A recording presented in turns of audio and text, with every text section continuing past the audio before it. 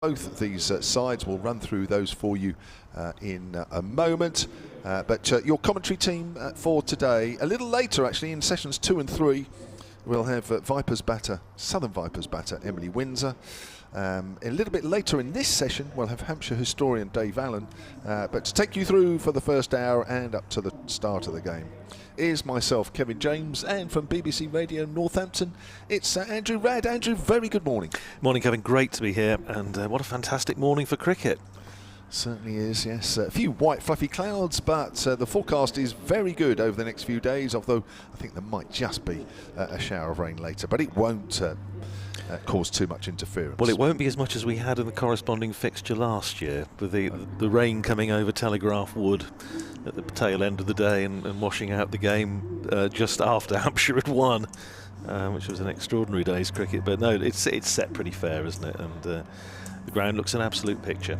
It certainly does, yes. It was literally about the last ball we could have bowled in this fixture last year, and Hampshire won it. And in fact, the man that actually took that last wicket is not in the Hampshire side. We'll come more to that in a moment, but I think it's only fair, as you're our special guest, Andrew, you go through the Northamptonshire side first. Yeah, a couple of changes from the side that came at fairly distant second to Nottinghamshire last time out. Hassan Azad comes back into the side at the top of the order.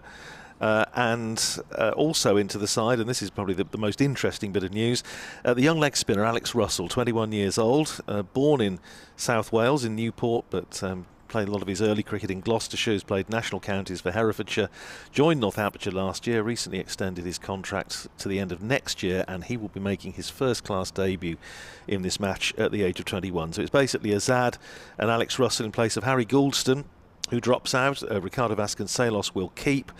Gareth Berg makes way for the leg spinner. Still no Luke Proctor, who is not fit, so Sam Whiteman captains the side again. And once again also Ben Sanderson is left out. I'm not sure quite how close he would have been to playing in this match, but I strongly suspect they would have had half an eye on the T20 Blast that obviously starts next week, and he, I imagine, will be looking to play a full part in that. So, just to repeat, Hampshire winning the toss and electing to bat first. Now, they call them the big three down this way. That's Messrs Barker, Abbott and Abbas. Well, today, well, in fact, you could say now there's big four with James Fuller joining them. He's been bowling particularly well in this last season or so. Well, they're down to, well, they're missing a couple, I'm afraid. No Kyle Abbott, he's injured. He was off the field for the last day against Kent with a knee injury. It looks like it's still giving him a bit of jip. I think Hampshire, from my understanding, he hopefully won't be out for too long. James Fuller is ill, so he's not taken to the field in this game. In fact, James Fuller was ill actually the last day as well at Kent, so that's an interesting one. In comes for his championship debut, seam bowler John Turner, and happy to say that leg spinner Mason Crane is also in the side. His last first-class game was last May, about a year ago, actually for Sussex, when he was on loan. So we've got two leg spinners playing in this game, Andrew. I was going to say, you know, two England qualified leg spinners, one on either side. Dear sir, is this a record? It wouldn't have happened too often in recent years. I was trying to work out, you know, in terms of Northamptonshire playing specialist leg spinners. Obviously, had Anil Kumble, Sekhu K. Prasanna, the Sri Lankan who played the odd first-class game when he was over here to do T20. But in terms of English leg spinners, I reckon you've got to go back to Andy Roberts, Reggie Roberts, who played his last first-class match in '96. Before that, Peter Watts in the '60s. Before that, Arthur Cox, who spanned the two world wars. So there haven't been very many for Northamptonshire, and so Alex Russell is now 542 for posterity. Northamptonshire's 542nd first-class cricketer. Yeah, and more importantly, we'll be really hacked off if we're here much after 6 o'clock with two leg spinners playing.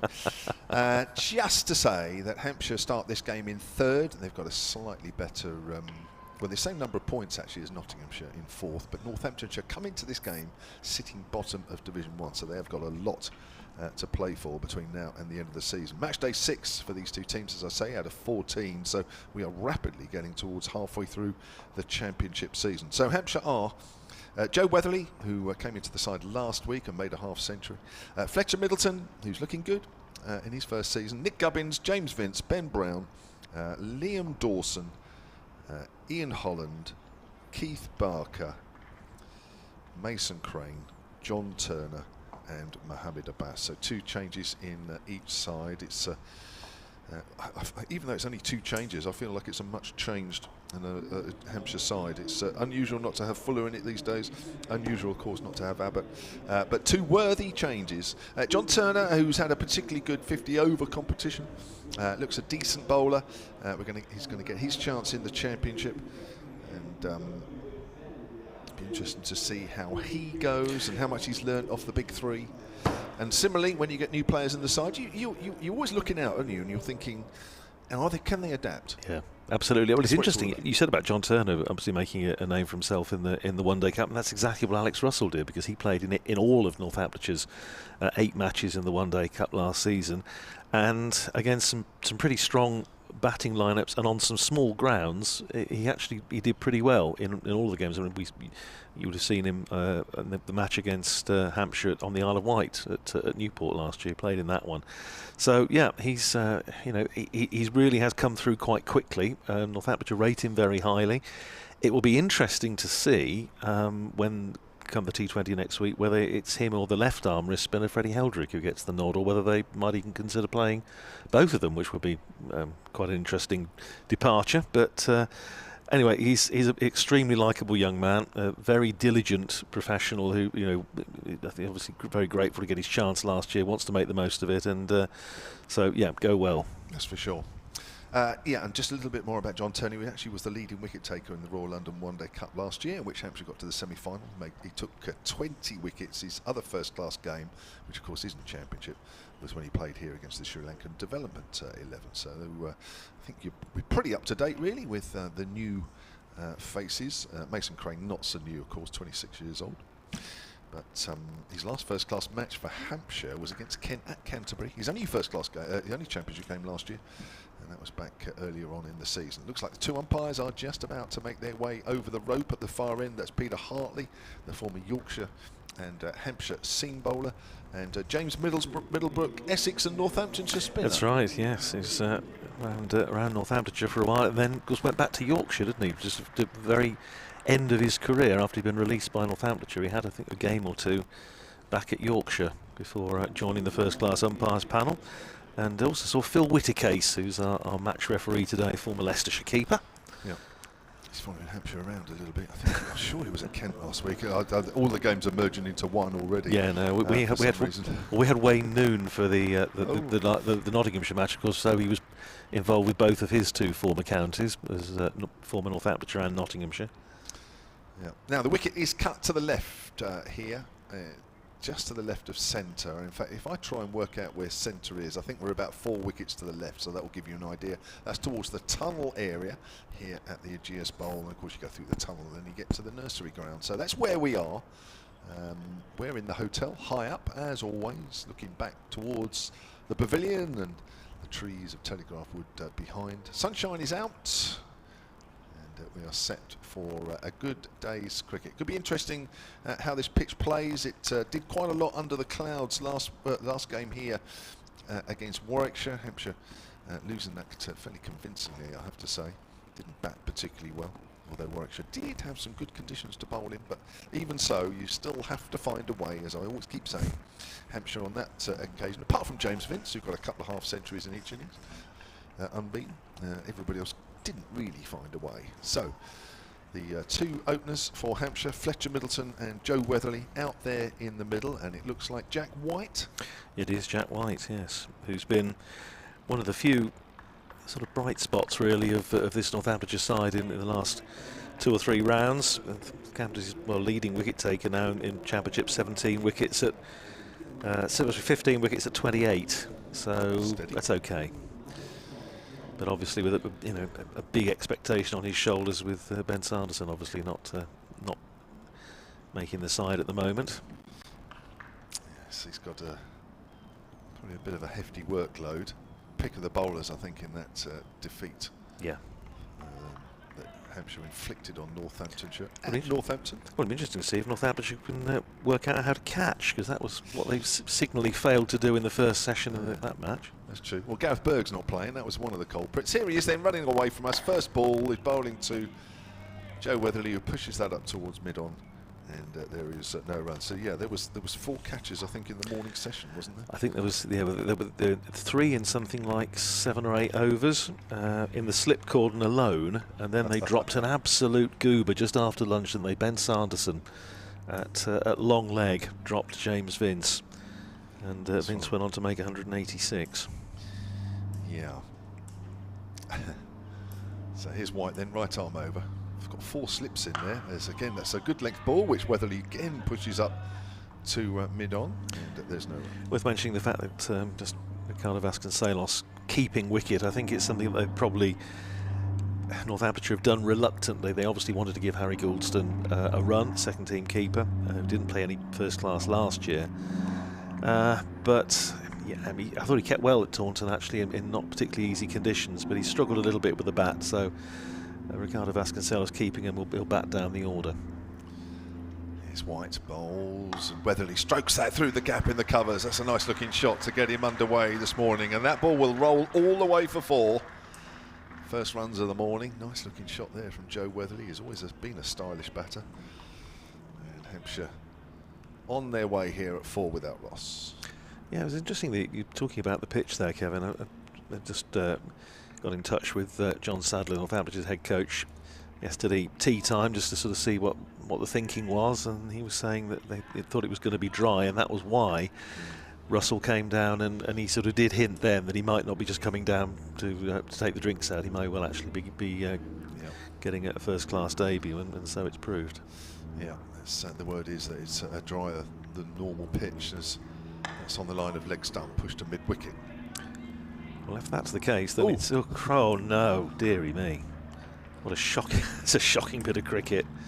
The throw coming in, and Ricardo Vasconcelos had to dive away to try and retrieve it. Couldn't do so. It beat him, beat the slips, and went down towards the man for a couple of buzzers. Well, that's very little helps. One buzzer, in fact. That might have been a nervous throw from Alex Russell, I think. Alex Russell was making his championship debut, as I'm sure Mr. Rad here has pointed out. I guess he will be a little nervous, just 21 years of age. Might have a big part to play here, as will Mason Crane on a pitch which might give them a bit of help here, as White comes in again and bowls, and that's a nice drive through straight mid-on. The crowd enjoying that one as well. That's going to be a good contest. Pulled up, literally inches in front of the rope below us, and that's who was that? Sam Whiteman. Sam Whiteman, the captain. Beautifully timed stroke. They always say that's the hallmark of the good player, isn't it? The on drive, and just controlled that beautifully. And as you say, it was a little teaser down below us, but came through for 3. And this is a bright start by the home side. Fletcher Middleton averaging 34 so far, opening the batting. He's done a good job, but it's Weatherly facing. Nice drive, and that's going to be more runs. Through the covers, 4 runs. Well, he's pitching it up here, Jack White. He's given himself a chance, but probably finding that the ball's not doing too much for him in that over. May change. And that first over of the morning's play sees Hampshire 12 without loss. And there was a period, I think, on day 4 at Kent where Kent were betting at Canterbury. And I think those 12 runs probably would have taken about an hour. I just wondered if we'd stumbled into the start of the T20 by mistake. But no, it's a terrific start for Hampshire. It's going to be, I was going to say, at the far end of the ground, it's going to be Jordan Buckingham, the young Australian, who's going to have a run in for Northamptonshire with a new ball from the far end, from the pavilion end, with, again, 4 slips in place. Azad is in there at first, where Vasconcelos would normally be. Vasconcelos keeping wicket, as I mentioned. Emilio Gay in there at second, Tom Taylor at third, James Sales at 4th. Vasconcelos held 4 slip catches at first slip during the Nottinghamshire's only innings, the previous match at Northampton. Actually held 5, which would have equalled the club's record for a non-wicket keeper, but one of them was off a no ball, so it didn't count. But Vasconcelos is slightly, not necessarily what Northamptonshire would have wanted to do, but I think they just feel they have to do it in order to just try and keep the side solid in the top order, as Buckingham comes in, bowls very full, almost a Yorker length, and jammed down on it. But it's is that a no? No, it is a no ball. So, well, it's a good start for Jordan Buckingham. He's overstepped. No ball has been called. And the partnership goes up, and the total goes up to 14, and we've had 6 legal balls. Wow. So how many overs in the power play here then, Captain? Can we work this out? Gosh, 14 already. It was very, very full length, and we were saying Fletcher Middleton did well to jam down on it, but it was a no ball anyway. Here's Buckingham. The sunshine dappling the far end of the ground, in bowls and steered wide of the slip cordon between fourth slip and backward points, running down towards the boundaries. James Sale's quite going to get there. No, he's not. It crosses the rope, and it's another boundary. The third boundary of the innings, and we've only had 7 legal balls. Middleton to 7 and Hampshire to 18 for no wicket after winning the toss and choosing to bat first. Good smattering of spectators, particularly in the pavilion at the far end. A few in the Colin Ingleby Mackenzie stand as well. A few in the forward portion of the Shane Warne stand in front of us. Yeah, there'll be a few below us as well, either side of the sight screen. A few like the sun in the morning. Here's Buckingham, this long straight approach in outside the off stump, and Middleton leaves it alone, goes through to Vasconcelos. Northamptonshire looking for their first championship victory at Southampton for 20 years. Last time they won here, the championship was 2003, and it was a set-up declaration. John Crawley declaring and leaving Northamptonshire to make 330 in the last innings, which they did in the end with some ease, thanks to a century from Mr. Cricket, Mike Hussey.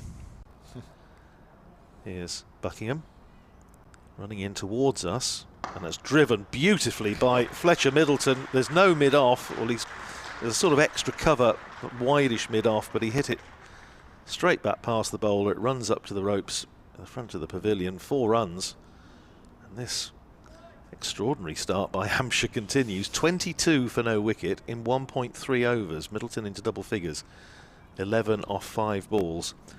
Yeah, that match back in 2003, Hussey made exactly 100. David Sales, father of James, who's out there at 4th slip at the moment, made 75. And Mark Powell seeing Northamptonshire home with 47 not out. Northampton's last win against Hampshire anywhere was at Northampton in 2012. Here's Buckingham in again, bowls, and forward defensive this time from Middleton, back down the pitch, fielded by the bowler. And there's no run.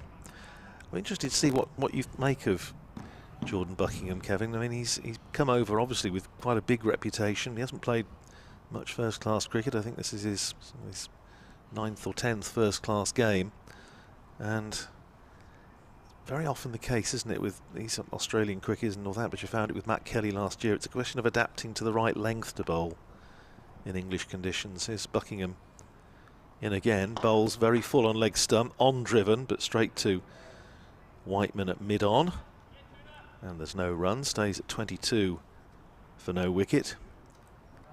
Well, it looks as though he's got a little bit of pace, that's for sure. He looks as though he mainly angles the ball into the right-hander. I think that action he's got looks very much as though he's always pushing the ball in a little bit. Well, he's picked up 2 wickets so far in his 2 games for Northamptonshire. This will be his last one. He's just here for the 3 matches, deputising for Lance Morris. Is Buckingham in again, bowling to Middleton, who pushes it out towards mid-wicket. There's no single there, and that's the end of first over for Jordan Buckingham. He's gone for 10 after 12 off the first over from Jack White. And Hampshire, after winning the toss and choosing to bat, a lovely bright morning here at the Ageas Bowl. 22 for no wicket off 2. Yeah, well, you can obviously bowl. I mean, was it Australia A, New Zealand A? Back in April, got a 6 for? Got a 6 for at Lincoln against New Zealand so A. You can obviously bowl. I mean, just looking at that over there, it just looks as though he's always pushing it into the right-hander. It looks as though it's a slightly open action, and he's just sort of just leaning towards. So when he's bowling towards the batter, he's just sort of leaning a little bit to mid-off. Here's Jack White, whereas Jack White, of course, is a bit more stand. That's a lovely ball, beating the outside edge there as Weatherly pushes forward. So you watch Jack White bowl, he's a little bit more upright, sort of heads a little bit more in line with the ball when he releases it, whereas it just looks as though Buckingham, in just the first time I've ever seen the guy bowl. So in those few balls there, it just looks as though his head's a little bit sort of leaning to the left as he lets the ball go. So the ball then is always angling into the right-hander, but you know, it might just be, you know, the first over and I don't know, maybe a bit stiff or something. I don't know. We'll have a look. We'll keep an eye on him. As White bowls, another length ball to Weatherly. Things will quieten down. I mean, I can't believe this start made by Hampshire is going to carry on, because Hampshire will be declaring in the middle of the afternoon if that's the case. But the Colin Ingleby-Mackenzie declaration at midway through through the first afternoon. It's interesting just looking back at that Hampshire game we were talking about. Felix Organs not playing in this one was dropped 3 times in the slip corner. And Fletcher Middleton went early on. Jack White got him out 4th ball, caught at 3rd slip. He did. Yeah. One of the few that was caught in the slips by the Northamptonshire players that day. That's played out on the onside. Yeah, it's a bit unlucky. Things haven't improved that much, I have to say, from the Northamptonshire slip corner. They were a bit better at Taunton. In fact, the slippers on both sides down at Taunton in Northamptonshire's last but one match were somewhat fallible. Yeah. But then I think 4 went down on the only Nottinghamshire innings in the last match. So a little bit of an epidemic, and it's not catching. The game's hard enough as it is. Here's White runs away from us and bowls. Weatherly's forward. That's not quite out of the middle of the bat. Well, I know it's a source of some frustration by the head coach. He was talking to me after that Nottinghamshire game. He said, Northamptonshire having to basically take 14, 15, 16 wickets, bowlers having to, because catches are going down, and you can't do that. As you say, the game is hard enough. And this, I have to say, this doesn't look as though it's doing that much, this pitch, or the ball at the moment. It's quieting down this over. No runs off it as yet, as White bowls, and that's on the line of leg stump. I spoke too early because that's 4 more. Well, that was a poor ball, because that was leg stump, almost a half volley. Fairly easy shot there for Joe Weatherly to work that away on the onside, and he moves on to 13, and it's 26 without loss. Well, Northamptonshire will be mindful of the fact that looking at this pitch and thinking, well, okay, Hampshire have won the toss and are going to have a bat, but at least we may have a chance of building on a fairly paltry total of 1 batting point so far this season. That was achieved at Taunton. There was almost a open-top bus parade and bunting put out. Taunton, you can't miss out batting there, that's for sure. As White bowls, he's wrapped on the pad. That's nipped back, but he's well forward for me. But definitely worth a good shout. But that's the first ball we've seen that's actually deviated off the straight. He got a stride in it also. I mean, height might have been an issue. Let's have a fractionally outside. Maybe he just got himself outside the line. It was a good shout. It actually didn't get up as much as I thought it did. But Jack White was imploring the umpire to put the finger up, but he declined to do so. 26 for no wicket it is after 3. But the first moral victory, if you like, really, for the bowlers so far. If you're just joining us, very, very welcome to the Ageas Bowl for day 1 of Hampshire against Northamptonshire in Division 1 of the County Championship. Northamptonshire down to 3 slips as Buckingham is running into bowl to Fletcher Middleton. Just drops it down, runs down the pitch, and Buckingham fields off his own bowling. I say Jordan Buckingham so far 2 wickets at 87 apiece in his 2 matches. I know he's highly rated by Jason Gillespie, thinks a lot of him. He reckons he's got a big future in the game. He probably his biggest contribution so far to Northamptonshire's campaign was a plucky innings as night watchman down at Taunton, as Buckingham's in again, bowls, and Middleton's running that down to backward point. James Sales, who's come out of the slip cord and has gone into sort of deepish gully or more of a backward point position, fields. He did give the impression that he didn't entirely know what being a night watchman involved, because I suspect he's probably never done it before. But it was settled fairly on that running out his captain, Sam Whiteman, probably wasn't part of his responsibilities as night watchman. There was 1 or 2 slightly anxious moments, but in the end he played really well on that last morning and used up 66 balls. Hit on the pad this time as Middleton's trying to work that away through mid-wicket, but clearly heading down the leg side, a bit high as well, so no appeal. Yeah, again, sort of angling into the right-hander. But Buckingham, it was when Northamptonshire were really just looking to try and save the game, which of course Sam Whiteman did by batting nearly 7 hours, batting right the way through the last day for 130 not out.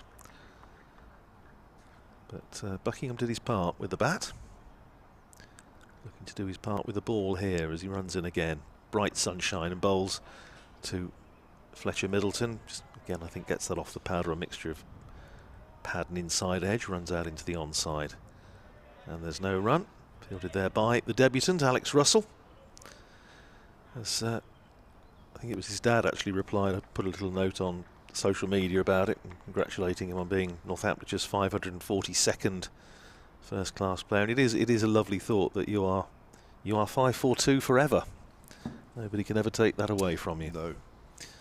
Here's Buckingham in again, bowling to Fletcher Middleton outside the off stump. Lets it go through to Ricardo Vasconcelos. Good carry, bit of pace. Northamptonshire were hoping to have Lance Morris, of course, for the second 3 matches of the season, after Chris Tremaine made a very favourable impression the first 3 matches, including, of course, the game against Hampshire, when he bowled pretty well. But unfortunately, Lance Morris was deloaded, as the expression goes, by the Australian Cricket Board after they discovered a bit of a problem with his back, so he wasn't able to come. Here's Buckingham in again, bowls on leg stump, worked away, half stopped by Alex Russell at mid-wicket, and they're going to come through for a couple. Took the way off it, saved the boundary, but they're able to come through for 2, so that's the end of the over.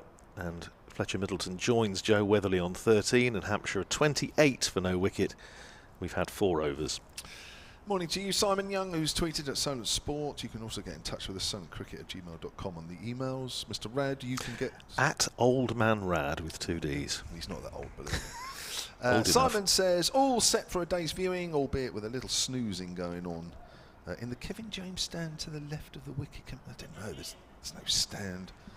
Certainly nothing in my name anyway. But only a matter of time, Kevin. Well, who knows?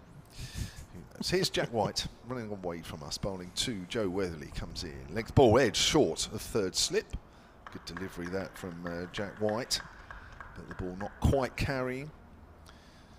And fast start made by Hampshire here. 2 changes in the Hampshire side, 2 changes in the Northamptonshire side. If you're just joining us, there is no Kyle Abbott.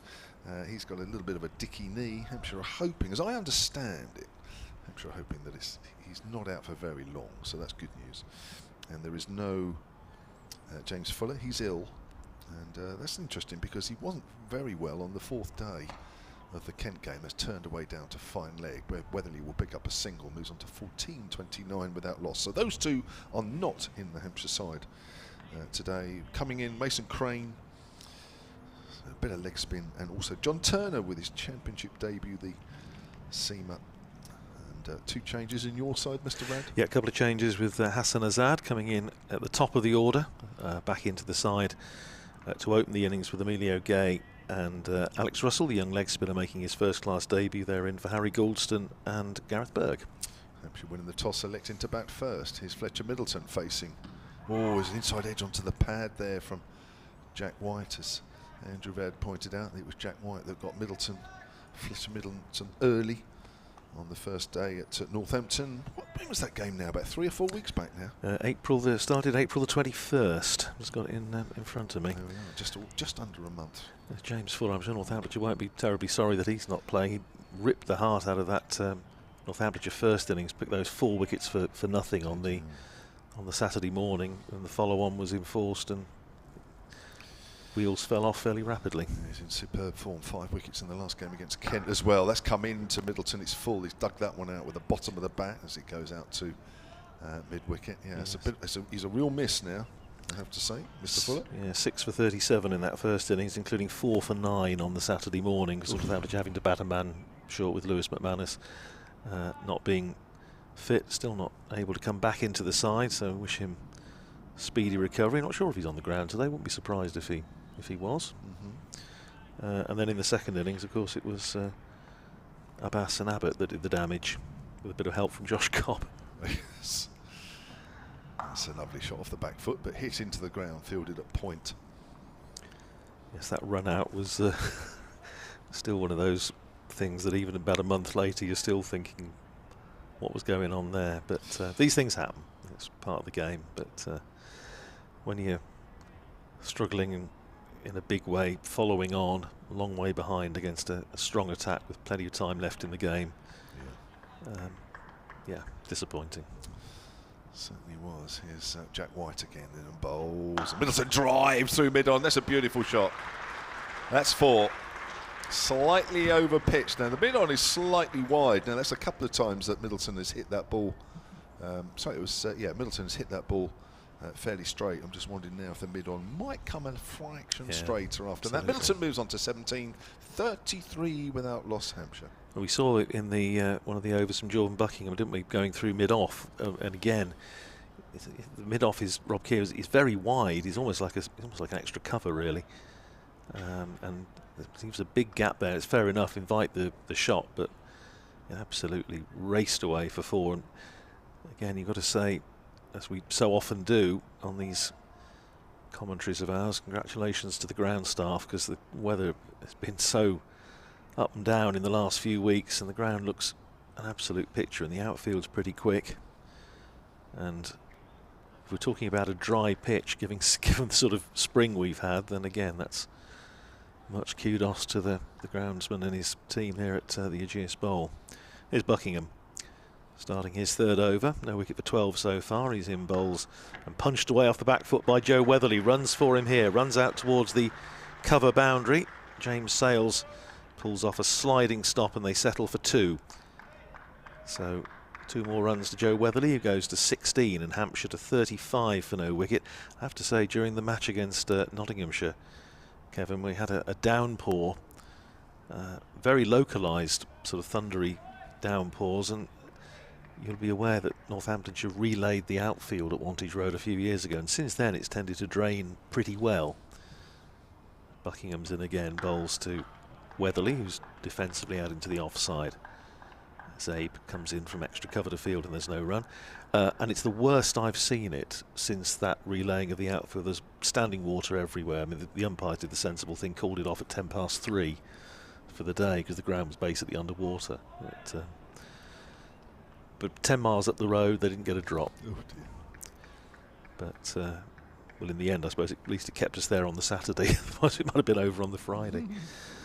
Here's Buckingham steaming in again and bowls to Weatherly, who's in behind that, plays it up to mid-on.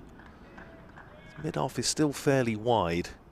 Mid-on, I think Sam Whiteman's come just a touch straighter. Down to 3 slips, started off with 4. Zad in there at first, Emilio Gay at 2nd, Tom Taylor at 3rd. Gay having come back into the side, his first match of the season against Nottinghamshire last time out, having had a knee operation pre-season. Here's Buckingham into Weatherly again outside the off stump. Weatherly thought about playing at it, went past the outside edge and taken by Vasconcelos. It's an interesting one with Emilio Gay. I mean, I think Northamptonshire were always saying that they didn't want him to rush back after a knee op, but I think in the end they just felt if he was even 90% there, they had to give him a go. And he started well against Nottinghamshire, played some lovely shots early on, but then just went for a wide one and was dismissed, and then out for naught in the second. But he wasn't alone in that respect. Here's Buckingham in again, bowls to Weatherly, steers that down wide of 3rd slip. It's a chase down there for James Sales from backward point, keeps it to a single. Smart fielding from Sales. Weatherly goes to 17 and Hampshire to 36 for no wicket. So last time Northamptonshire were here last September, and we had a lot of heavy showers around, and that bizarre situation on the last afternoon where I think if Jack White had survived one more ball, Northamptonshire would have saved the match, because by the time the players got back to the pavilion it was hosing down. Here's Buckingham in again outside the off stump. Middleton leaves well alone, goes through to Vasconcelos, and that's the end of the over. 36 for no wicket Hampshire, with Middleton on 17. Weatherly also on 17. Buckingham's bowled 3 overs for 15. And certainly when you and I had to cross the ground afterwards to go and do our interviews, I think we both got fairly wet. It was a prolonged rain period, wasn't it? That's for sure. But I mean, you know, we say about that, and you know, Northampton just say failing by a minute or so to save the match. But put it into perspective, Hampshire basically won in just a little over 2 days of actual playing time. So Northamptonshire haven't got a huge amount of reason to complain. Nope. Doesn't stop them complaining, though. Well, you've got to find a reason to complain. Of course, professional cricketers. Blame somebody else. Already looks a good toss to win this, I have to say, as Jack White comes in and bowls to Joe Weatherly. Joe Weatherly flicks that away down to fine leg. That's the far end of the ground. The pavilion, as we look, is going to pick up 2. It's good positive running as well. Weatherly moves on to 1938 without loss. Michael from Rowledge has been on the emails. solentcricket@gmail.com is the email. He says, so after 9 balls, where does this rank as an opening stand for this season? Of course, that was in the second over when he emailed that. Well, I think overall, this is probably about the second highest opening partnership of the season. You'll remember, Michael, because I know you're a regular listener and watcher, as White comes in and bowls forward is Weatherly out towards mid-on. That last week, these two put on over 100 for the opening wicket. And that, I think, was the 4th highest partnership since the start of last season. I think there's only been about 300 or 400 partnerships. Actually, that might be 5 with that one now. So that was right up there, and certainly for most of the season last year and for the start of this season, the opening partnerships you could count on one hand. The amount of runs they put on. So that was very good last year and last week, and not a bad start here as that's pushed wide of mid-on. And that'll be a single. Sam Whiteman on the floor there, picking that one up. And it's 39 without loss, 20 to Weatherly and 17 to Fletcher Middleton.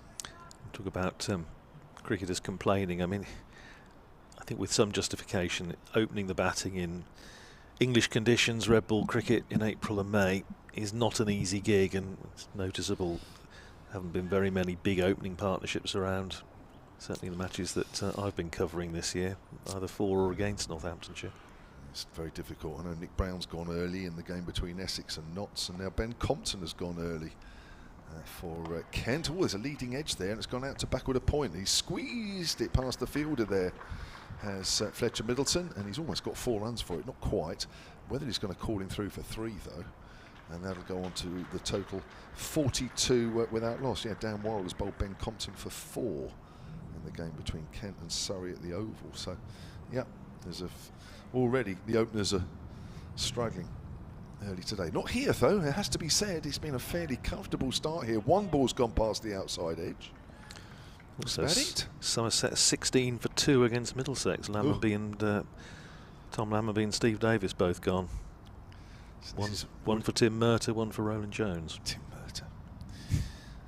So this looks like being the highest opening partnership in Division 1. There's more runs. I think that's flicked off the pad up towards the fight. No, it's buys. Now that ball just deviated a fraction as it went past Weatherly. Probably just a little bit of late reverse swing. Took it past the dive in Vasconcelos. And 4 more to the Hampshire total. 46 without loss. It's been a long time since they found those runs as easy to come by. We said we haven't had half an hour's cricket yet, have we? It was only in the 7th over. Tom Johnson has tweeted at Solent Sport. Great to see runs for the first wicket again. Feel a bit for Felix Organ though, being dropped before 2 flat pitches and 2 fairly weak attacks in comparison to Notts, Surrey and Warwickshire. Well, that's the way it goes, as that's pushed out on the offside end of the over, 46 without loss. And Felix Organ's last game here against Warwickshire, he got 2 wicked balls that nipped back on him. And I don't think he was playing a shot in one of them, and I think the other one was LBW off the top of my head, I can't remember, but he got 2 wicked deliveries on a pitch where Warwickshire were just getting the ball to talk at times. And that often happens, and then you're out of the team and then somebody else comes in, and you think, hang on a minute. Well, Kent at Canterbury was flat when Hampshire were batting. I mean, it wasn't quite flat when Kent batted first time round, but it weren't far off. They were just batting not great, and we bowled particularly well. And then, of course, here, I have to say, early signs are that this is already a very good pitch to battle. Yeah, it can be a fairly brutal business, can't it, sometimes, when you lose your place and see somebody else. Then you have to be terribly public spirited about it and say, oh yes, absolutely, just the main thing is they're doing well for the team, and deep down inside you're thinking those are my runs. Anyway, 46 for no wicket. I'm sure Felix Organ doesn't think like that. I'm sure he's not that sort of chap. 46 for no wicket it is. Just to start the 8th over with the 3 slips in. Lost the sun for the time being at least, but the cloud is fairly high. as Buckingham comes in again from the pavilion end, bowls to Fletcher Middleton, plays it out into the covers, fielded there by Safe Zabe, and there's no run. It's a bit like when you're out of form bowling as well, that you find yourself sort of bowling on flat pitches and it's not going particularly well, you're not bowling well anyway, and then the minute you're whisked out of a match, the next pitch is green. It's doing all sorts of, you think, what on earth can I just last one more game? Just one more. Cue for song. Here's Buckingham in again, bowls to Middleton, who's just running that down again, just using the pace of the ball, playing it with soft hands, running down wide of third slip, down towards the third man boundary. Good bit of fielding by James Sales. Manages to knock it back about a yard inside the rope. But nevertheless, plenty of time to come back for 3. Takes Middleton to 23 and Hampshire to 49 for no wicket. Interesting little stat from Ian Marshall, the editor of Playfair Cricket Annual. It's just mentioned that before this round of matches, only 3 players all season have actually made their first class debut in the first 5 rounds of matches. Alex Russell becomes the 4th. Here's Buckingham in again, bowls very full, no ball again called by the umpire, so the second time that Jordan Buckingham has overstepped, and that brings up the 50 for Hampshire to applause around the ground. 51 for no wicket in 7 overs and 2 balls in just over half an hour. Terrific start by these two. James Sales is already doing a few limbering up exercises. Tom Taylor, beg your pardon, doing a few limbering up exercises at third slip. So Taylor, I imagine, will be in the tack in the not too distant future. I imagine James Sales will be as well. Here's Buckingham in again and edged and bowled him. It just clipped the top of the off stump. I thought it had taken the edge, and in fact I think it's just clipped the top of the off stump. And Joe Weatherly goes for 20. Let's have a look at that one again. It's just angled in, isn't it, and clipped the top of the off stump, not the bail off. It went to first slip, but that didn't matter because Weatherly is gone. Bowled by Jordan Buckingham for 20. Northamptonshire have the breakthrough, and Hampshire are 51 for 1. Yeah, well, that was, I have to say, that was a bit out of the blue. It was. Against the run of play, as they say. I think it was. It may just have straightened on Joe Weatherly as it pitched. The ball is angling in a little bit, so you have to take that into account when you're batting. So by the time the ball arrives at you, it's a fraction closer than when it's left the hand. So you have to bear that in mind. And he's pacey enough, is Mr. Buckingham. But I think that's just pitched, and that has just straightened ever so fraction. And enough to get it past the outside edge and clip the off stump. That's actually a very, very good delivery. Well, Jordan Buckingham, I say, he's only picked up 2 first-class wickets in his first 2 games. That's his 3rd as Nick Gubbins comes to the crease. Again, proved a formidable obstacle to Northamptonshire's attack at Northampton when these two sides played each other a month or so ago, when he made a century, 125.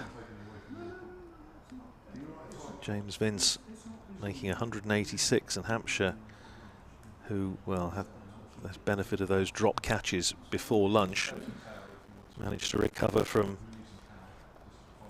not exactly trouble early on, but a slightly perilous situation at 70 odd for 2, with the ball darting around a bit at Wantage Road, and finished up making 482 for 8 declared and winning by an innings and 270, which was Hampshire's biggest ever championship victory. Gubbins the left-hander, of course. So Buckingham and Sam Whiteman, the acting captain, just adjusting the field. Still 3 slips in. Azad, Gay and Taylor. And Gubbins facing his first ball from Jordan Buckingham. Hits him on the pad. Appeal for LBW, not out. First thought there, and we're not absolutely behind the line here, was that it may just have been heading down the leg side. Yeah, and he's angling it across the left hander as well. He's pitching outside leg stump. Okay. So, not an awful lot for the umpire to think about there. 51 for 1. Weatherly the man out, bowled by Buckingham for 20. Mr. Dave Allen's in the room. I noticed. Historian, or you two are going to be non-stop nattering later. Always a pleasure to see Dave. Here's Buckingham in again, bowls to Gubbins outside the off stump. Again, good carry, little bit of bounce. And Gubbins making sure he gets bat and gloves out of the road. Goes through to Ricardo Vasconcelos. One of those mornings where the sun sort of ripples across the ground. You've got fairly high cloud. At the moment, the sun is behind a cloud, but in terms of the actual field, but those sitting at the back of the Shane Warne stand have got the sunshine. And then again, it starts to ripple again across the ground from third man. Here's Buckingham in again outside the off stump. Not taken cleanly by Vasconcelos. It's a nasty one to take on the half volley. It's run away, I think, for another bye. Don't think that hit anything. No, it didn't. So signalled as a bye. So a slightly scruffy end to a successful over for Jordan Buckingham. Hampshire 52 for 1, with Nick Gubbins yet to get off the mark. Fletcher Middleton on 23.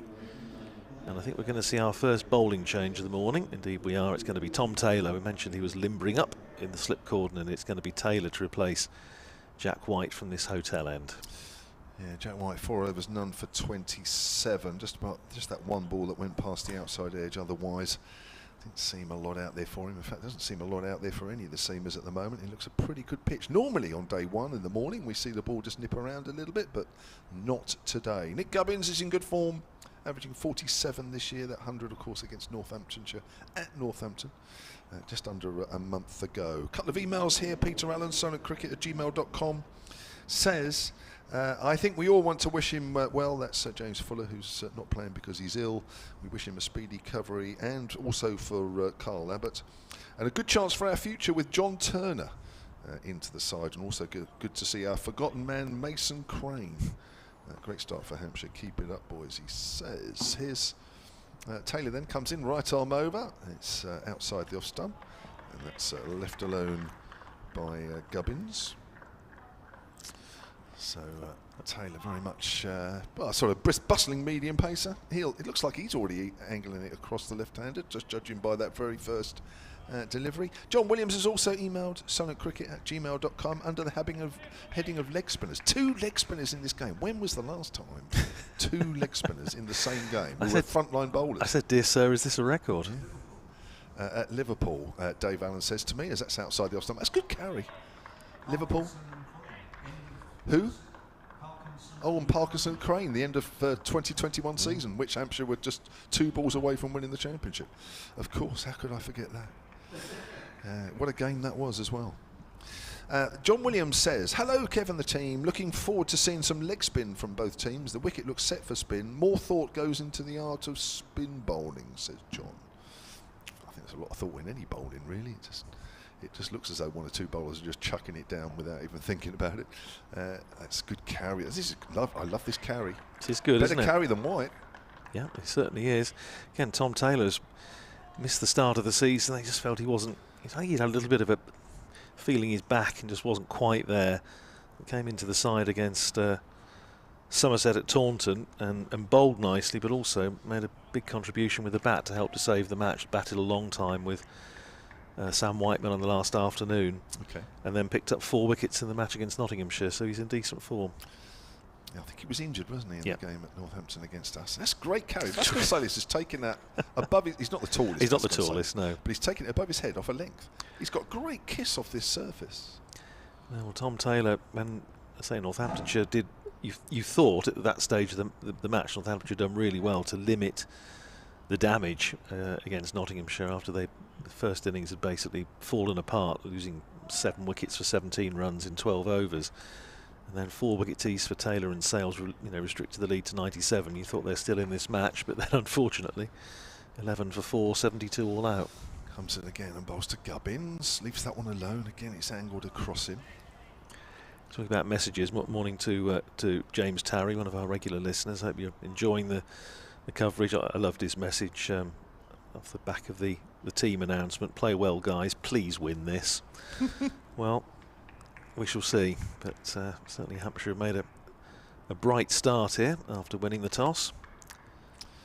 Yeah, Taylor looks as though he's just causing different kinds of problems with the A little bit of extra pace he's getting off the wicket. He's decided to come round the wicket here to Gubbins, and Gubbins gets a length ball. He just plays it literally into the ground in front of him. End of the over, 52 for 1. We've had almost 40 minutes of play. Billy Stevens has also emailed silentcricket@gmail.com. He says, fantastic start from Hampshire. I'm feeling a Vince Tunn in this game. That's the Mockers, isn't it? He's going to be out first ball. Hampshire absolutely also have to win this one, he says. So we're getting messages saying, from both sides, saying we have to win this. Well, certainly as far as Northamptonshire are concerned, bottom of the table, 35 points from 5 games, 1 win against Middlesex, 3 defeats, including the one against Hampshire at Northampton and the draw against Somerset. But I think I mentioned this earlier, the most worrying statistic from the table is the fact that Northamptonshire have managed just 1 batting point so far this season. And we're now into the 6th match. Is Buckingham in again, bowls and puts that one past the outside edge of Fletcher Middleton's bat, and he did play at that. It's interesting, Kevin, watching Jordan Buckingham on debut down at Taunton. He looked a little bit nervous, which was borne out by talking to coaches afterwards, but he got Tom Abel out with the aid of a pretty good slip catch, and he almost seemed to put on half a yard immediately, and he just seemed as though he picked up confidence and bowled pretty well. But I still think in that game at Taunton, especially on a pitch that wasn't offering him a lot, length might have been a bit of an issue. Here's Buckingham in again, bowls to Middleton, plays it out towards mid-wicket. It's fielded there by the substitute, the debutant rather, not the substitute, Alex Russell. He's been substituted an awful lot. He's done his hard yards as far as the first team are concerned, travelling around the last year or so, often as 12th man and coming on the field for a bit. But gets his chance today. Here's Buckingham at the end of his mark in front of the pavilion, far end of the ground from our commentary position on top of the hotel. Buckingham in again and driven by Middleton. Just takes a hand off the bat. Looked for a moment as though he wasn't entirely in control of that, but it's gone away through backward points. Another chase for James Sales, who's had a busy morning. Come back for 3. Takes Middleton to 26 and Hampshire to 55 for 1 as the field changes over for the left-handed Nick Gubbins. As far as the other matches, Somerset 34 for 2 against Middlesex at Lord's. Essex 39 for 1 against Nottinghamshire. Sir Alistair Cook making his 150th first-class appearance for Essex there. And Kent 30 for 2 against Surrey. Here's Buckingham in again outside the off stump, left alone by Gubbins. Watchful goes through into the gloves of Vasconcelos, who's had one of those half hours that you don't really want when you're taking on the gloves for the first time in a while. He's had a couple around his ankles and that slightly nervy throw early on that went for a couple of buzzers. But a more than competent keeper. The early part of his career kept quite a lot when he was making his way in first-class cricket out in South Africa. Here's Buckingham in again. Again, Gubbins leaves it well alone, goes through to Vasconcelos. Wonder how many more Buckingham will have in this spell. This is his 5th.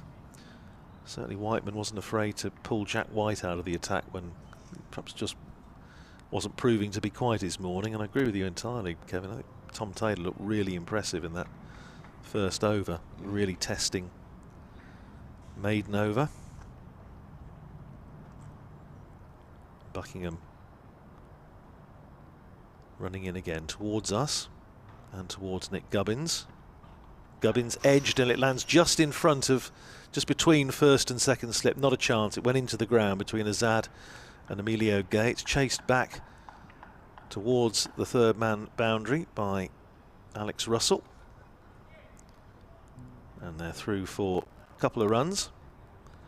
And it takes Hampshire to 57 for 1 at the end of the over. Got a little bit of something to encourage Jordan Buckingham off that last ball. Did find the edge, albeit landing well in front of the slip cordon. 57 for 1. Gubbins off the mark with a couple. And Fletcher Middleton's made 26. Buckingham 5 overs, 1 for 25. Ian East on the tweets at Sonnet Sports says he's multitasking, watching the Hampshire Cricket live stream with us as commentary team, as well as the T20 live stream at Oxford. What on earth is going on at Oxford? T20 game? I have no idea. Andrew Radd is looking at me quizzically, and if he doesn't know, whatever it is at Oxford isn't worth worrying about. So hopefully, Ian, if you're still listening to us and you're multitasking, just let us know what's going on at Oxford, because I don't know who's playing there. Peter Chapman has emailed silentcricket@gmail.com. He says, is FM the real deal, do you think? It sounds pretty good in my ears. Oh, he means Fletcher Middleton. I thought you were talking about the radio frequency. There's Taylor, that's a length ball, and that's pushed back to the bowler, and there's no run. Peter, we're here all week. We are. I can't guarantee you all the one-liners are going to be as good as that. But is he the real deal?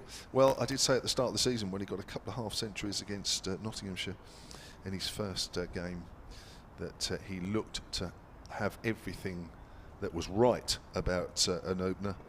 And I have to say, and now here we are into the 6th game of the season, and I still feel like that. So, hasn't got a big one as yet, but he does look pretty decent as that's pushed out towards mid-on, and there's no run. I mean, we are, 6 games into the season, and he's currently averaging 34. I think that's a little disappointing because I think he's a better player than that, but he is opening the batting, and we know the perils of doing that. But he's put together some decent scores, 59-65 here, as I say, 49 against Warwickshire in the last game here where everybody around him was collapsing apart from James Vince, 48 in the first innings against Kent at Canterbury. Yeah, just needs to go push on, but other than that, it's been pretty solid outside the off-stump, left alone. I'm still desperately trying to find out what's going on in Oxford today. Ian, you'll have to let us know. University game, maybe, of some sort of... Oh, yeah, well, we need to keep an eye on that one. At the Parks? Oh, no, hang on, he's just sent me a stream. Oh, there's some women's... Is there some women's cricket going on today? Oh, no, hang on. Oh, it's a friendly. Oxford UCCE against Hampshire. So there we go. And he sent me the link, and there it is. Is that in the Parks? Must be in the Parks, I guess. Outside the off-stump, left alone. So thank you, Ian, for putting us right there. So a Hampshire 11 there as well. That looks like that. Do you know? I've just watched one shot on that, and it was a scoop shot with a batter walking across the stump. So I would suggest that's a T20. If it's a 3-day game, I should imagine the coaches are all going bananas.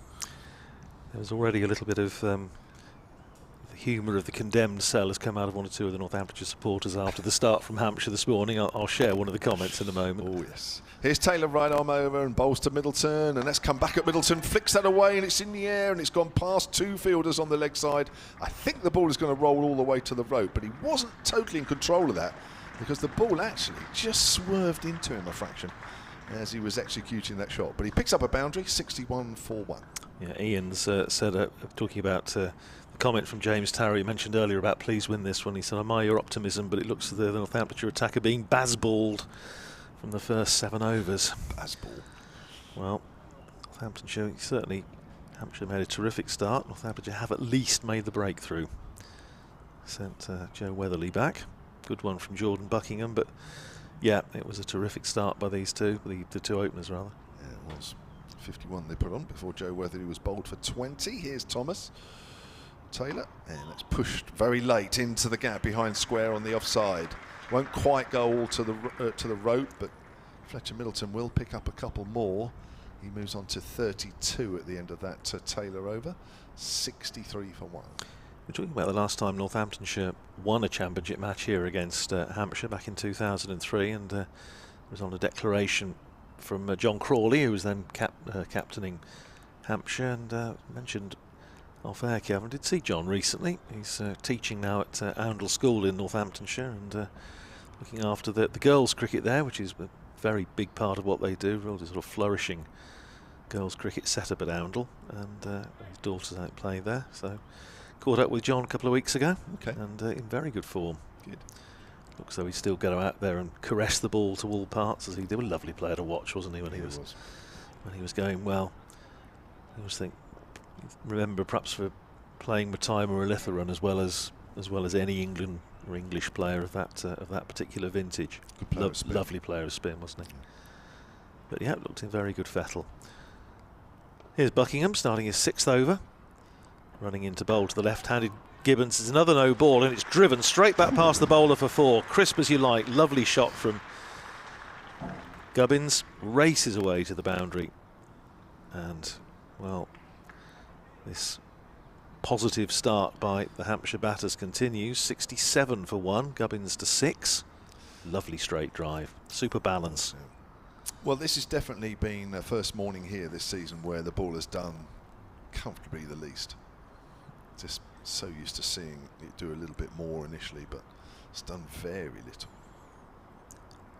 Buckingham round the wicket, bowling to Gubbins outside the off stump. He leaves that alone, goes through to Vasconcelos. Well, it's funny, Kevin, I was saying this morning, you know, so often this year when you've either turned up at the ground early as you do at Northampton, or you know, have a wander downstairs out of the hotel if you're away from home, and almost every day this season you thought, well, this feels like a bowling day.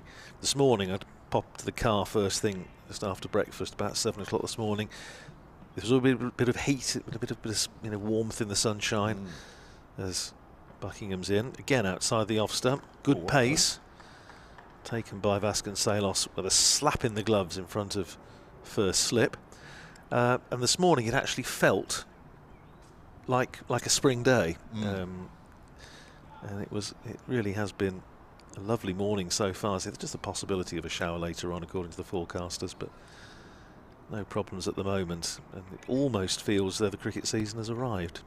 Just in time for the championship to finish for a month. Yeah, but get the T20s in. Yeah, there we go. Here's Buckingham in again, bowls to Gubbins, who drives nicely out towards mid-off. Good tumbling stop there by Rob Keir, making ground to his right. And there's no run. Jack White in his distinctive sun hat down below us at long leg. He's just keeping himself loose. You notice with Jack White, you often we tend to look at the telltale signs of a bowler just starting to limber up. You think he might be going to come back into the attack. A bit difficult to do that with Jack because he seems to be doing it all the time. Here's Buckingham. Sun returns and puts that one past the outside edge of Nick Gubbins' bat. Goes through to Vasconcelos. Just the one man out so far. Joe Weatherly bowled by Buckingham for 20. That was 51 for 1 in the 8th over. Gets the head over the ball, plays it up to mid-on, and that's the end of the over. 67 for 1. Gubbins is 6, Middleton is 32. We've had 12 overs. Yeah, he's gone LBW to Ollie Robinson. Who looked as though he enjoyed that wicket. Yes. Actually, I've just seen the video. For 1, and Glamorgan at 27 for 2. Down at Hove in Division 2. 67 for 1 here, just over 50 minutes of play. Tom Johnson back on the tweets at Sun and Sport says, speaking of Hampshire T20 11s, they played a game against the Army on Tuesday at Aldershot, and Tom Prest hit 100.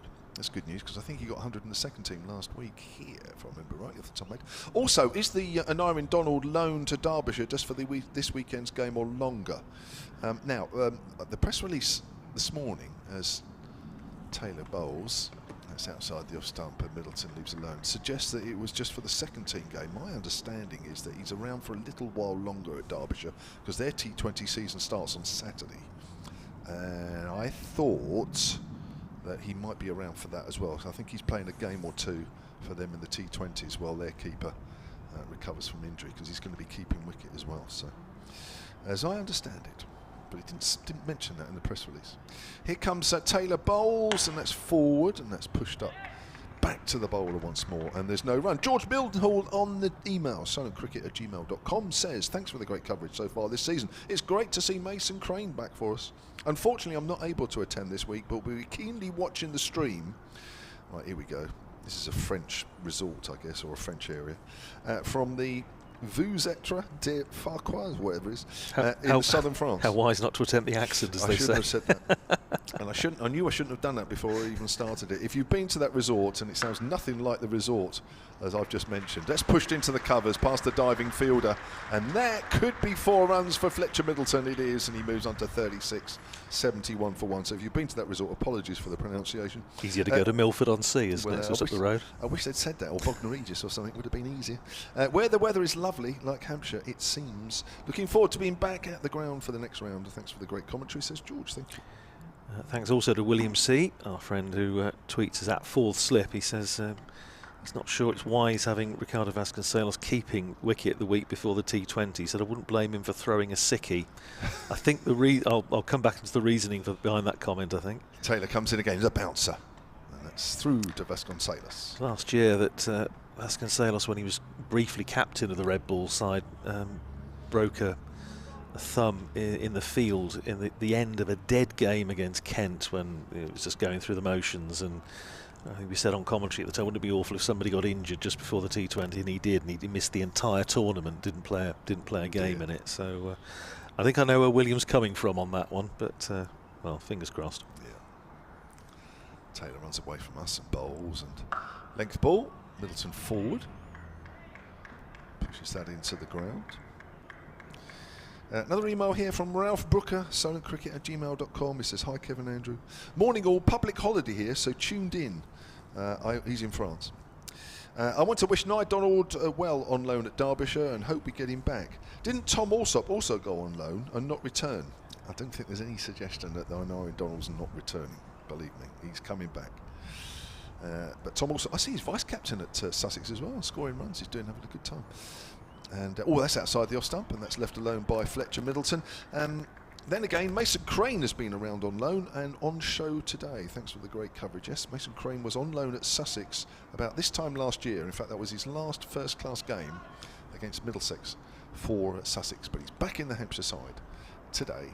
So is, I say back in the side, John Turner, but playing his first championship game. 2 changes for Hampshire, 2 changes for Northamptonshire for this game.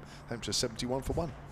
See what you mean about that Marnus Labuschagne LBW to Ollie Robinson. I've just seen it as well. Yes, he was celebrating long before the finger went up. Here's Buckingham, start a fresh over where Gubbins is on the back foot, playing it out into the covers. Zabe fields and there's no run. The end of this over. I shall have to go and nip off and update BBC Radio Northampton into their midday news. Just looking down over to our right, and one of the 2 main scoreboards here at the Ageas Bowl. I see there's a double-decker bus that's obviously a fish and chip bar down there. The disappointment is it's not actually operating at the moment. Here's Buckingham in again, bowling to Gubbins, who covers up, pushes it out into the offside. Again, it's Zabe who comes in from the covers to field, and there's no run. Prospect of smell of fish and chips wafting up here would be rather appealing, but not operational. Looks like one of the old United Counties buses that used to trundle out of the old Derngate bus station in Northampton before they knocked it down and built a theatre there instead. All-pervading smell of diesel in the old bus station at Northampton. Here's Buckingham in again, bowls to Gubbins, drives nicely, runs for him here, finds the gap through extra cover, chase for Rob Keogh out towards the Colin Ingleby Mackenzie stand, and he can't overhaul it, and it runs away for 4.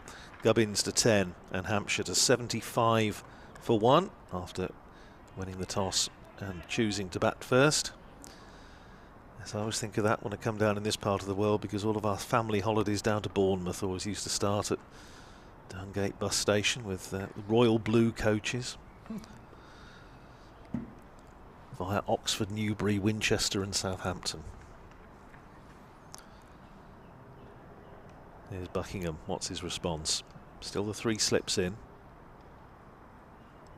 Round the wicket to Gubbins. Ooh. Down wide down the leg side. Now that's going to go for 4. And well, I'm pleased he signalled that as wide, because it would have been an grave injustice on Ricardo Vasconcelos if that had been signalled as byes, because there was absolutely no way he could get to it. So 5 more onto the total, 4 wides, 80 for 1, and I fear, Kevin, I'm just going to have to nip and, as that's elongated the over, I'm going to have to nip and update BBC Radio Northampton into the midday bulletin. Back with you presently. Dave Allen will step in, Hampshire's historian. That was a wild delivery. Wild. 80 for 1. It's been a great first hour for the home side.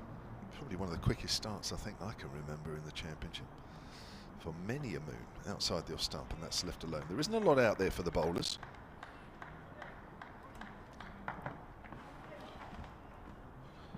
And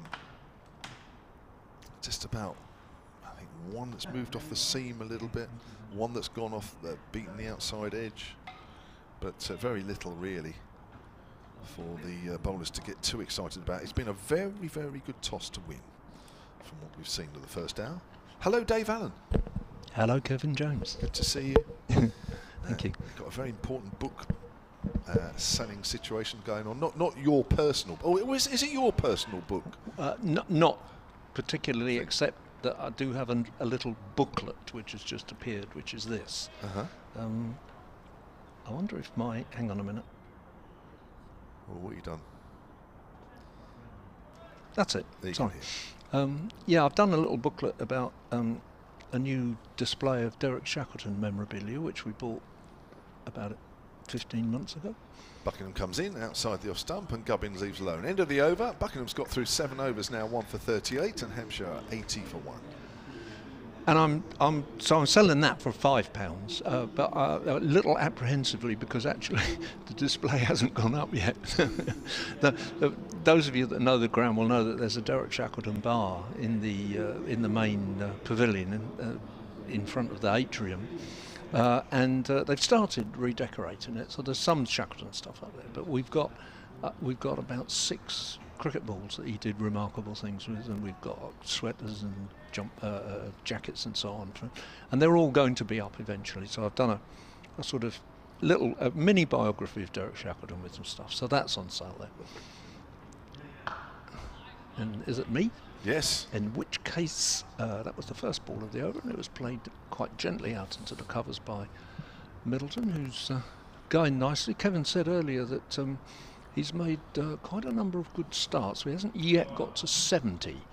Oddly, the only game he failed completely in was the single innings against Northamptonshire when he got a duck. But he's making that right today with 36 not out, and looks okay so far. He's very solid, well put together. I'd said to his dad, Tony, who of course you played with, and I saw his whole career really, I said, he looks like a chip off the old block to me. And Tony, being very self-deprecating, said, well, I'm not sure about that, but very similar in the correctness, and very similar stature as well, very similar build. Not a big guy, but so Taylor again, Kevin said, was getting some good lift and carry earlier on, right arm, and not lift and carry so much there. Vasquez takes that down by his shins, but it's gone past the outside edge, and Middleton just comes and has a little nervous prod, probably. I never know about this. Do you think these are nervous prods? No, I think it was just a good ball really on that line where the batters sometimes aren't quite sure. Yeah. Just looking through your Derek Shackleton booklet. Yeah, it's quite wordy really, but it's a way of not having to spend too much. That's just pushed square out to point for no run. Now the picture on the back, I know it's not very good if you're listening online. Well, it's not even very good if you're on the picture feed, because it's just Derek Shackleton bowling. Who's the non-striker? That's Conrad Hunt. Okay. Both photographs of the last Test series he ever played in, and one of the most famous Test matches of all time, 1963 at Lord's against the West Indies, where on the second morning Shaq had been really unlucky. All the reports that you read now will say how he should have got wickets on the first day. Middleton just pushes that up to mid-on, no run. And he didn't. And then on the second morning they rolled West Indies over quite cheap. Well, not quite cheap, a couple on 250s, 260. Shackleton took 3 and 4. So you see him on the bottom there walking off the field with Fred Truman, who got more wickets actually, but Shaq had taken 3 and 4. It's Colin Cowdery, Fred Titmus, my favourite cricketer of all time, which you won't recognise, I suspect, a Gloucestershire off-spinner. You'll understand why he's my favourite cricketer in a moment when I tell you that's just pushed the short mid-wicket for no run. His name was David Allen. He played 39 Test matches for England, but he's not that famous. But so that's them walking off on that first morning. But the great finish. They got to the last over, and David Allen, funnily enough, was batting with Derek Shackleton. Shaq was facing, and the West Indies needed 2 more wickets, but the second wicket was Colin Cowdery, who had a broken arm at that point. So would he bat even? Okay. Wes Hall bowling, fierce fast bowler. Yeah. Dark evening. You're over. It is. Round the wicket, Buckingham, he's got another over. He's been bowling for just over an hour, and that's pushed out on the onside by Gubbins, who moves on to 11, and the Hampshire total onto 81 for 1. So I can't remember. England needed something like 6 to win. West Indies needed 2 wickets. David Allen calls Shaq for a single, and I think Shaq didn't hear him or something, and just stood there. And David Allen is almost like level with him. And Frank Worrell, who was about as old as Shaq, they were both in their late 30s. Frank Worrell decided he's not going to throw the ball at the far end. He's going to run, and he and Shaq have a race, and Worrell wins it, so Shaq's run out. At which point, Colin Cowdrey comes in for 2 balls with a broken arm, had his arm in a sling, and. Bucking him over the wicket to Middleton. Middleton drives off a thick inside edge, goes quite wide on the onside through mid-wicket. They'll pick up 2 more. Middleton moves on to 38 and the Hampshire total to 83 for 1. And just to finish it off then, so David Allen's got 2 balls, he's got to get about 6 to win, I can't quite remember, but West Indies now need to get him out and they win the test. And David Allen just plays the last 2 balls out and it's a draw. Right. But it was so exciting that this was in the days when there was only BBC One, there was no other television in the country, and they held up the BBC News at 6 o'clock to follow the end of the game. It was that exciting. Okay, wow. Yeah. Brilliant. Buckingham again, right arm over from that pavilion end. Length ball, the Middleton's in behind that one, pushes it up to mid-off. And then the West Indies and Shaq both came down to Southampton, and they played a 3-day game immediately after against Hampshire at Southampton, where Danny Livingstone, the Hampshire's West Indian did you know Danny? No, before your time, yeah. Antiguan. Very good county batsman, not more than that, but a very good county batsman. He made 100 against the West Indies, which he would have enjoyed very much. You and Mr. Rad have photographic memories, don't you, of matches? Middleton pushes forward and it goes up to mid-on this time. I'd listened to him when in that game at Northampton earlier in the season, and there was a point where he was talking about Northampton Football Club, and I was thinking about it was that period that I remember seeing them twice at Fratton Park playing Pompey, once on their way up to the First Division and once on their way, because they had that extraordinary, didn't they? Straight up and straight down from Division 4, yeah. And the guy I remembered, Andrew's going to nod if I'm right, Frank Large? Yes, he is nodding. Good. I remembered him. Buckingham into Middleton. Middleton's in behind that one and pushes it up to mid-on. It's the sign of 2 misspent youths, isn't it, really? Incredible memory. I can't remember what I did yesterday. No, well, I you can't. guys can go back to the 60s. Yeah. No, I'm okay on the 60s. Yesterday's a big problem, yeah. Although I was thinking, actually, funnily enough, I did have a memory stirred just now of a couple of weeks back. They were talking about the parks. Somebody sent a message about Hampshire playing in the parks. I was there 2 weeks ago. Was you? I went for a little walk around Oxford with my wife. We were celebrating our wedding anniversary, and I said, let's go and look at the parks. Had to be cricket in it. Yeah. Middleton pushes that just in front of square on the leg side. Buckingham completes his 8 over on the trot. He's 1 for 41.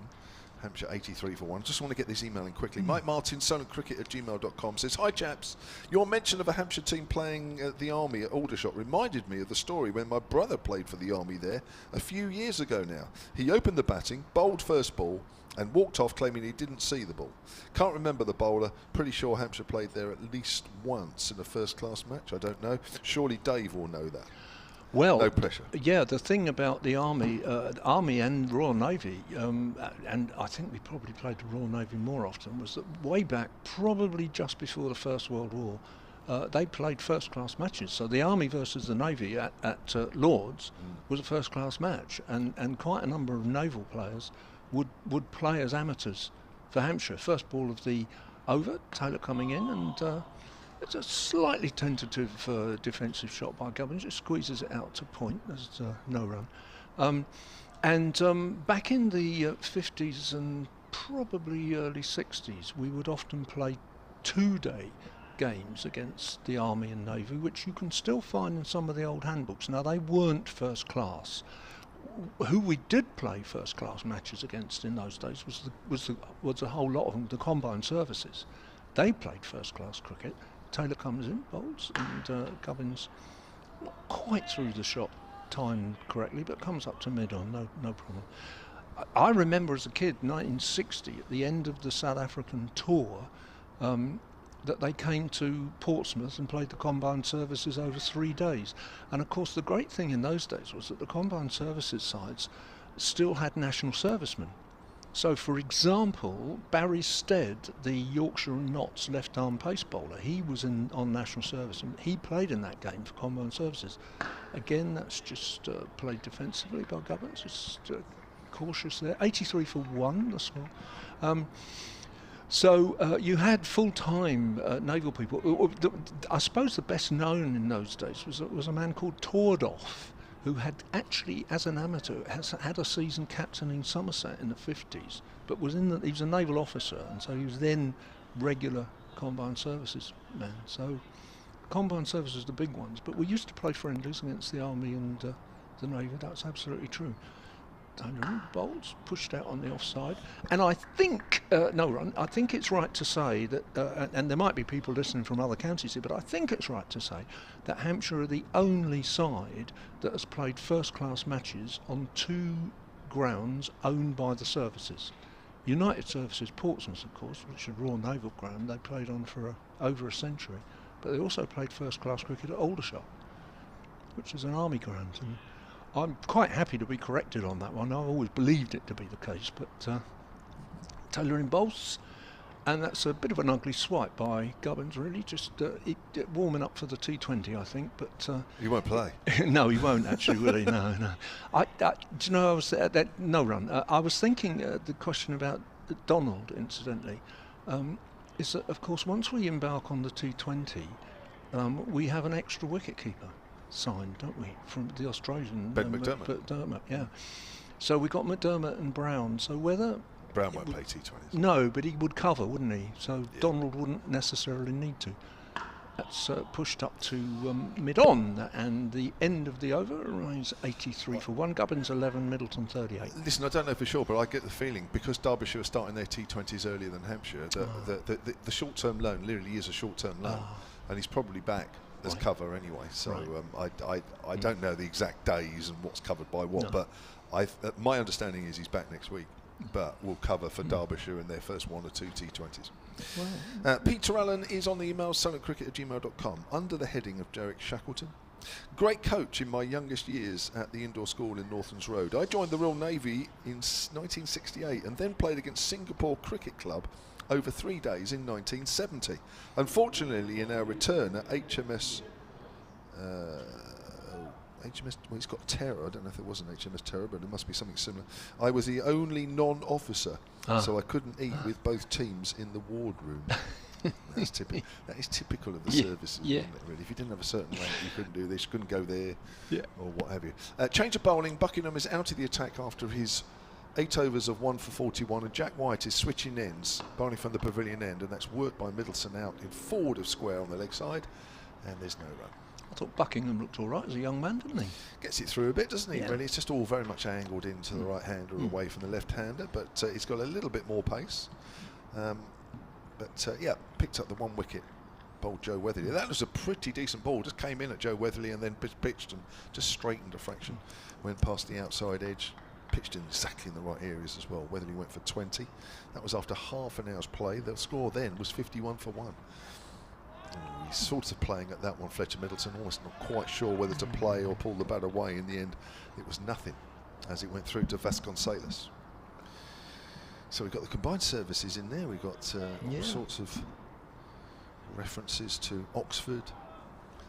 And every time you came out with a name there, I just noticed Andrew Radd nodding in approval every time. So you two, amazing encyclopedic memory. We could swap names because Colin Ingleby Mackenzie played for the combined services, for example. I'm sure there were Northants guys playing. White bowls. Middleton gets a bat on this one coming forward as it goes out into the covers. So a good start from Hampshire. Middleton 38, another sort of score in the 30s and 40s for Fletcher Middleton.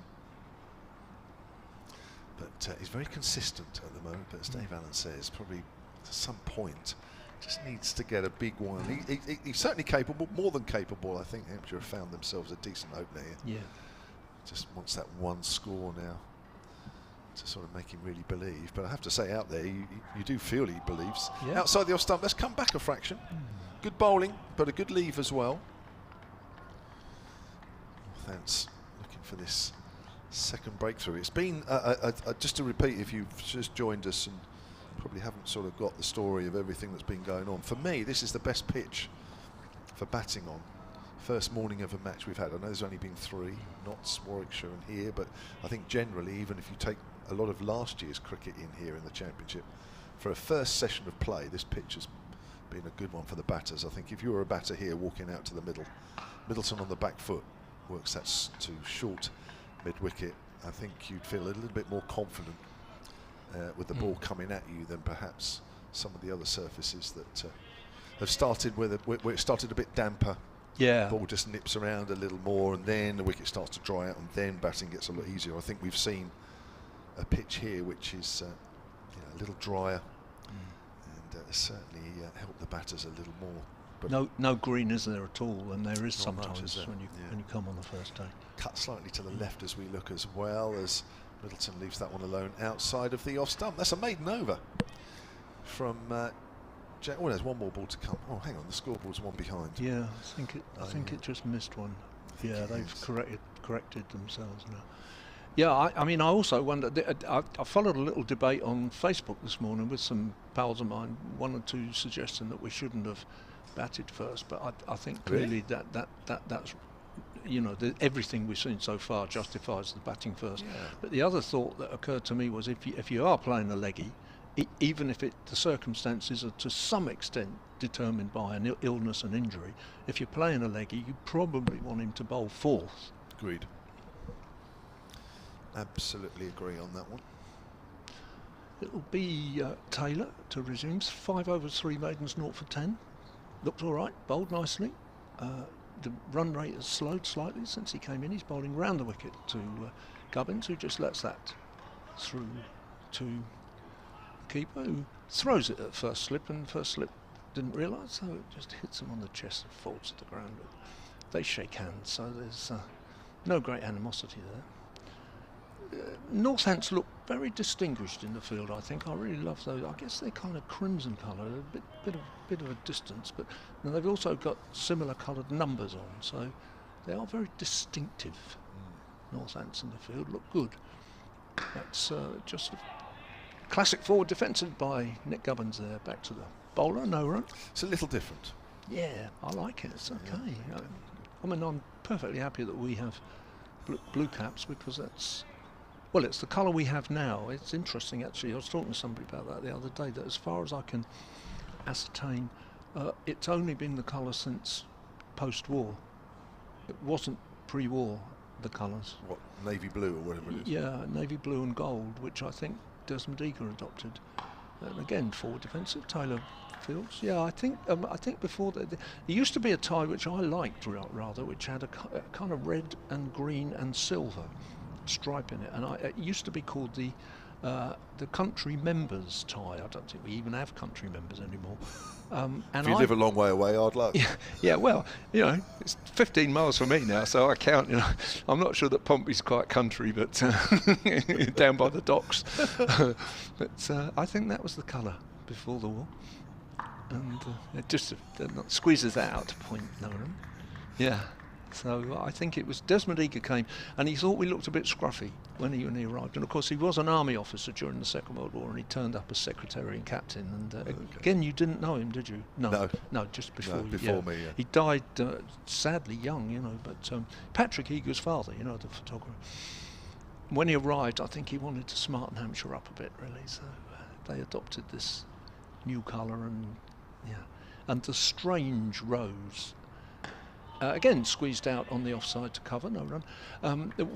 We have the white rose at Hampshire Cricket, and yet the rose of Hampshire, the county, is red.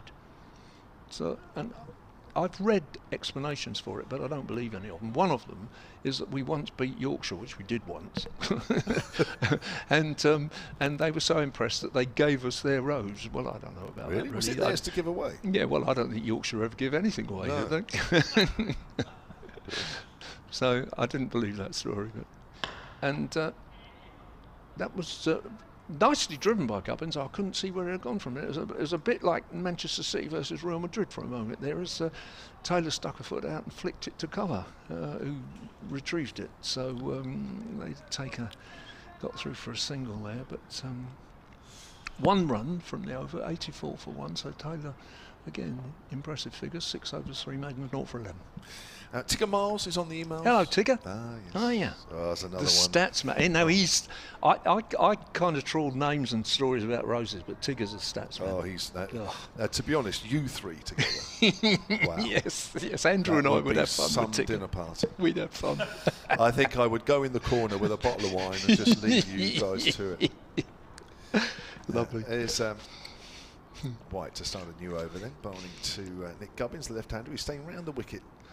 Is White, and that's full, and it's played back to the bowler by Gubbins, and there's no run. Fairly quiet period going on now compared to what we saw in the first half hour. The run rate in the first half hour was over 6, and it's down to just under 4.5, so that'll give you an example of how it's dropping. Tigger says, could you please say hello to Jenny, who is at home recuperating from a major operation? Get well soon, Jenny. See you soon. From Tigger. Happy to do that. Yeah, hi Jenny, get well soon, but indeed. Yes. Yeah. Here's White in again from that pavilion end and bowls. Gubbins drives, but straight into the covers. Gubbins just going through a bit of a quiet period, 12 of 37, 12 of 38. There is a rather lovely song from the Great American Songbook called A Picture of Jenny, but I won't sing it now. No. Just in case. Yeah, we'll just leave that one for another day. You put it on Tigger for her. Easy to find. I suspect probably Sinatra did it. 84. Is that a guess or a sort of a knowledgeable I think guess? So. Yeah, because you are knowledgeable on your music. Outside the off stump and left alone.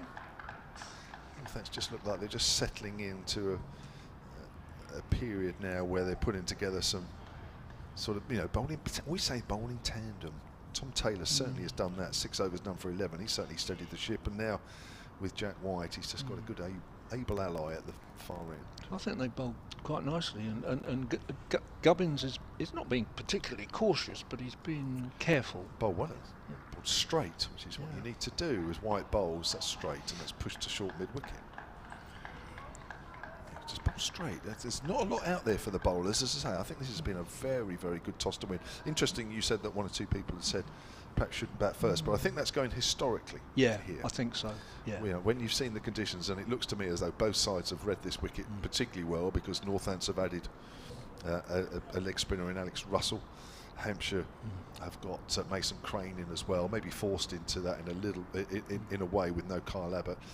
Although John Turner's playing, and that's a good delivery. He's playing and missing at that one. That ball looked as though it just seemed away a fraction. Yeah. Coming in with the angle, Gubbins had to play forward, and it's just straightened on him. Good delivery from Jack White. But I think both these sides have probably read the wicket right. But as we know here, Dave, even on day 4, when the wicket's probably at its driest, it will turn a little bit, but it'll be slow turn. It won't be a lot of bounce, so it won't be. Don't expect things to happen quickly, even on day 4, assuming we get that far, of course. Here's White bowls, and Gubbins leaves that one. My word, that's close to off stump. My word, that is close. Maiden over there from Jack White. That's one of those where you either say that was superb judgment or it was a bit dodgy. But so maiden over, 1 run from the previous. I think Northants have tightened up nicely, and it's proper championship cricket, of course, which I'm quite fond of, Kev, aren't I? You love your championship cricket, Dave. I know you're particularly disappointed because there's only 14 championship games a season. I think you'd love to see a championship game every single day of the week. I'd be very happy to do that. I used to do it, of course. Shaq used to play a championship every day of the week. 3-day cricket, of course, but yes, I'd be quite happy. I shall phone you up on the day when they announce there's only 10 championship matches a season. I'm going to phone you up, Dave, and say, what's your reaction to that? I'll be in tears, mate. Oh dear. Well, I read an extraordinary thing the other day. Taggart comes in, he's bowling over the wicket, and it was loose down the leg side, but one of those that would be a white ball wide, but no bat on it. Keeper takes it, no run. There was all that sudden speculation about the fact that they were going to ditch the 100, and I've nothing to say about that whatsoever. But then there was one article I read which was accompanied by the fact they're going to ditch the 100 and then cut the number of championship games. I couldn't. Now he plays. Middleton plays a little carelessly across the line there. I think it was probably angling down leg, and it was a bit of a sort of enthusiastic, encouraging shout from behind the wicket, but not actually from the bowler. So I think what I'll do is I'm going to put my hand up for championship matches in March and April, cancel May, June and July, 100 in July and August. Oh, that's nicely played. Oh, well, quite nicely played. Sorry, I thought he timed it slightly better than that. But it's gone out to cover. Middleton plays that nicely off the back foot, doesn't he? And sorry, I didn't mean to interrupt. No, of course. So go on, say that again. Championship March, April. T20. Yeah, now here we are. T20 in May and June. Nothing in July and August. 100 in September. That's the end of the season. There you go. I've not been on all season, Andrew, you know, and the thing is, this is my first commentary of the season. Kev's been saving that up for 2 months. Next ball comes very full. Bowled him. Oh, he bowled him. I think, in a sense, he yorked him almost, didn't he? But again, it seemed to me that Middleton played a slightly lazy shot across the line. Yeah, he's aiming that through mid-wicket, and it's knocked the stumps out. He's going to be very disappointed with that. And I mean, it's interesting that Middleton has gone for 40. So, you know, if you look at his games this season against Notts, he started superbly, 59 and 65. He got a 32 and 15 against Surrey, double figures again, but didn't go on. That duck against Northampton, then against Warwickshire, 49 and 5, against Kent, 48, and today 40. So he's looking good and he's impressing, etc., etc. But he didn't go on again, and he does need to go on. And I think that was a careless shot. He's bowling right arm over. He's aiming it at middle and leg, and he tried to play it through mid-wicket, and he's lost his stumps. Yeah, very full delivery. Yeah. But you know, already that's disappointing. 2 players getting in. Yeah. And you know, there's not a lot going on out there with the ball. And, disappointing that 2 players have got in, made starts, and got out again. It's not dissimilar, and I don't want to put an X on them at all, but it's not dissimilar to the decent start against Warwickshire. They got that 80 odd for 1 there, didn't they? And then somebody came out after lunch. It was about 120 for 5 or something. But the ball was doing an awful lot more in that game, wasn't it? Yeah. Mike Martin's back on the emails. solentcricket@gmail.com.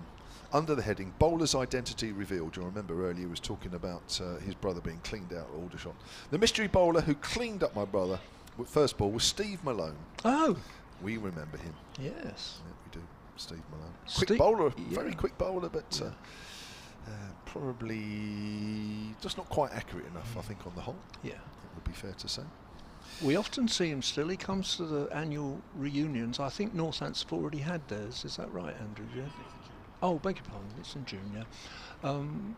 But ours is not till September, 3rd of September. But he usually comes, and we'd hope to see him this year. Bit of a special year for us this year, because 50 years since the 73 side won the title, and there's still 11 of them alive. I don't think they'll all come. I'm not sure that Barry Richards and Gordon Greenidge will come, because they might not be in the country, but a lot of them will come, which will be nice. And it just plays that out, that first ball by Vince, out to short mid-wicket, really. Just fends off a bit of lift there from that ball, and I think I've not told you, and I do have to apologise for this, that it's not Taylor bowling anymore, it's Sales. So I'm sorry about that. Similar paces, I think. Yeah, whether that was what took Middleton by surprise, I'm not sure. And Vince just plays that out to point. No run into the over. Good start from Mr. Sales. One over, 1 for 2. Still a young man, 20 years of age, only his 11th first-class match actually, and just his 10th championship wicket or first-class wicket. They're coming at 41 apiece, so a little bit of work to do there, but picked up a big wicket for me, that one. Fletcher Middleton going nicely for his 40. I remember he played on the Isle of Wight last year in that white ball game, because we talked about his dad, didn't we? Yeah, that's it, I remember all that. Mr. David Sales. He's a Northamptonshire legend. Yeah. Here's White round the wicket again to Gubbins, and Gubbins is playing at that one. It's just nipping away a fraction. He's just found a spot here and a bit of rhythm here, Jack White. coming in from that pavilion end. Hampshire made an absolutely brilliant start. Just have to be a bit careful here because another wicket and sort of 80-90 for 3 will be a very disappointing return at this stage of the morning after the way they started. So just need to be careful here. Mike Roberts has emailed sonatcricket@gmail.com. Hi, Kevin, Dave. Hello. I like it when they include the other person. Yeah, Like it's that. nice. Here's White again to Gubbins, forward. A little bit full of that delivery. Great to hear Dave talking about 63. As an 8-year-old living in Fair Oak, that's a suburb of Southampton, yeah. a sort of a distant suburb, persuaded my father to take me to the West Indies match at Southampton, my first ever first-class game. Listening, as after 3 years, got COVID for the first time, says Mike Roberts. Oh. Well, that's a good memory. Anyway, 63 was a special year for Hampshire because it was our centenary of our formation. And, White again from that pavilion end. Gubbins gets one that he works to short mid-wicket, no run. we had a celebratory game at the end of the season, which was first class, Hampshire against MCC All England. And it wasn't particularly the England side of that year, but quite a lot of people who were still in the county game who had played for England over the years. I think Peter Richardson and Arthur Milton will have played. I can't quite remember really, but I remember going to the game. And yeah, there were general celebrations about our centenary. Jack White again then with two slips comes into Gubbins, and Gubbins is playing and missing outside the off stump. He's definitely found a little spot there because that is just pitching and just straightening on Gubbins, and this is top stuff here. Tristan, Jack it's White. just clouded over a bit, Kev, as well. Yeah, I mean, it I'm does not affect sure that that's done it necessarily, but it was quite bright and strong before. It was. I'm just getting through a couple of these because I'm coming off shortly, and then Dave will come in where I am, and then in a minute, Dave, yeah, and then I'll get Mr. Andrew Rudd back. Just want to read a couple of these emails out. There's White comes in and bowls, Gubbins is forward. Very watchful at the moment because Jack White is coming in with a good spell here. Ralph Brooker, silentcricket@gmail.com. It says, might interest Dave, this one. I turned out as a patient for the RNH Haslar against HMS Dolphin third level. Patient? Haslar could barely put an 11 out, hence me opening. Faced an Aussie grade player who opened the bowling for Dolphin. This must be a club of some sort. Too quick for me, didn't see the first 5. Someone said he's leaving well. And there's White to Gubbins, that's straight, and he's forward out on the offside. He's very watchful here, Gubbins. Someone said he's leaving well. 6th ball broke my off stump. Of course, Haslar no longer exists, and I'd be surprised if Dolphin has 311, says Ralph Brooker. Yeah, Haslar was the hospital in Gosport, the Royal Naval Hospital in Gosport. You can see it from Portsmouth Harbour. Right, Dave, just come off for a moment. I've just got to do a quick 30-second update in a minute. I'll bring back Andrew Rudd. While we're doing that, Simon Jones has emailed here. He's the Cricket Development Manager at the Hampshire Cricket Board. Simon, good to hear from you. He says, hope all is well. I'm working from home before visiting Over Wallop Cricket Club this evening and currently listening to the commentary. Over Wallop is sort of north and sort of slightly east, I think, from it. Listening in on the conversation on the combined services as Sales bowls to Vince and pushed out on the onside. Just bear with me a moment, Andrew. On the combined services. I played cricket with a couple of loan players from the United Services Cricket Club on Saturday, which plays out of the former Hampshire ground at Burnaby Road. Jack and Len ensured Portsmouth 4th team had 10 players in Division 6 of the Hampshire Cricket League. The United Services Club is down to just 1 team now and has struggled a little in recent years. I'll come back to that in a moment. Just got to do a quick update as Sales bowls, and Vince is in behind that, pushes that back to the bowler, and there is no run. Sales walks back to his mark. Well, Hampshire made a bright start. They've been pulled back a fraction. They were 86 for 2 after an hour and a half's play this morning. Currently in the middle, Nick Gubbins on 12, and James Vince, the captain, has just walked out there. Earlier, Hampshire raced away in the first half an hour, got to 51. Then Joe Weatherly was bowled by the Aussie Jordan Buckingham for 20. Then Fletcher Middleton, who's had a good season so far, the youngster, has just been bowled by James Sells for a 40. 2 changes in the Hampshire side. No Kyle Abbott, he's injured. No James Fuller, he's ill. In comes John Turner, the seam bowler, for his first championship game ever. And also we got some leg spin in Mason Crane. 86 for 2 Hampshire. Very quickly, Andrew, sorry, I'm going to finish this off and then I'm going to bring you in, and then you and Dave can just take it away and go down memory lane. Here's James Sale bowls. Vince is in behind that one, and there's no run. Right, the unofficial oh gosh, hang on a minute, little in recent years, due to long naval tours of duty and forces redundancies. That's the United Services Cricket Club, which is in Portsmouth, which Dave will know. There's some other stuff about the Hampshire Player Loans Twitter account, which is something that if clubs are struggling with, I know they can go on that. I'll come back to that later. I'll just finish off this ball as Sales bowls and Vince pushes that back to the bowler, and there's no run. Here's Mr. Andrew Radd, and then with Dave Allen alongside him. Kevin, yeah, nice start for James Sales, picking a wicket in his with his 4th ball.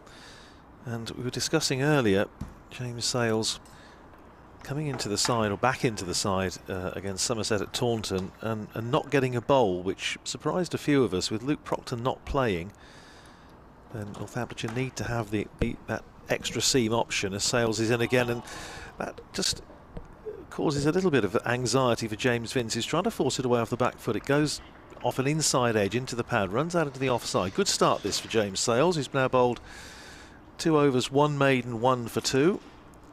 Just to give himself a decent start, and yeah, he didn't bowl down at Taunton, and whether Sam Whiteman, who's Northamptonshires acting captain, nobody thought to tell him that he bowls, I'm not sure, but it surprised a few of us. Brought into the attack against Nottinghamshire last Saturday and picked up 4 wickets, which was his best bowling in first-class cricket, and certainly if James Sales' bowling is going to develop, it makes balancing the side a lot easier.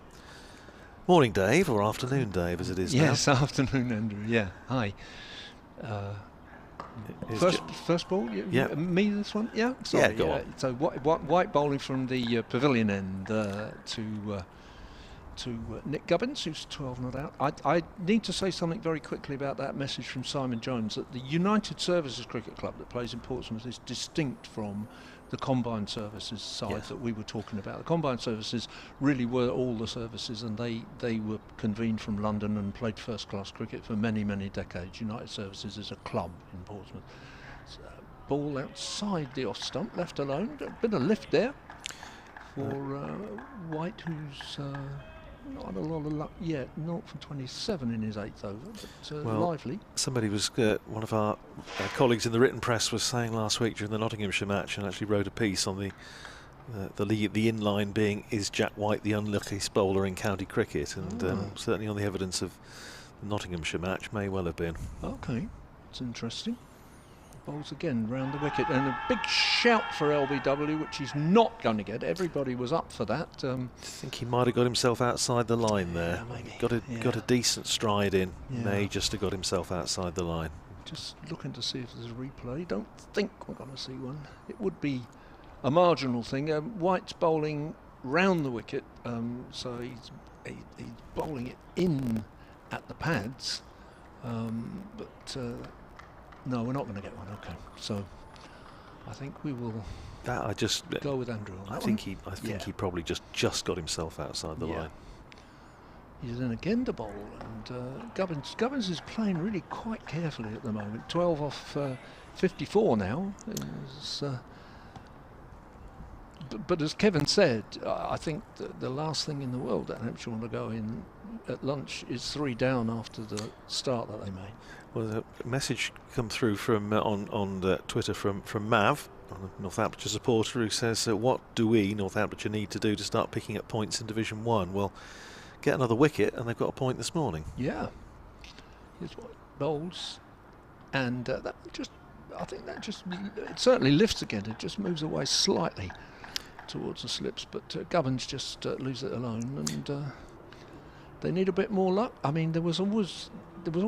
I mean, we did stuff you up at Northampton, but even there, it struck me that he didn't have a lot of luck really, batting with 10 men in both innings. But the problem there, Dave, I think, was on the first morning when you drop 3 slip catches and then drop another one straight after lunch. Yes, and again outside the off stump, Gubbins lets it alone, and that was the game in which, Vince pulled the ball down to long leg, and it went straight in and out. Ben Sanderson dropped James Vince almost immediately after lunch on the first day, when he hadn't made very many, and went on to make a very good 186. But Felix Organ was dropped 3 times in the slip cordon, and the point was made. And I was just talking about this earlier on with Kevin, that Northamptonshire's coaches have been saying, you know, it doesn't help if you actually have to take 14, 15, 16 wickets in an innings because so many catches are going down, and Northamptonshire's catching has been fallible a bit this season. Here's Sales, 2 slips in place, running away from us this hotel end. Bowling to James Vince, who plays that nicely off his legs for a single, out to deep square. Jordan Buckingham coming in off the fence to retrieve. Scoreboard has frozen, I think, for the moment, but I'm pretty sure that's 87 for 2. Talking earlier about great finishes in the 1960s, and of course Northamptonshire recently marking the passing of Albert Lightfoot, who died at the age of 87. Former Northamptonshire player for many years, of course, and also a head groundsman later. His Sales in again, bowling to Gubbins, who turns that just behind square on the leg side. It goes down to deep backward square, and they pick up another single. The board is still frozen. That is 88 for 2. And so is the live stream in terms of the score. So whether something, well, I'll see what I can get. Glitch has entered the system somewhere along the line. A ghost in the machine. But it's 88 for 2 with Gubbins on 13, Vince on 1. His Sales running in again to bowl to James Vince, who's trying to punch that away off the front foot rather. He doesn't quite time it. Runs out into the covers, and there's no run. And looks to me like all the scores of the BBC score is frozen, so it's obviously not communicating from here, is it? Something isn't. The Boy Scout runner hasn't managed to get out of the ground. No, the ECB site's frozen. Yep, so we'll have to keep a check. Here's Sales in again, very wide outside the off stump. There's an appeal for a catch behind. It was wide outside the off stump. Vince tried to drive it. Don't think he got anything on it. Certainly couldn't hear anything from here, albeit we are a long way away. But there was a polite inquiry rather than an appeal with any great conviction as it goes into the gloves of Ricardo Vasconcelos. Stays at 88 for 2. And Albert Lightfoot was the central figure in extraordinary finish at Northampton in another tour match. Sales in, bowls to Vince, plays it down to point, and there's no run. Safe save field. When Northamptonshire was set a target on the last afternoon, and Lightfoot, who'd made runs in the first innings, also made runs in the second innings, gave them a great chance of winning. Scores level, 1 ball to go. Alan Davidson bowling to Malcolm Scott. Keeper, who was Bobby Simpson because Wally Grout was ill, was standing back, and you'd have thought Lightfoot at the non-striker's end had just got to run. And he stayed exactly where he was. Ball went through, Scott was run out, draw with the scores level. Sales in again outside the off stump, left alone by James Vince, and that's the end of James Sales is over. At the end of it, Hampshire are 88 for 2, subject to audit. Nick Gubbins is 13, James Vince is 1. And I think probably almost every day, I wouldn't say for the rest of his life, but for many, many years, everyone was asking Albert, why didn't you run? And I don't think anybody ever came up with a particularly plausible explanation, but perhaps just wasn't aware that it was the last ball or whatever. But the result was a draw with the scores level. Malcolm Scott run out, and Albert Lightfoot stuck there at the non-striker's end, having not moved. Was that 61? 61, yeah, Richie Benno's side. Yeah. So, White to Gubbins, who just plays that to short mid-wicket. Just bringing you up to date with what's happening elsewhere. At Lords, Somerset are 70 for 2 against Middlesex. Essex 71 for 1 against Nottinghamshire. And Kent are having a bit of a difficult morning against Surrey. They're 86 for 4. Not as difficult a morning as Glamorgan are having at Hove. Glamorgan 69 for 7 in Division 2. And here's White to bowl, and again Gubbins is just defensively plays it back to the bowler, no run. Ollie Robinson 3 for 12, including Marnus Labuschagne for 1, which caused a lot of the I think the dismissals was put on social media fairly quickly, and he certainly looked, let's say, highly delighted. Other scores in Division 1, Durham 99 for 2 against Gloucestershire, and Leicestershire 72 for 2 against Worcestershire.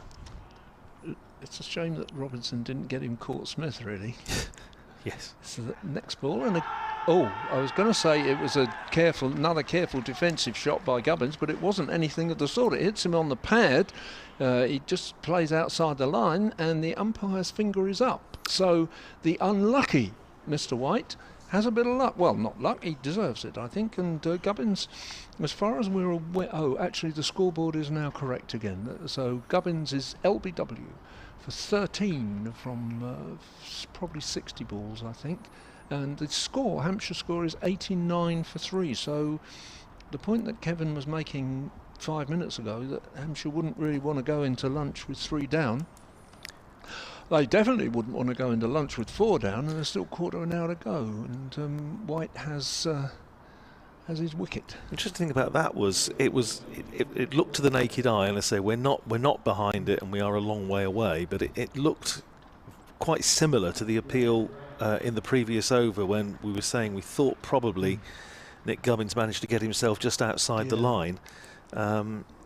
Again, it's unfortunate we haven't got a replay of that. It would be interesting to see it. He certainly got a little bit of a stride in, but it's a question of when it hit him, and it may be that he was actually in line when it struck him. Well, he would have to be. The umpire deciding that was indeed the case. Jack White was convinced, but Jack White's always convinced, as bowlers always are, aren't they? Yeah. But Northamptonshire have clawed their way back here after a very difficult start, when Weatherly and Middleton gave Hampshire such a wonderful launch pad with 51 in half an hour. But they've managed to dry the runs up a bit, but they've also picked up 3 wickets. And they've answered your correspondent who wanted to know, how do they get a point? Well, they've got one. There you go, Mav. They've got a point. There is obviously a wider point. I'm not being flippant, and it has been a difficult start for Northamptonshire, and one batting bonus point obviously is a fairly major issue, and dropping a lot of catches is another major issue. I think generally the bowlers have, over the whole 5 and a bit games, have actually bowled pretty well. It's also worth making the point, as White's just into bowl now, the 4th ball of his over to Ben Brown, who's just very recently, and only very recently, his runs have dried up, and he's been scoring runs for Hampshire since he came really well, but just the last 2 or 3 innings. It's worth making the point that Hampshire have a bit more of a tail with Crane and Turner coming in than they would have with Fuller at 9, and Abbott's not getting a lot of runs this season, but he's capable of scoring runs, so they'll be heartened, I think, Northants, as Brown just plays that defensively up to mid-off and there's no run. Crane's has been getting a few runs in the second 11. I think he will bat ahead of Turner, but he's not an obvious number 9 in the way that well, Fuller's probably better than an obvious number 9, to be honest, but he's quite a resource for Hampshire coming in at 9. But there is a bit more of a tail, so I think Northants will be quite encouraged by this. Is the next ball coming in from the pavilion end, just pushed out to mid-wicket. There's no run, and that's the end of the over, and it is a wicket maiden.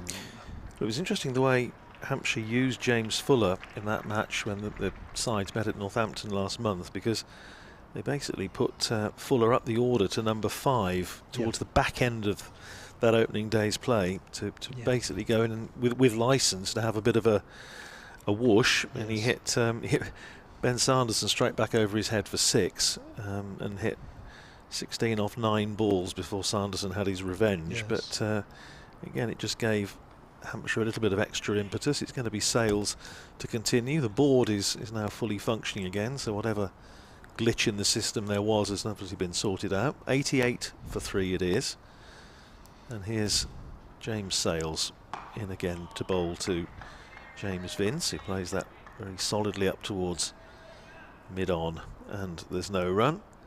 Thanks to Alex, who just sent me one of these sort of stop frame capture images of the Gubbins LBW, and that one indeed did hit him in line. So I think the umpires, by the sound of it, has got that pretty much spot on.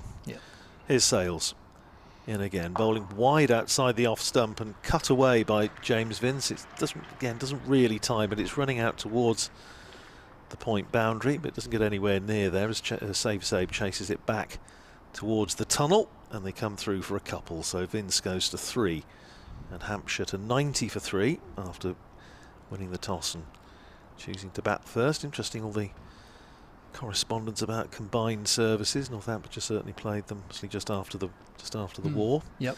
Including at Kettering in 1946. His Sales in, bowling to Vince, runs it down towards backward point. Good bit of fielding by Sales to cut off, by Zabe rather, to cut off any possibility of a single. Stays at 90 for 3. The only time Jack Timms ever captained Northamptonshire in a first-class match. The days when you had to be an amateur usually to captain the side. It's interesting also, you were saying about the badges, and how Hampshire's badges changed after the war. Yes. Here's Sales in, bowls on leg stump, clipped away by Vince stylishly. James Vince doesn't tend to do anything other than stylishly, and they come back for 2, and Ben Brown had to just slightly put the afterburners on there. It was a good bit of fielding from Jordan Buckingham out of the boundary. He's got a very good arm, through at the non-striker's end, and Brown realised that if the throw was a decent one, he might be in a little bit of danger, but he did put the hammer down and got there comfortably enough. So Vince to 5 and Hampshire to 92 for 3. Sales running away from us again, outside the off stump, left alone this time by James Vince, through to Ricardo Vasconcelos. And Arthur Childs Clark, who captained Northamptonshire in 1947 and 48, as what he thought was a very generous gesture, especially in the days of rationing, clothes rationing, bought some new jumpers for capped players with a large rose, the Northamptonshire rose, at the point of the V in the sweater. Which you'd have thought was a very nice thing to do. His Sales in again, bowling to Vince, who's just goes off a semblance of an inside edge out towards mid-wicket. Taylor fields, and that's the end of the over. 92 for 3 with James Vince on 5. Ben Brown yet to get off the mark. Sales has bowled 4 overs, 1 for 8. And the committee, because he'd done this without talking to the committee, and the committee were very cross indeed. And they said, take them off.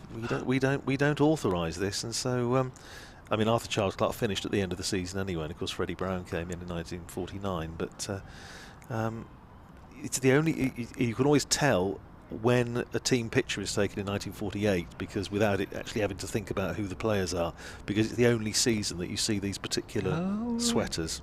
Okay. But Arthur Childs, it was a lovely gesture, but the committee were slightly sort of peppery in those days, didn't approve. Yeah. Committees were in those days, they ruled the roost. First ball of the next over, and Brown pushes out to cover, no run. It's been a really good second spell from Jack White, hasn't it? Just early on, he just went around the park a little bit, and since he's come back, he's been he bowled 4 overs for 27. There's 4 overs for 25 rather, and he's now bowled 9 overs for 27, including 5 maidens. So he really has been absolutely on the money since coming back into the attack from that top end, the hotel end. Very noisy aeroplane overhead. You may well hear it on the effects mic as he plays that just backward a square to man fielding at a shortish square leg, no run. So, Freddie Brown, I was going to ask you about that. So, because there's a story about Freddie Brown at Hampshire, that when Desmond Eager was interviewed and joined Hampshire in 46 as the secretary and captain, having played a bit as an amateur for Gloucester before the war, the story is that initially Hampshire offered the job to Freddie Brown, who then declined it, and Desmond Eager had come second and actually ended up getting the job. So, next ball, and Brown just up to short mid on. It's not really silly mid on. In fact, it's not silly mid on, but it's a short mid on. Yeah, no run. He'd obviously been a prisoner of war and didn't play very little, having been a sort of leading amateur before the war and famously gone on the Bodyline tour, of course, in 32, 33. He didn't play very much first-class cricket after the war, but then what brought him to Northamptonshire was the offer of a job with British Timkin, Sir John Pascoe. Okay, yeah. Next ball, Brown forward. Same man fields it, has to run across. It's a straighter shot, but no run. If there's any, you ever do books of unsung heroes in county cricket, John Pascoe, later Sir John, who was managing director of British Timkin roller bearings firm in Northampton, they employed so many Northamptonshire players after the war and basically made it very much easier to attract the sort of players that Northamptonshire needed to compete, including, of course, Freddie Brown. Yeah. Leaves that ball alone outside the off stump, 5th ball of the over from White, 1 for 27. And there's no doubt that Sir John absolutely loved it. Yeah. I've got some copies of the old Timkin magazine in the archive at Northampton, and whenever the Australians came, they'd always put a big do on for them, and they used to have Northamptonshire annual warm-up match for many years was a game against a British Timkin 11, which always had lots of former county players in it. Big occasion. Here's the last ball of the over to Brown. A bit of lift. Brown just gets up on his toes and plays it out on the onside, no run. So a maiden over from White. The scoreboard is showing only that now, but I think it's 92 for 3 at the end of the over. You say about 1946, and it's interesting because there's the great story, and I don't know whether somebody may have done, if you can, any of our listeners can enlighten us, whether it was actually true or not, but the business of the Surrey captain in 1946 and the Bennetts. Yes. And the rumour has it that Surrey actually got the wrong Bennett as captain. The one I think they were after, supposedly, was Leo Bennett, ACL Bennett, who later played for Northamptonshire a bit, but was a did he? BBC man and captained Northamptonshire on occasion in the late 40s. His Sales starting a fresh over to James Vince, who's on his toes and playing it back down the pitch for Sales to field off his own bowling, and there's no run. Vince on 5, Brown yet to get off the mark, and was also heavily involved with the club cricket conference, wrote a very good book in fact about club cricket in the early 50s. And interestingly, we talk about Freddie Brown, how different the world could have been. His Sales in again, bowls very full, driven by Vince. There's going to be a couple of runs for him here as it goes out towards the boundary. A sliding stop by Rob Keogh keeps it to 2. Vince goes to 7 and Hampshire to 94 for 3 to chase it out towards the tunnel that separates this ground from the nursery ground on the other side of the terrace here.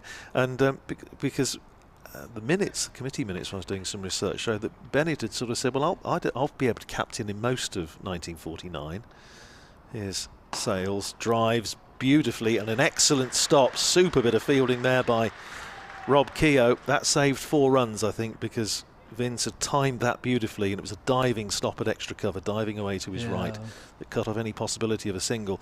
And so if Northamptonshire had taken Bennett at his word and said, well, yeah, OK, you can do it next year, Freddie Brown might not have come anyway, but fortunately for Northamptonshire, and absolutely no disrespect to Leo Bennett, he did.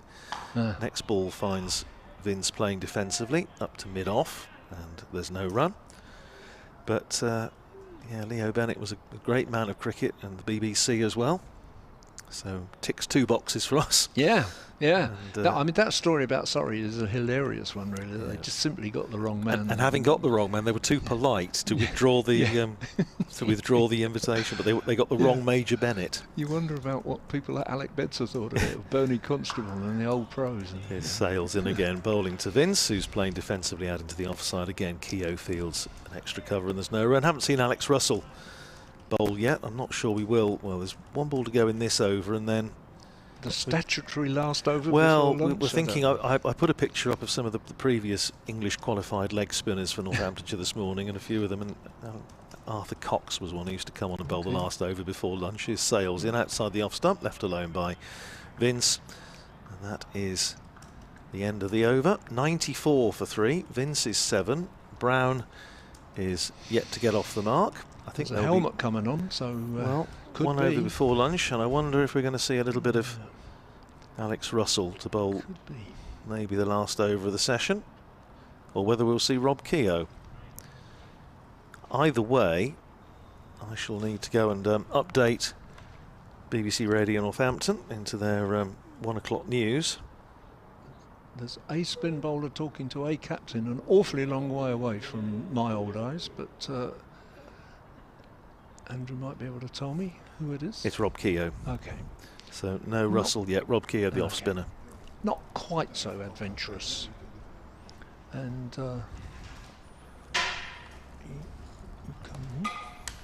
so Kevin is going to come in. There might be just a little minute's break here.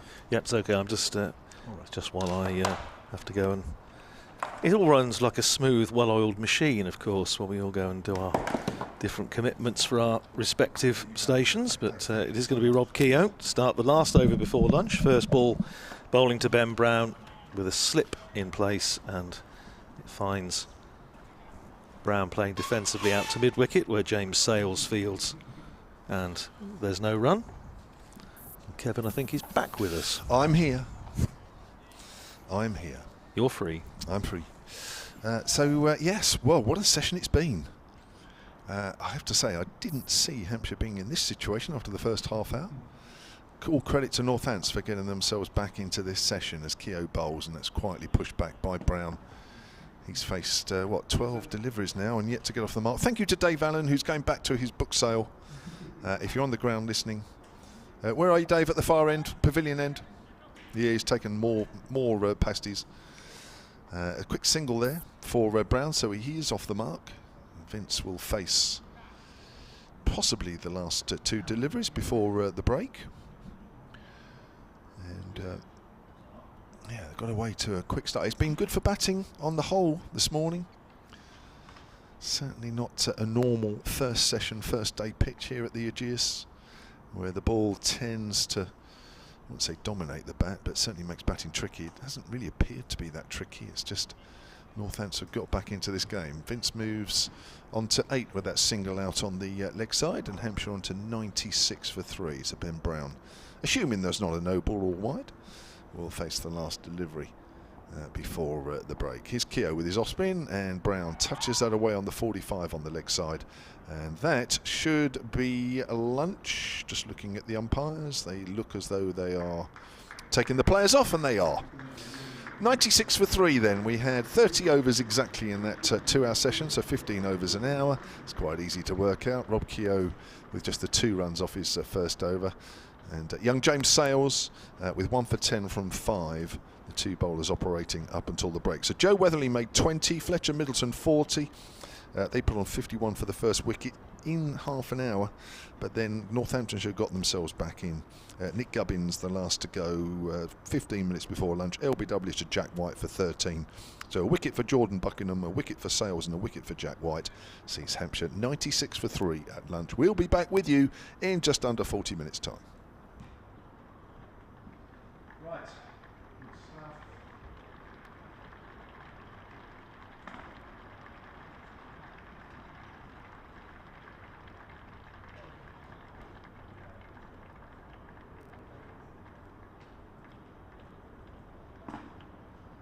You know where you're going, Andrew, don't you? Because I'm probably going to do this in quickly. You know where you're going, yeah? Behind that thing, 2 floors, yeah?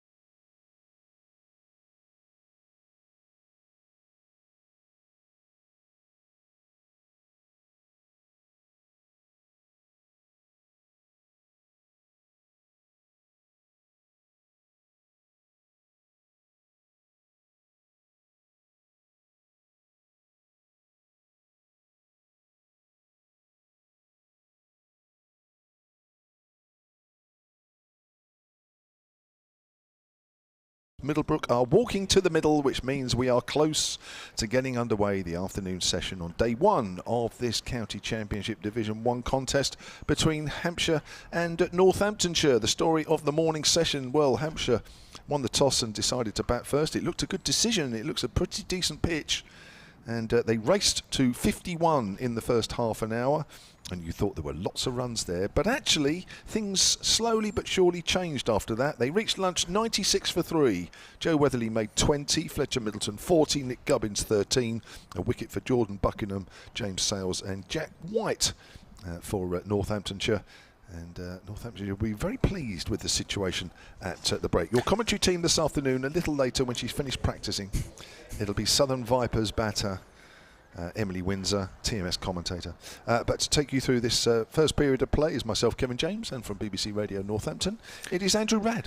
Afternoon, Kevin. Afternoon, everybody. Done my steps, gone round from the Hampshire suite where we had our lunch today. Thank you very much to Hampshire County Cricket Club for that. Yeah, I think of the two sides, Northamptonshire will actually be marginally the happier of the two after that first session, particularly after 51 for no wicket off inside 7 overs at the start, and sort of thinking of all sorts of targets in mind. But in the end, Northamptonshire just plugged away, and Jack White finally had a little bit of reward for all his sterling efforts in the last couple of games when he hasn't had the best of luck. James Sales struck in his first over, carrying on where he left off against Nottinghamshire, and they've sort of clawed their way back into this, haven't they, quite well? Yeah, definitely. Yeah, it was a tough first half an hour, but after that, it was almost like Hampshire were clinging on, making sure they didn't lose another wicket, because that would have been a relatively disastrous morning session. As I say, the wicket is playing a lot better than you expect the first session on the first day.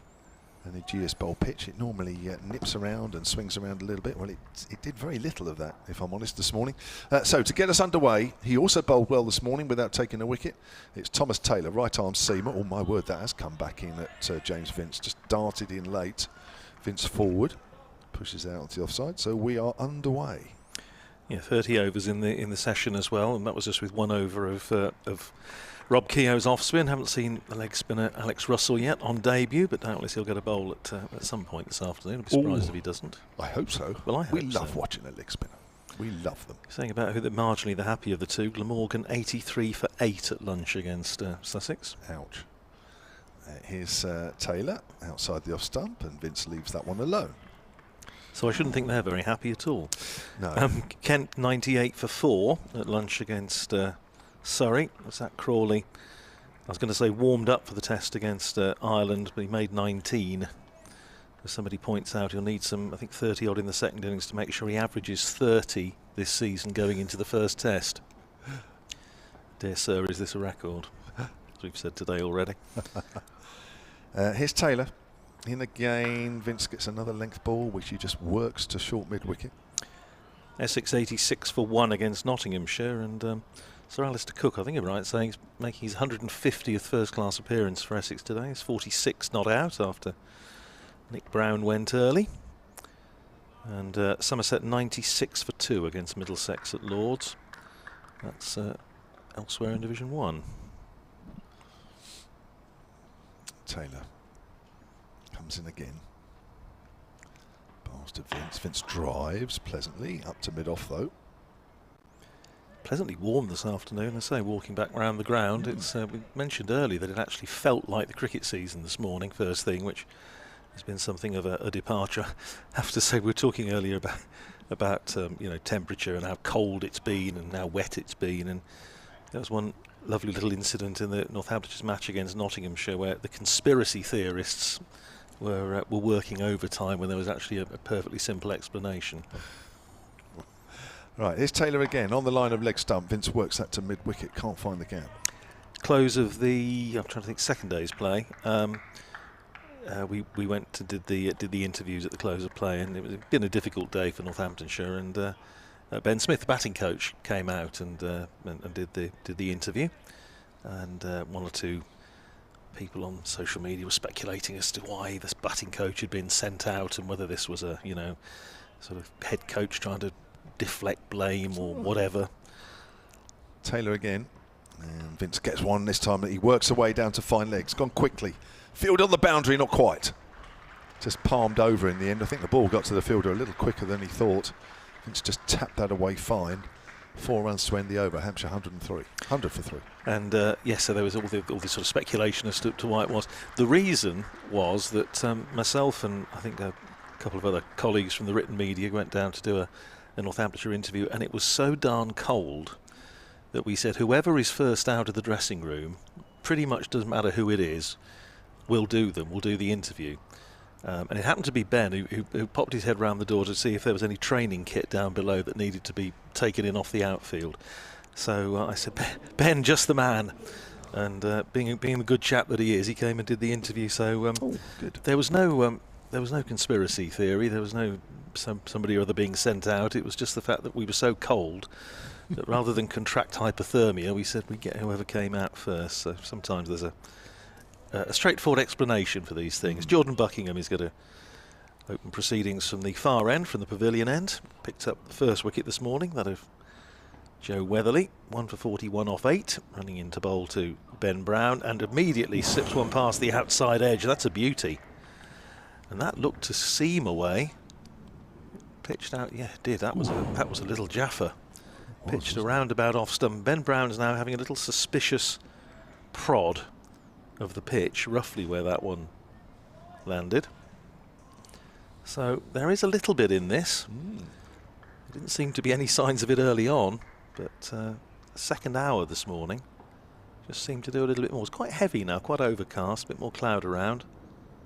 Pleasantly warm as Buckingham comes in and bowls, and Brown is solidly in behind that, plays it up to mid-wicket, and there's no run, fielded there by Northamptonshire's acting captain Sam Whiteman, who's found himself doing the last 3 matches because of the injury to Luke Proctor. Captain of Western Australia, of course, captured them to the last 2 Sheffield Shield titles, so not a novice in the captaincy stakes, and that I think is really why he's been given the job. He moves it a little bit closer at a short mid-wicket catching position as Buckingham is in, paddled round the corner by Ben Brown. Good bit of, well, it's half stop by James Sales coming from backward square, just in front of square. A sliding stop, deflects it to a teammate, and between them they cut off any possibility of a single.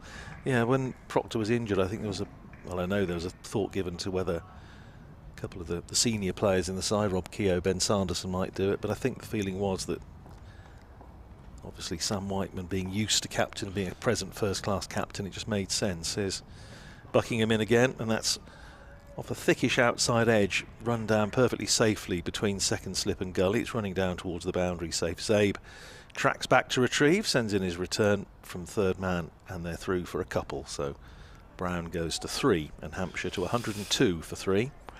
I think it's that sort of what was described to me as mental muscle memory, just knowing what's involved, knowing what you need to be looking out for, rather than either of the other two who have very little, if any, but certainly no first-class experience as captain. I expect very little captaincy experience anyway.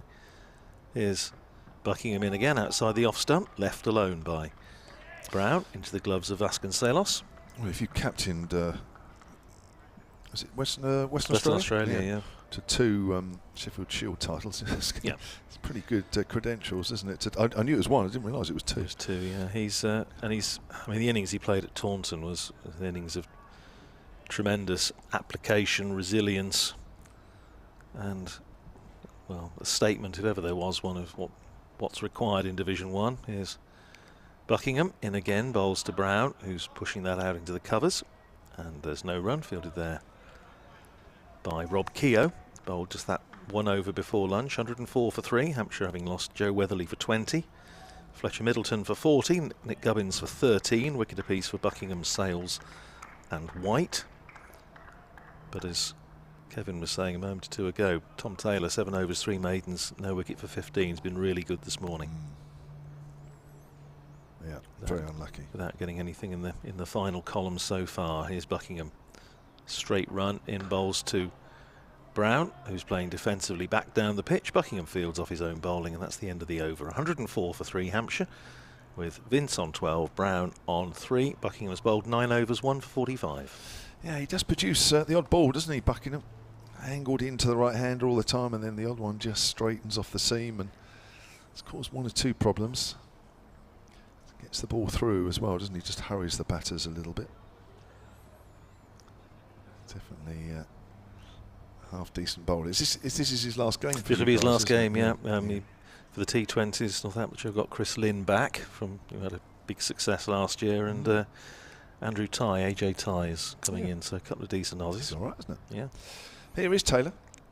Right arm over and bowls down the leg side again, and that's flicked away a little straighter to the fielder this time, so Vince will just pick up one, just slips as he was looking for the second. It wasn't one on anyway. Vince moves on to 13, 105 for 3. Hampshire rebuilding here. And of course Northamptonshire under new management on the field in the T20 this year, with the decision to put David Willey in as captain in place of Josh Cobb, which caused a certain amount of comment locally, I think it's probably fair to say, but David Willey, I think the thing was that obviously Northamptonshire weren't aware when they were making plans that initially that he was actually going to be available for the whole competition, which I thought he was going to miss some of it with the IPL. Turned out obviously not to be the case. He's come home early, and hence I think the decision to make a change. Northamptonshire, it's, you know, people keep saying, oh, it's a format that Northamptonshire have excelled in. Well, yeah, but they've only reached the knockout stages once since they won it in 2016, and that was in the COVID season in 2020 when it was a shortened tournament. It's Taylor edged. Oh, may just have carried to second slip. Is that Rob Keogh? That's Emilio Gay. Emilio Gay. Now, that would be interesting. It's gone for 4. Now, did that carry or not? It barely did. My first thought was that it perhaps had just about. Difficult to tell. Difficult to tell, but I have to say that it might just have been one of those that you try and get your fingers underneath and you just hope. But, so we've seen a couple actually, haven't we, edges early on today that have just dropped short of the slip fielders. That one may just have got there. Body language from Emilio Gay suggests it may just have got there. You know, he doesn't look very happy with life. Not the easiest of ones. If he picked it up, we would have all been applauding him for quite a while. Here's Taylor again. That's a horribly mishit drive by Brown, who's trying to steer that through point, and somehow the ball makes its way slowly up towards mid-on. So what have you done? So the last couple of years in T20? Well, I mean, last year was, I think, the big disappointment. Won the first 4 and looked absolutely odds-on for qualification, and then made a horrible hash of the run-in, lost 4 in a row at the end, including a very, very tight game last up against Leicestershire when probably the chance had almost gone, and it's all very disappointing. Taylor to Brown, who's forward, plays that back to the bowler.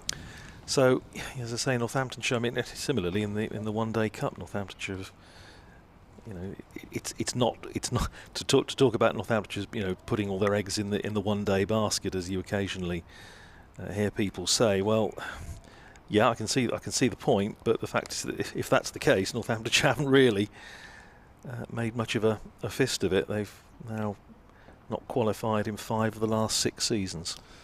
Taylor to Brown again, short. Brown pulls that away fine. It's gone up towards the pavilion. That'll be a single. Brown moves on to 8, 110 for 3. 2017 they won 6, lost 5, didn't qualify. 2018 lost 11, so they were definitely not going to qualify. 2019 won 4, lost 6. 2020 won 5, lost 4, but they only played 9. And squeaked through with an extraordinary victory right at the end at Edgbaston against the Bears, and then didn't turn up for the quarter-final and were hammered by Gloucestershire. 2021 lost 8 last year, won 6, lost 6, but not enough to go through. Here's Taylor again, forward is Vince, pushes that out into the covers. End of the over, another good one from Taylor, almost produced a wicket. He's bowled 8 overs, none for 21, Hampshire 110 for 3. Turquoise file of doom comes in useful occasionally from those sort of stats. You know, so it's I don't know. I think I can see the point. People saying that, you know, Josh Cobb obviously went public and said he was disappointed, but equally, being the good pro that he is, committed himself to try and, you know, do his bit for the new captain. But yeah, Northamptonshire with a really disappointing recent record in T20 cricket. Here's Buckingham in again, bowling to Brown at the start of a fresh over, plays it up to Whiteman at short mid-wicket, and there's no run. And we all know that the very good reasons why, especially one of the smaller counties, needs to have, or, you know, really crave success in that particular format because it's very lucrative. And last year when Chris Lynn and Jimmy Neesham started the season so strongly, they had some terrific crowds at Northampton, wonderful atmosphere. And unfortunately it just all fell away a bit. Ironically, one of the key defeats was against Yorkshire, captained by David Willey. Here's Buckingham in again, bowls, and that's short, and he's got it caught behind. Does he? No, he hasn't. It bounced, and Brown probably did quite well to get out of the way of that. There was an appeal for a catch behind, but not out, says the umpire. But a bit of extra pace and bounce from Buckingham. Keeps producing these odd balls, doesn't he? The umpire's just having another look at where his feet are landing. He's already bowled, I think, 2 no balls. 3, is it? And he's obviously pushing that front line. But that ball just spat up off only just short of a length. Here's Buckingham in again. Bowls to Brown, who's in behind it. This time plays it solidly up to short mid-wicket where Whiteman fields. And there's no run. Stays at 110 for 3. He's a wholehearted bowler, isn't he? And then just every now and then, he bowls 2 or 3 balls and you think he looks fairly harmless enough running in. And then every now and then he produces a ball like that. It just sort of, well, that one bounced as well as straightened. But what Northamptonshire have been saying for a while now, they want somebody with genuine pace. And that was really why they went for Lance Morris for the second 3 games. I know they were disappointed not to get him. Here's Buckingham in again, bowling to Brown. And that didn't look to bounce very much at all. It possibly just shaped back into the right-hander. And he plays it out again to Whiteman at short mid-wicket. That ball not exactly keeping low, but not bouncing maybe as much as Ben Brown was anticipating. Stays at 110 for 3. These 2 Hampshire batters really having to be being made to work to get themselves back in after lunch, which is as it should be. Here's Buckingham in again, bowls to Brown, who's nicely, solidly in behind that, plays it back down the pitch, and there's no run. Plenty of cloud around, but fine afternoon, just a possibility, we were told in the weather forecast this morning, of the odd localised shower maybe today and same tomorrow, but forecast for the weekend is excellent. I hesitate to use the phrase barbecue weather after it was used by the Met Office a few years ago and they got into all sorts of trouble, but here's Jordan Buckingham in again, bowling to Brown, who drives nicely, runs for him here, square of the wicket on the offside, running out towards the boundary. Going to come back for 2, and that's all they'll get. It is indeed 2 to Ben Brown, takes him to 10, and Hampshire at the end of the over to 112 for 3. 10 to Brown, 13 to Vince, and Buckingham's bowled 10 overs, no maidens, 1 for 47, with the wicket of Joe Weatherly early doors.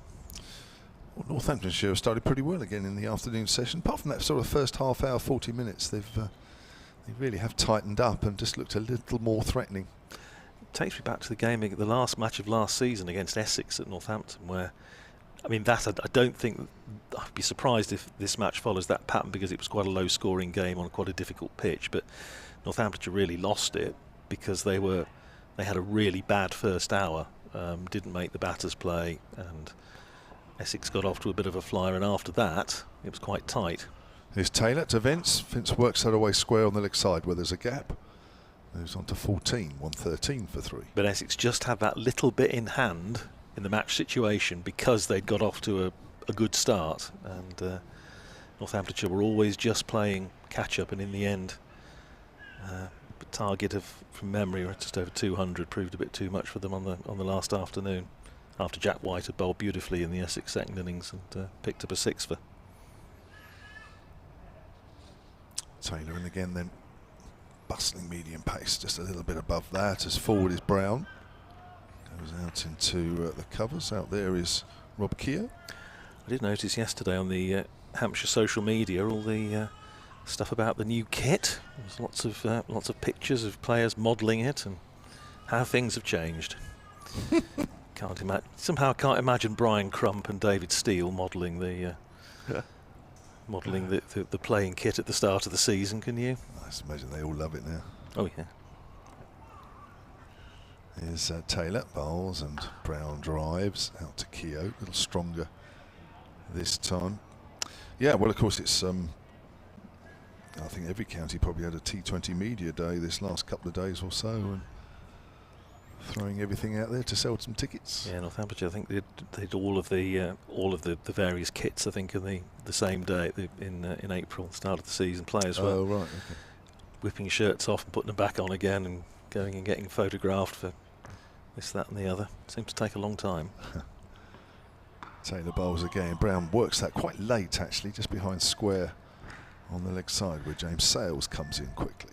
It was my 40th media day this year at Northampton, and you do rather feel that it's changed a little bit over the years, and it certainly seems to be. I think it's rather more organised than it probably used to be. It certainly seems everybody needs to know what they're doing, and it's all runs fairly smoothly. But blimey, it just used to be sit outside, move along the row of chairs, snappers go along, take the headshots. Everybody looks freezing cold, even when we get still using the same pictures in August. Taylor bowls. It's on the line of leg stump, worked out again to mid wicket, no run. You must have had in your playing time, Kevin, when they'd have the photo call in April, and you'd be sitting there with about 4 sweaters on and looking freezing cold, and they're still, the papers are still using those pictures in scorching hot conditions in August, the old stock photos.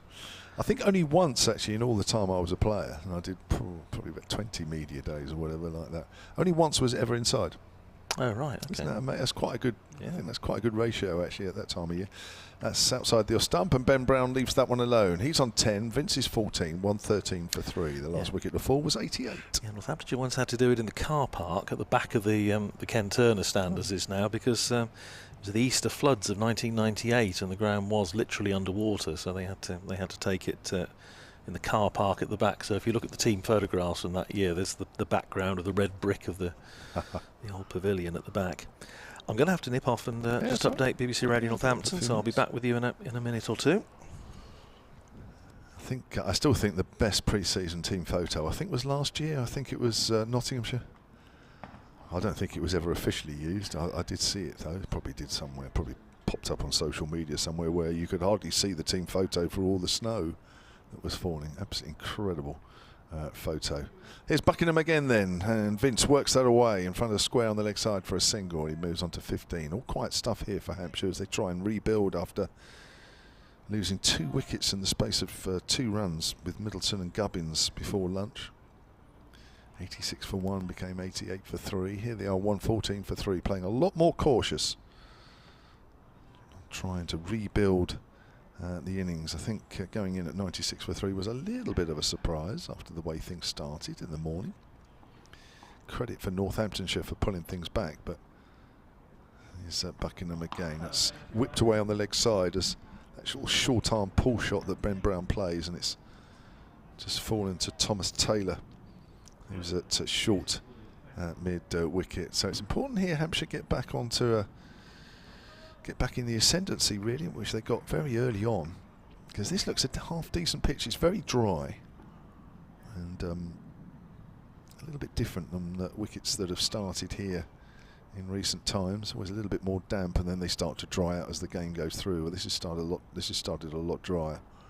Brown gets a length ball which he plays back to the bowler, and because of that, batting has looked a lot easier. I'm sure when we speak to 1 or 2 tonight, they might not quite say that, but it has, from a distance anyway, on the morning session of day 1 and into the early part of the afternoon session, certainly looked a lot easier for the batters. Nowhere near as many balls going past the outside edge, and not as many balls that are just nipping around off the seam. Has been the odd one though. This guy's bowled 1 or 2. As Buckingham comes in again, there's another length ball. Brown very watchfully on the front foot, and there is no run there. Other games going on today, very quickly bring you up with 1 or 2 as we get into the afternoon session. Somerset 110 for 2 against Middlesex. Essex 108 for 1 against Nottinghamshire. Nick Brown was out early on in that one.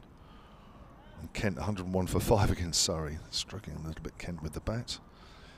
A little bit better in the second innings against Hampshire. Rearguard action last week at Canterbury as Ben Brown again pushes forward to a good length ball. Bennings out for a duck there. Ben Compton out early for 4. Wow, that's 2 innings in 3 that he's been out early. Got to make the most of that. Crawley 19, that's a little disappointing. Cox and Everson in the crease, and that one. He's chief scorers for Essex at the moment. Sir Alistair Cook 55 not out. Tom Wesley 32 not out. And in the other Division 1 game, as Buckingham comes in short, very short. Ben Brown hardly had to duck that one.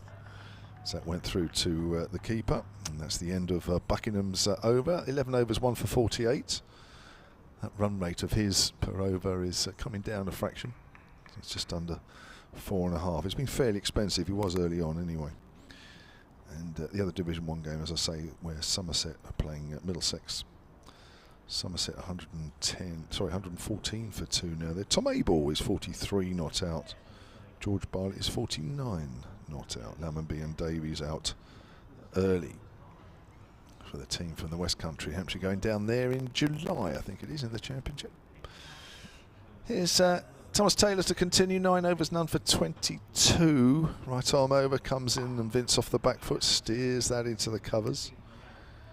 And there is no run. Just a reminder from a Hampshire point of view, Nyrin Donald going out on a short-term loan to Derbyshire. That started today. I think he's playing a second-team game today, so that was announced early this morning. I believe he's going to be playing 1 or 2 T20 games for them as well. Their T20 season starts on Saturday. He's going to be keeping wicket because their keeper currently is injured. Nyrin Donald, who regular listeners and watchers to the Hampshire channels and BBC Radio Sun will know that Nyrin Donald is very keen to keep, as that's pushed out on the offside and there's no run. Wants to get involved in franchise cricket and sees keeping as a way of keeping his stock high, or trying to get his stock higher with his batting and his keeping. So he'll be keen to prove himself in that short-term loan deal at Derbyshire. 114 for 3 here, Hampshire. Andrew Radd is back. As Taylor comes in, he's back. We've missed him. But I was always beating the outside edge there of Vince, who's just prodding forward there. Just straightened on him a fraction off the pitch. Just enough to take it past the outside edge. We talked about James Sales earlier, obviously picking up a wicket in his first over this morning, Kevin. And you know, it is very, very handy. I mean, with no Luke Proctor, Northamptonshire are basically a seamer down. If Sales plays, then surely he's got to bowl. And if he's bowling pretty well, and obviously picked up the 4 wickets against Nottinghamshire, and good start for him today, it does make, again, it makes balancing the side that bit easier. Certainly does, as Taylor comes in and Vince pushes that out square on the offside. I thought he looked pretty decent. I don't think I've really seen him bowl, if I'm honest. I thought he looked pretty decent today. Well, he hasn't bowled very much, and he bowled, I think, 4 overs in each innings down at Canterbury, the first match of the season, and just looked a little bit undercooked, and was a bit expensive. Then he didn't, obviously he was left out of the side, came back at Taunton, didn't bowl, which I say was mentioned earlier was a bit of a surprise, but then just slightly made his point, I think, in the Nottinghamshire match with 4 wickets, and I thought bowled really well, bowled quick, straight and full. Taylor again short, Vince pulls that away into the deep, fortunately along the ground, as there is a man set exactly for that delivery, went straight to him. Vince managed to keep it down as it went all the way over the turf. He moves on to 16, 115 for 3. I'm still very diverted by that. Usually it's the ice cream van that we're looking at Northampton, but the fish and chip bus over there. It's waiting. It's ready and waiting. I think it is. It must do a roaring trade when the T20 presumably. Yeah, that'll be open and all singing, all dancing. Oh yes, here comes Taylor, length ball to Brown, who's pushing that out on the offside. They bowled very well. They bowled well actually here. Brown again, he's finding things tough. Gubbins did as well for his 13. Brown equally so, 42 balls for his 10. And I suppose James Vince is being kept relatively quiet. 41 balls for his 16, 115 for 3. Yeah, 19 runs in 7 overs since lunch. So you could take that back probably to the fall of Fletcher Middleton. At that stage it was 86 for 1 in the 21st, so Hampshire have scored 29 runs in 16 overs since the fall of Fletcher Middleton. So it's like Kent at Canterbury. well, I think Northamptonshire's bowlers have actually done a reasonable job. I think they've done probably better than a reasonable job. They've done well, but still a lot of work to do for both sides as Buckingham is in, bowls to Vince, who drives stylishly up to mid-off, fielded by Jack White under the obligatory sun hat. The only part of the ground, that the playing area that's got the sunshine out at the moment, is the hover cover at the far end of the ground in front of the Shane Warne stand. It's that sort of afternoon, looking down towards, if Telegraph Wood wasn't there, we'd be able to see the Solent, wouldn't we, I think, Kevin? Apparently so, so I'm told, yes. Let's go and explore there later. Lovely setting, trees all around the ground in full leaf, and that ball, again, it's a no ball called by the umpire, but that one, as happened in the previous over, just didn't seem to bounce maybe as much as the batter was expecting, but nevertheless it's a no ball, so it didn't matter anyway. Umpire's quite exercised, I think. Jordan Buckingham's bowled 4 now, and constantly, almost after every ball, going and just checking where his front foot's landing. 117 for 3 now, Hampshire. Yeah, whether you can get to the top of Telegraph Wood and see the sun, I'm not sure you can, but it's basically that way. Here's Buckingham in again, outside the off stump, and Vince looking to try and punch that away through the covers, but doesn't manage to beat Rob Keogh at cover, and there's no run. Sun out now. So I was trying to work out, Southampton Airport is that way, over to our right. Not too far away. 10 minutes if there's no traffic. No. Maybe a fraction more, but not much. I say from my hotel room, I'm able to laugh at the golfers who overclub on the 9th green. It goes in the water. Here's Buckingham in again, bowls to Vince, head over the ball, very solid, plays it out into the covers again. Keogh fields, and there's no run. Yeah, make the most of that view, because that will be a car park if all the redevelopment plans get put through. Really? Oh, right, okay. Yeah, there is slight alteration to the golf club at the back of the hotel. What are they looking to actually develop? What's the right? The plan? Right. Let me think. There's going to be another hotel built at right angles to this, just to our left, which is going to jut out towards the golf course. The lake will be filled in. Oh, right.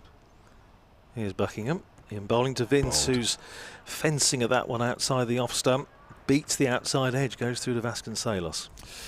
Yeah, so an extra hotel bolted on the side. That's all going to be car park at the back.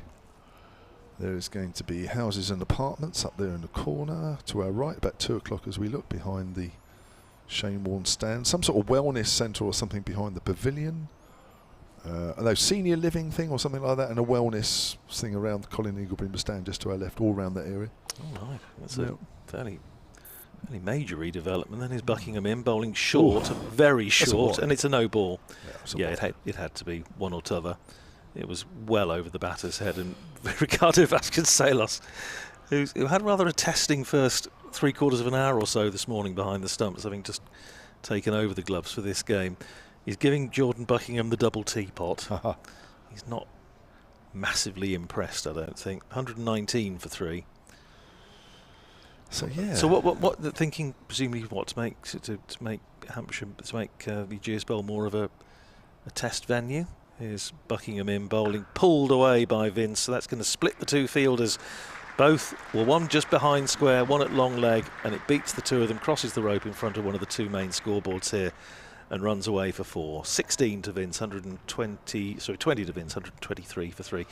But when it comes to test matches, is that what they're looking at? Well, I think it's just to make sure that the club keeps going forward and the whole site keeps moving forward. It doesn't stay static. It doesn't, just sit back. It keeps moving forward. Umpire's just having a word with Jordan Buckingham, and also had a word with Sam Whiteman. So I'm not entirely sure what that was about. But here's Buckingham in again, outside the off stump, left alone by Vince, goes through to Ricardo Vasconcelos. May just have been a friendly word, but he didn't. I don't think he gestured to his colleague, but I don't think he could be running down the pitch. But Jordan Buckingham's now got the double teapot. So there's a whole crockery service of double teapots out there at the moment. 123 for 3 Hampshire, with Vince on 20, Brown on 10. I would suggest that Buckingham's just getting a little frustrated Yeah. with things, which happens when you're bowling. And when you're bowling with pace, just the way he's walking back, his body language, he just looks a little frustrated. That's always nothing serious, I don't think. So then there's somewhere. Oh yeah, so they've got some extra land over to our left. So the golf course is the actual golf clubhouse is going right up in the top corner. Okay. That's going to move as Thomas Taylor comes in, and that's pushed back to the bowl, and there's no run by Ben Brown. I mean, it is an amazing facility. This, I have to say, it was the first time I'd been here for a few years that we came down last year, and amazed at just how terrific the facilities here all around the ground. And well, I'm going to try and make it even better. It's worth an evening stroll.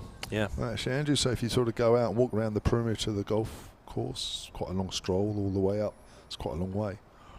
And then sort of come all the way down the back of the pavilion and down the road as that's pushed out onto mid-off, and there is no run. I did see a couple of the Northamptonshire players having a little wander down across the golf course on that path that runs through it yesterday evening, just to get the steps in.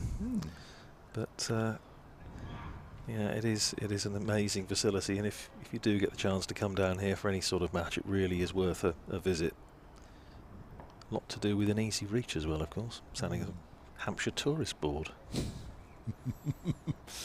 Always forward there, just nips back on him and bounces, slight inside edge onto the pad, but I think it was a little high anyway.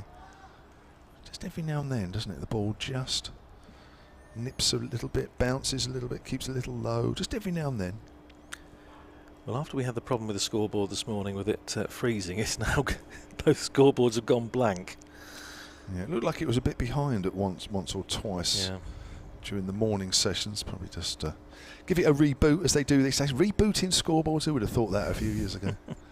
Here comes Taylor and bowls, and Brown neatly tucks that away on the leg side. There are two fielders out there. It's just a single for Brown. Very quiet period of play at the moment as Hampshire try and re-establish their first innings, 124 for 3. The nearest to rebooting, I suppose you'd have got on one of the old county scoreboards, was if somebody put one run on too many, and they then had to pull the string, clank round all the 5, 6, 7, 8, 9, 0, 1, 2 to get back to where they needed to be. They still do that, Ken, don't they? On the Les Ames, is it the Les Ames stand? Yeah. It's a proper old-fashioned the scoreboard. Top of the hill. Yeah. Taylor again outside the off stump, trying to get Vince, attempting to drive, but he's not having any of that. Yes, I do remember one of my first jobs. I'm sure other people listening will have done something similar at their county grounds at Northampton, when they used to have the little telegraph board on just the edge of the signal box there, and used to get on there, get to the ground early, put the old bag on there, bags it, and then you spend all day there doing the little scoreboard. And nobody worried too much if you sort of lost interest for a bit and had to walk around the ground. Got a nice creep.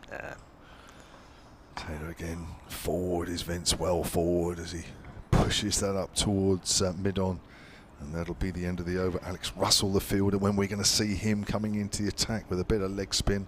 We had one over of Rob Keogh with his off spin just before lunch. I didn't detect any turn, even though this pitch has started pretty dry, but I'm sure if this innings lasts for any length of time, both Keogh and Russell will get plenty of goes. We're thinking about, we were talking before I had to go off and update BBC Northampton about the pre-season photographs and how you'd always look exactly the same as you did on that cold, chilly day in April right the way through the season. I do remember my old chum, Alistair Story, who played for Northamptonshire, was famously made 100 on first-class debut against Hampshire at the Wantage Road in 1985. He just had a wisdom tooth removed or something, and his face was swollen when they came to photo call day, and for the entire season and almost for the rest of his career with Northamptonshire, the only photograph of him they did a head and shoulders picture you ever saw was him with this great swollen face, and he got very, very annoyed, just getting really fed up with it. You're not missing any cricket because is that the physio been on just have a so is it James Vince's fingers, I think. Running repair for James Vince. Various little consultations going on out there involving the Northamptonshire players. George Weldon, who's in the fetching vermilion coloured bib as young fast bowler, just on his first professional contract. He's had a wander off to the kit store at the far end of the ground as Jordan Buckingham runs in again to bowl to Ben Brown, who's up on his toes, plays it out to mid-wicket, and there's no run. That's a different 12th as top, isn't it? Really, they're normally luminous orange or luminous yellow. That was what luminous. Well, it was almost in Northampton's colours. Well, it almost, yeah, but it's sort of vermilion. It's interesting what Dave Allen was saying this morning about Northamptonshire obviously have very distinctive colours, and it was one of the joys when you were watching Northamptonshire as a kid. Here's Buckingham running in again to bowl to Brown, who drives at that one. Misses, goes past the outside edge, but an anxious moment for Ben Brown. Goes into the gloves of Vasconcelos. That front foot was a long way away from the ball there. It was a little bit of a waft, and more to encourage Jordan Buckingham, who's in his 13th over now. And they, you could always see, as soon as you got into the ground, of course, whether Northamptonshire were batting or bowling, because they were the only county that had those colours. Here's Buckingham in outside the off stump, no stroke this time from Ben Brown, carries through to Vasconcelos, who takes it well on the half volley. So it was in the days before mobile phones and knowing whether Northamptonshire were batting or bowling, you could just see at a glance as soon as you came in the gate. Buckingham trudging off into the distance, bowling from the far end of the ground as we look out from our commentary position. That's the pavilion end of the ground. And he's in, bowls outside the off stump, shorter of a length. This time Vasconcelos taking it in front of his chest. 124 for 3. Emily Windsor has arrived and will be joining us presently. Frantic signalling going on, rather as there was at the start of this over between the pavilion and the ground. There's frantic gesticulation going on to work out who's coming on next. For now, he's stuck with me. Here's Buckingham running in again to bowl to Ben Brown. Very full this time. Brown jams down on it, runs out to extra cover. Two fielders converge on it. White from mid-off and Keogh from extra cover, and there's no run. Kevin was saying it's been a quiet start to this session, 28 runs scored, and this will be the 10th over of this afternoon session. It's crawling along. Well, I think it's certainly in stark contrast to the first half an hour this morning when the game went off like a train. Buckingham to finish the over, bowls to Brown, who again just jams down on it, runs down to backward point where Zabe fields, and that's the end of another Jordan Buckingham over. 13 overs, 1 maiden, 1 for 56, 124 for 3, with Vince on 20, Brown on 11. And it just seems generally now, as this ball gets a little softer, we've had 40 overs, that generally now the ball is just starting to keep a little low. Sometimes Ben Brown, like that last delivery, will just exaggerate the low bounce by getting low down as he plays the shot. You get the impression once or twice that James Vince is also looking at the pitch, and it does look as though there's generally a bit of low bounce. Alex Russell. We've got some leg spin. While we're waiting for him to set the field, well, he's not, and the captain obviously will help him. I have an email here from Azan Shah, solentcricket@gmail.com. He says, "Hello, my name's Azan, and I play for Southampton University Cricket Club. Please could you give a shout out to our ones who beat Exeter, our twos who beat Plymouth, and our threes who also beat Exeter yesterday. Looking forward to hopefully watching a James Finch ton in the evening session. The rate he's going, it might be about tomorrow lunchtime. And a few of us are going to come in the evening session when a few of us are going to come down for our club social. Loving the commentary. Hopefully see you later." Azan, lovely. Great. Sounds like you've got a good little club going there. Well, a bit more than a little club. 3 teams there. Southampton University Invincibles. Yeah, good side, obviously. So, yes, a bit of Alex Russell, just 21 years of age, making his championship debut. And we are going to see some leg spin. Is it my over? I can't remember. It's yours, it is, yes. It's mine. I'm very sorry, because I'm sure, Andrew, you would love to have done this one. But for now, we'll swap around later. Here he comes then in from our commentary end. The first ball's on the money. As Vince pushes well forward, goes out towards mid-wicket. Well, he's not going to emulate Tony Pemberthy and Charles Bedford Thornycroft, who are the two bowlers to take a wicket with their first ball in first-class cricket for Northamptonshire. But it might be his second. And it will certainly be a good one if it is James Vince. Oh, that's quite full. A lot of dust there. As Vince plays that back to the bowler, gives you an idea just how dry this wicket is. I don't think I've seen dust appear like that so early in the game. Here he is again then. Bowls. A little bit shorter this time. Vince is able to rock on the back foot and play it into the gap in the covers for a single. I did see the Tony Pemberthy one because that was Mark Taylor, Australian opener, caught behind by Wayne Noon in 1989. The other one I didn't see because it was in 1907 against Kent at Catford. That well-known first-class ground. Yes, Catford Bridge. Catford. Do you know what? I saw a...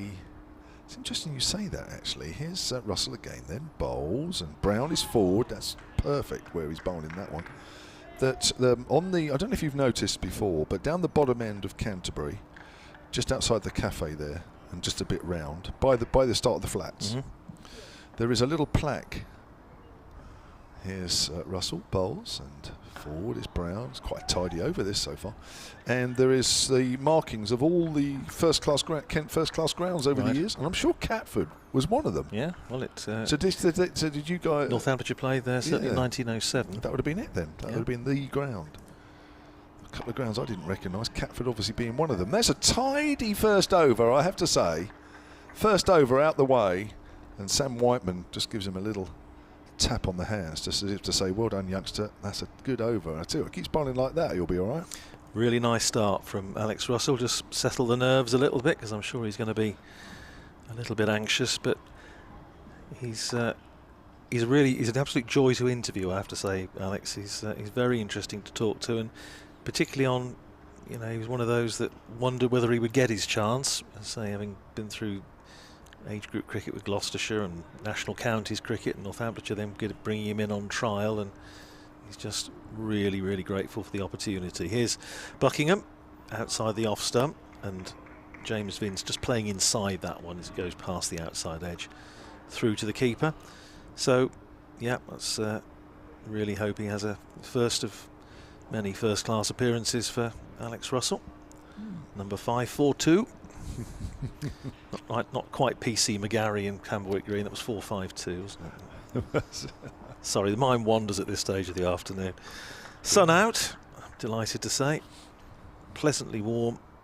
Good smattering of spectators around the grounds watching Jordan Buckingham in his 14th over in bowls outside the off stump, left alone by James Vince. I suppose Sam Whiteman won't be worried too much about over bowling him because this is the last game he'll be playing for Northamptonshire. So yeah, why should Northants care? No, just bowl one end. Memo to South Australia. Really sorry, but there's nothing in the tank. We've sent him back with nothing left. He's a strong young man. I'm sure he'll be fine. Turning at the end of his mark with the main pavilion behind him, 2 slips. And he runs in and bowls, and Vince just coming across his stumps plays it out to short mid-wicket where Tom Taylor fields, and there's no run.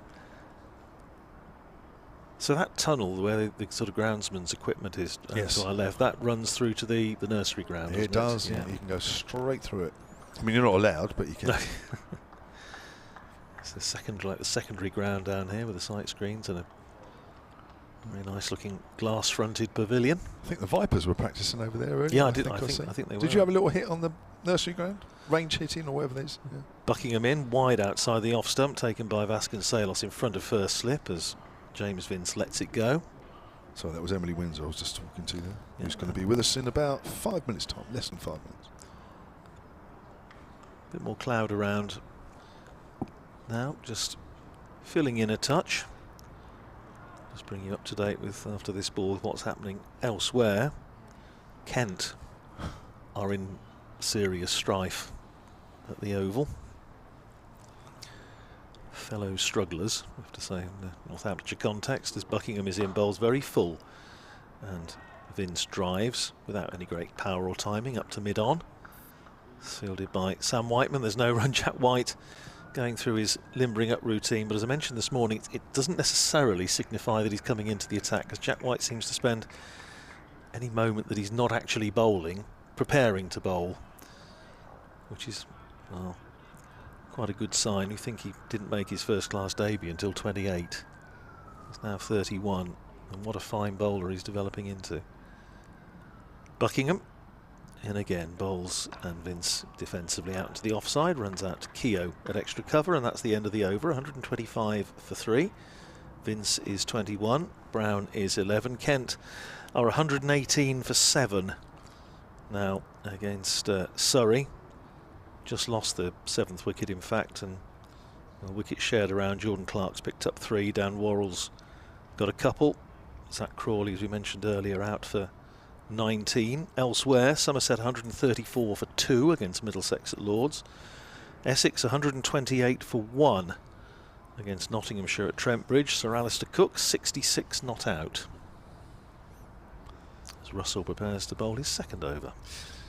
Yeah, well, a good start to his championship career with that first over. Just so eager that Ben Brown wasn't even ready, so he's having to walk back to his mark. He's got a slip in, the leg spinner. Comes in again and bowls. What's a low full toss? Ben Brown just works that just wide of mid-off. They'll pick up a single to try and hit that too hard, Brown. In Division 2, Glamorgan 123 all out against Sussex at Hove, and Leicestershire have crumbled to 123 for 7 against Worcestershire. Durham 167 for 4 against Gloucestershire down at Bristol. There's Russell again then, bowling to Vince this time. It's short. Vince whips it away. There is a fielder. There's a bit of insurance out at deep mid-wicket for Russell, so it's just a single to Vince, who moves on to 22, 127 for 3. Yeah, it's a sensible field, isn't it? They're not looking to sort of over-attack at this stage of proceedings, and just as you say, give them a little bit of protection. Must make sense. Comes in again and bowls. It's a little short this time as well. It's clubbed straight to Keogh in the covers. Quite as accurate this over. Don't need to be too much off bowling leg spin. You've got to bowl every ball on the money. Very difficult. Comes in again and bowls. Invites the drive, and Keogh does well again in the covers. So he conceded 2 off this over so far. He comes in again. Don't seem to be any turn there out for him out there anyway. That's down the leg side, and I think that's hit Brown on the pad, so they'll come through for a leg bye. Quite as tight as the first over. No, not, is it? But as I say, no real turn, so it was probably a little too early. But as I say, it's never a big turning wicket here anyway. But the fact that it's dry will help. As comes in again, that's on the line of leg stump, and that'll be another push for 1. Vince thinks about 2, can't get 1, and that's the end of the over. 129 for 3. Shall we have a change, Andrew? Do you want to have a break? Yep, I shall I'll make way for Emily Windsor. Here she is, star Southern Vipers batter. Oval Invincibles last year, winning run hitter at Lords in the final. Trent Rockets the year before. Gosh, the list goes on. TMS. What a build-up that is. Miss Emily Windsor, how are you? I'm good, thank you. Good. Big training session. It's nice to have the sun out. I think it makes such a difference. It does. The range hitting that we saw some of the Vipers doing on the nursery ground, were you smacking it? Were you hitting it hard, far, wide? Well, I was first up actually. And I mean, it was okay. I can't say I'm a big 6 hitter, but I got the message from the head coach, Charlotte Edwards, to just whack the ball hard along the floor, so that's what I did. So all you need to do, just do what the head coach says. Here's Jack White, down the leg side. It hits Vince on the pad, gone past a dive in Vasconcelos, and that was, it's 4, it's off the bat. That went very, very fine indeed. And Vince moves on to 27, 133 for 3. So you did as you were told. Yeah, I think for me, like in my style of game, I'm a bit more of a straight player. I try and overhit it when I try and hit it in the air. So she's like, you got all these gaps, smack it along the floor. And at least if I do that, I'm not going to get out caught as well. So, True. But if we need 6 to win off the last ball, then it's a big problem. You need to, yeah. The last time you hit the ball in the air, I think you were caught and bowled for the Vipers. If I remember rightly, Erin Burns. Good catch there. Vince pushes forward, back to the bowler. Have a think about that one. Thanks for reminding me, Kev. It was a super catch, I have to say, as caught and bowls go. Was an awful Vipers shot. against the Central Sparks. Well, it wasn't the best ball, let's put it that way. Quick update coming up for 30 seconds. Here we go.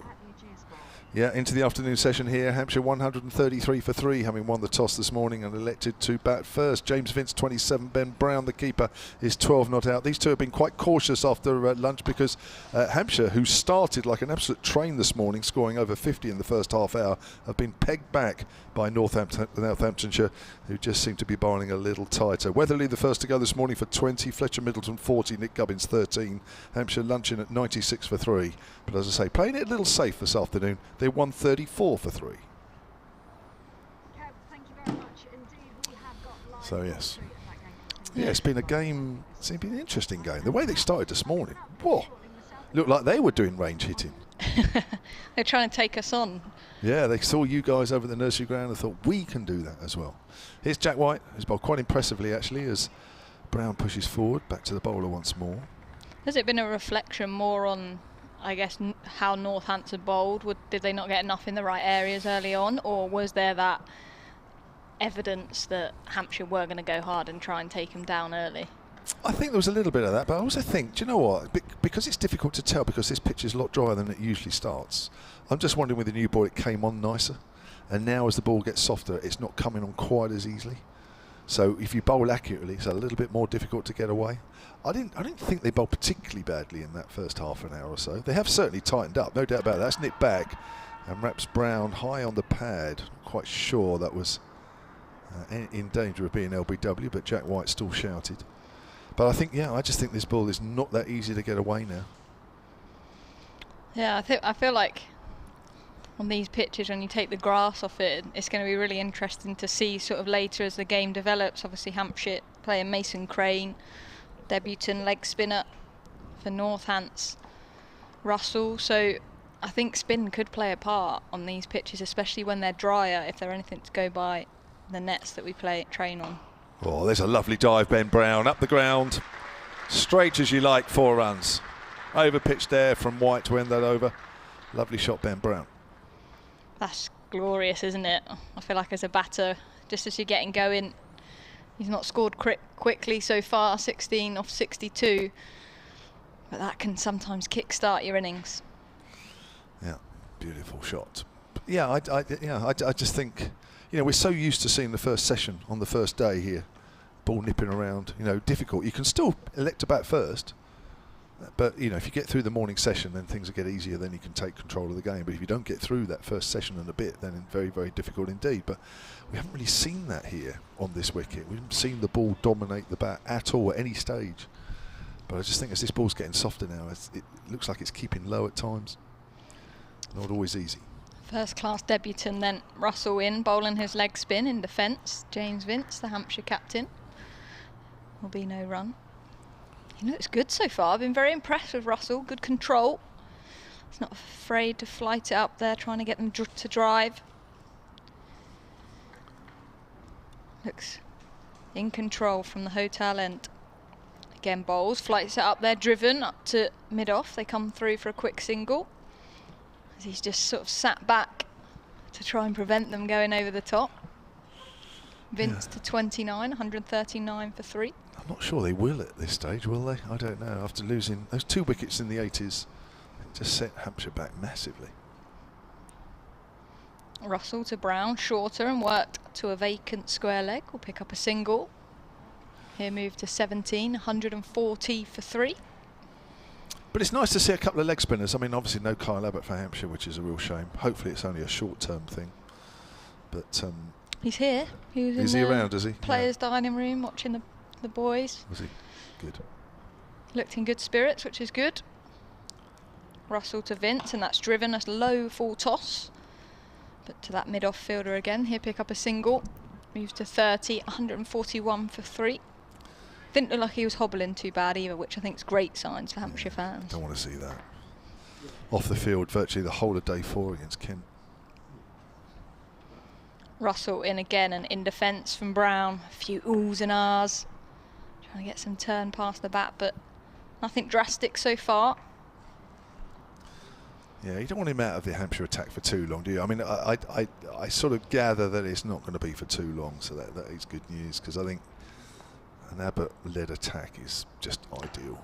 Full toss driven, but mid-off's tighter this time, so Ben Brown can't get a single. Just 3 runs from that over. 141 for 3 Hampshire. Opting to bat first. It's unusual, isn't it? No Abbott and no Fuller. I mean, we talk about the big 3, don't we? Barker, Abbas, and Abbott. It's become the big 4 now, isn't it, with Fuller? And 2 out of your 4 not playing. It feels a bit bare. It's a very different looking attack, but I'm really excited to see John Turner actually as well. He's been bowling really nicely for the second team. He's been the pick of, obviously there's some other bowlers waiting in the wings as well. You've got left armour Jack Campbell, Scott Curry, who of course the Hampshire listeners will know. So they've opted for John Turner because of his performances. So right arm seamer, looking forward to see how he goes. Yeah, top wicket taken in the 50 over tournament last year as Jack White comes in right arm over and bowls. Vince turns that away square on the leg side for a single. 31 he's up to now, 142 for 3. Yeah, it's well, there comes a time when these guys have got to play, haven't they? So you just get so used to the same bowlers, and the reason you get used to seeing the same bowlers is because they do a job, and they do a very, very good job. And you know, Hampshire have been there or thereabouts for the last couple of seasons, so it's very difficult then to find a way in. But and obviously Brad Wills missing in that attack, who would be the usual person that steps up, unfortunately out injured as well. Here's White, bowls to Brown. Brown on the front foot, comes off the bottom of the bat as it makes its way out to the covers. Yeah, I've not heard an update on him. It doesn't sound. Is it back again? Is it? Yeah, it's not. It's going to be a little while, I guess, that one. I've not heard. I think initially at the start of the season it was, he might be around for the T20s, but I've not even heard an update on that. So we wish him well, of course, but it doesn't sound as though he's around any time soon.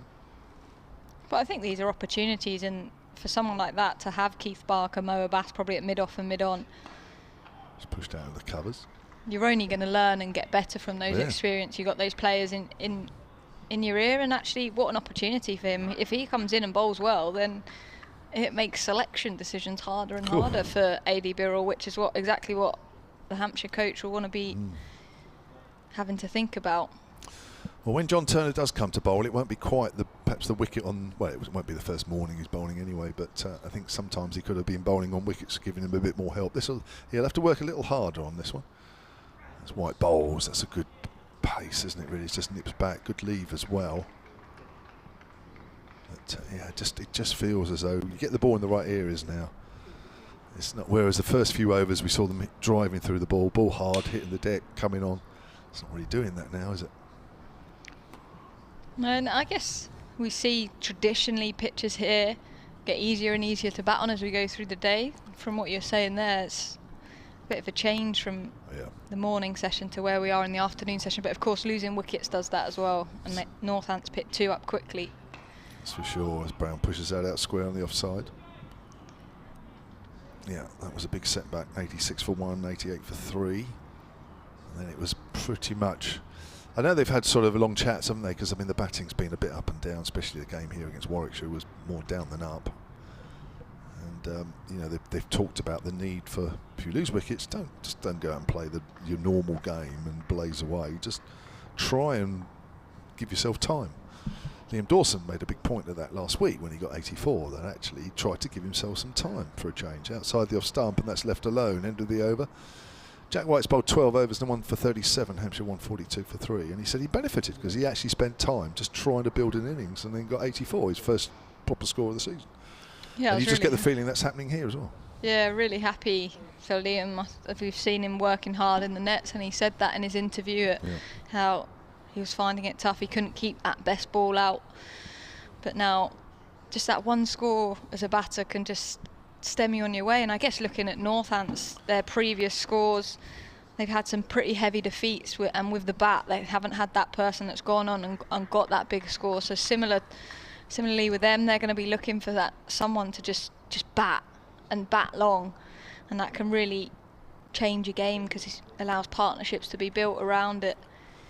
Yeah, they've had a couple of low scores this year. Haven't they? The second innings against Nott 72 all out was particularly bad. Russell in, short ball, but played with a straight back up to long on for a single. Vince will move to 32. Only beaten by the 63 all out against Hampshire. Following on. Get to one low score like that in a season's not great, but to have two.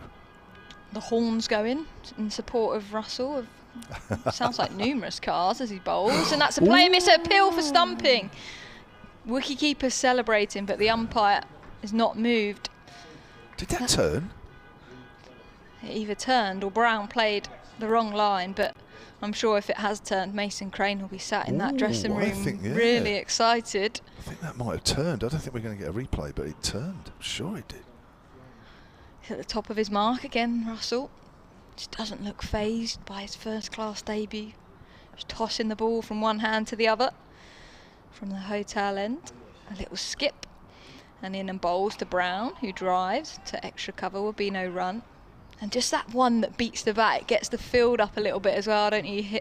Heard there on stump mic a few oohs. Yeah. And he's just played the same shot that he played in the previous over to extra cover. Again, Russell in bowls and swept by Brown, the fielder at 45, doesn't stop it. He's almost kicked it further, and that will be 4 runs to Ben Brown.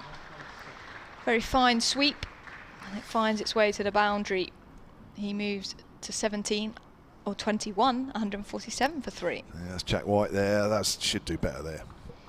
At least, even if it's just bouncing off your body, it doesn't go too far. Maybe a single, but that's gone for 4.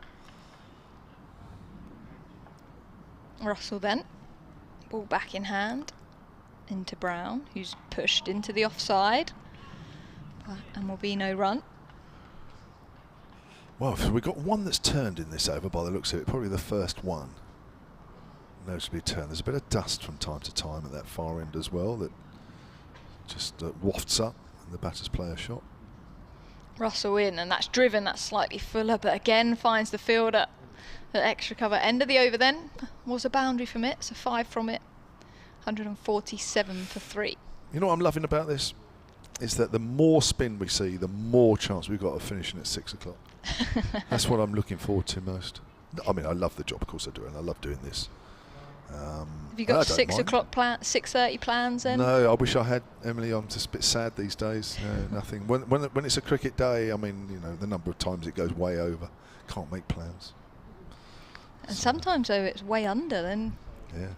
Well, sometimes when I'm doing you guys, you finish quite early. I don't know what to do with myself. Won't talk about that game. You've already brought it up. What, at Hove? Yeah. Central Sparks? We don't. What happened there? Honestly, 180 all out to put it, and then they won with about 52 balls to spare. I think comfortably. The most disappointing thing is Aaron Burns, great player, Australian overseas, playing for Central Sparks. Here's Jack White, bowls. Vince leaves alone outside off stump. A great player, but the balls that she got us out to were all half trackers or full tosses that we've just all hit to fielders, and I think that's, as a batting unit, when we all go and do that, it's probably one of the most disappointing things. But look, we've reflected on it as a group. We're very well aware as individuals, and got to move on to, well, it's a new competition now. Yeah. Charlotte Edwards Cup T20. It's actually starting today. The first game is the Sunrisers versus the Central Sparks today. That's at Chelmsford, I think. That's way outside off stump. Vince leaves that one alone. So yeah, new competition. This competition, similar to the T20 Blast, there's a few double headers, which would be great.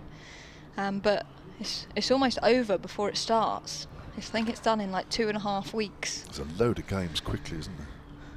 Be travelling the country. You have to decide which team you're going to commentate for. It's a mix for me, actually. I'd say double headers, of course, is easy. First game at Falkland, which is near Newbury in Berkshire for the Vipers, as Vince turns that away on the leg side. Runs the first one quickly. I don't think there's going to be 2. There isn't. That's 148 for 3. So Central South East Stars. You guys played a warm-up against the South East Stars, didn't you, a couple of days ago? You got runs in that. Yeah, no, I'm starting, obviously coming back from an injury. I missed the first few games. I wasn't quite ready, and I sort of didn't I hadn't been batting over the winter. I had a block of batting, then a setback, which meant I hadn't. So I finally feel like now I've got some rhythm back, and I'm playing my way and don't really have to think about anything. So yeah, pretty excited. But it's going to be a very competitive team to get into, that's for sure. Oh, that's way outside off stump. Very wide. That must have been borderline. And of course, runs for Hampshire in the T20 finals day down at Hove as well. So you're in good nick. Yeah, feeling pretty good place, which is good, but can't take it for granted when you've got the depth of squad we have. You've just got to keep turning them out, and if you get picked, you get picked. If you don't, you don't. Very true. Control the controllables. Very true as well. And you're only as good as your next game. Exactly. Another one. Here comes Jack White. Length ball, which Ben Brown is very much forward to. Pokes that up towards mid-off. Yes, another sayings that are cricket sayings, which I'm sure we can think of in the next however long. But the first game here, double header, a week tomorrow against Western Storm. Hampshire playing Middlesex. The Vipers playing Western Storm in a double header. The first one a week tomorrow. I'm looking forward to that. I love the double headers here. I remember some of my best friends turned up to a game last year, and I just happened to be over the far side because you guys played first. As that's pushed back to the bowler, end of the over. White's bowled 13 overs, 1 for 38. Hampshire won 48 for 3. And they just happened to see them in the break between the games. And they said, oh, there's an awful lot of people here already. They said, there's something been going on. I said, yeah, well, the Vipers have already been playing. They turned up for the T20, didn't realise you guys had been playing first. And he's an executive member. So I thought, gosh. Let's hope the advertising... Well, I actually think generally it's been better this year, which is good. There's been loads on the T20, isn't it? I'm going to have a look, actually, and see if the Sunrisers are playing at Northamptonshire at all in the T20 Blast. That's the team in the Northamptonshire affiliated region. No excuse for Northampton fans not to follow the Sunrisers tonight. That's your team. Perfect timing as well. Hopefully we'll finish here around 6:30. The game starts at 6:30. Switch from stream to stream. How lucky. Look at that. Wall-to-wall cricket. That's what we love about the summer, though, isn't it? What, wall-to-wall cricket? Cricket as much. Every single hour of the day is Russell in, and he's worked to fine leg for a single. He's gone for that special Shane Warne delivery then. Pushing it past his legs. Drifting it in, turning away.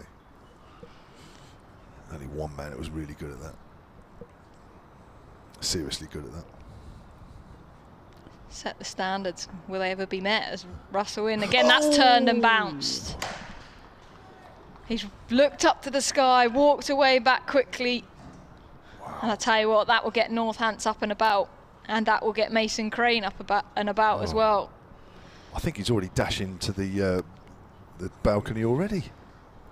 Russell in again, this time full toss, and that's hit out to a deep cover fielder all along the floor by Ben Brown. 150 up then for Hampshire. Good crowding mixed around the ground. Nice applause. The Hampshire dressing room will be pretty happy with that, just 3 wickets down. As Russell in again, bowls off the back foot, works to mid-wicket, who's tried to do an athletic diving stop. Doesn't get that. So Vince picks up a single. He's on 35 now, 151 for 3. Now you play a lot of spin in the women's game. You play against a lot of spin. There's a few leg spinners around as well. This pitch, how would you be looking to score your runs? Russell in swept away. That's timed nicely. There is a fielder at deep square who comes round. They come back for a couple. Ben Brown will move to 24 and the score 155 for 3. I think me personally, I'd probably be against a leg spinner. I'm not a big sweeper of the ball, so I'd look to be playing off the back foot. My strength's like hitting through the offside, and then wait for that one that they flight up and try and either use my feet to it or drive as he's in. That's flatter, and that is worked off the back foot into that gap. Brown moves to 25, 154 for 3. That's the end of the over. Yeah, it's exactly right, isn't it? I mean, anything that's slightly short, you've got to be pouncing on that off the back foot, and he right back. And I think initially on here you can trust the bounce, and usually on pitches like this you can, but if towards the back end of the game, day 4, and it's bouncing up, down, you've just off the back foot, you've got to play with that straight bat. Otherwise you can find yourself in trouble. But don't look to give yourself too much room and have the bat come down at the 45 angle. Yeah. All that. Yeah. But I think at this stage of the game, for Hampshire, from a Hampshire point of view, you've got 2 of your most experienced cricketers at the crease, Ben Brown and James Vince, and they just steadily working, ticking that scoreboard up now. And from Northampton's point of view, they need to get one of these 2 out pretty quickly, I think, otherwise the runs will quickly start to flow.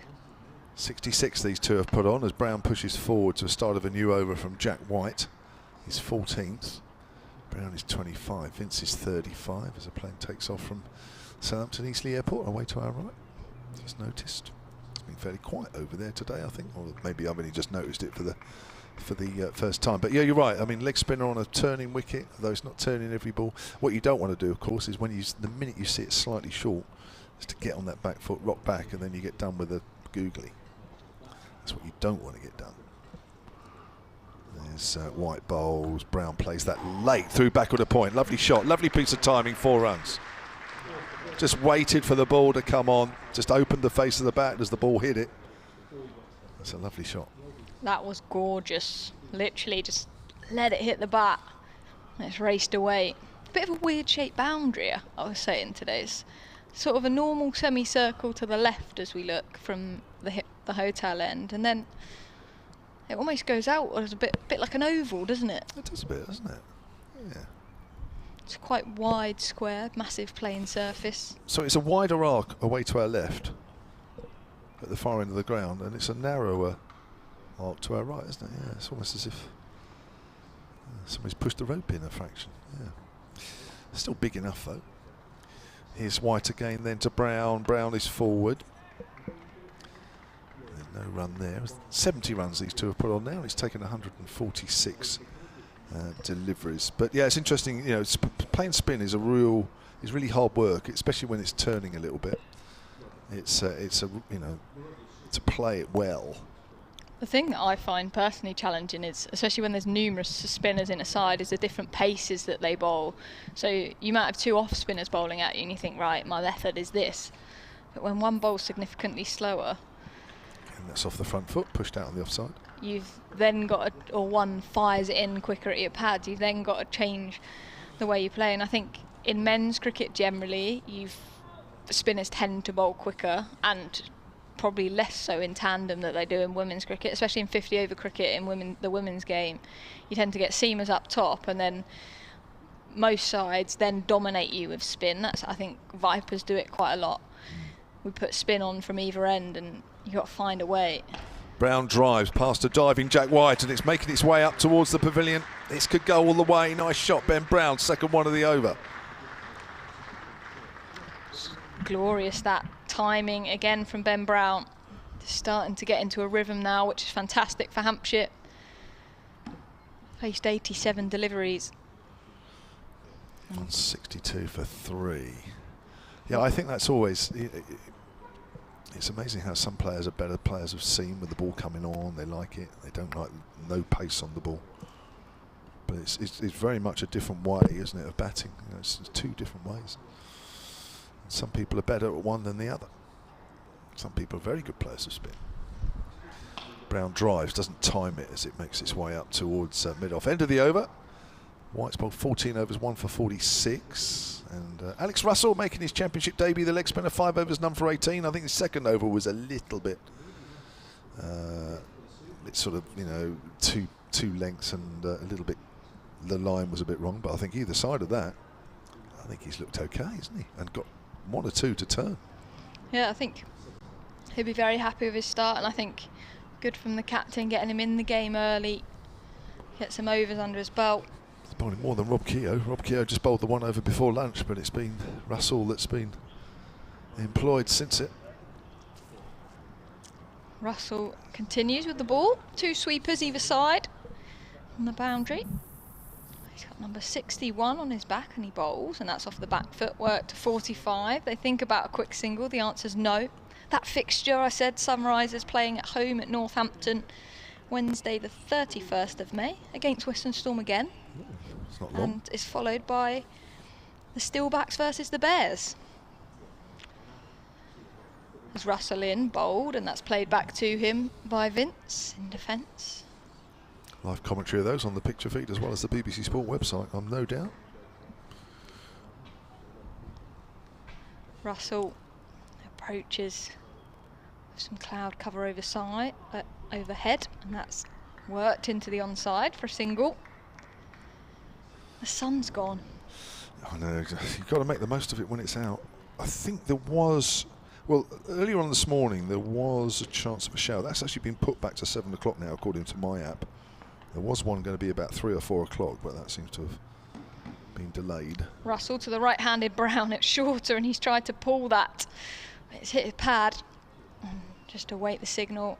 Will be signalled leg byes. Score moves to 164 for 3 now, Hampshire. Just ticking over.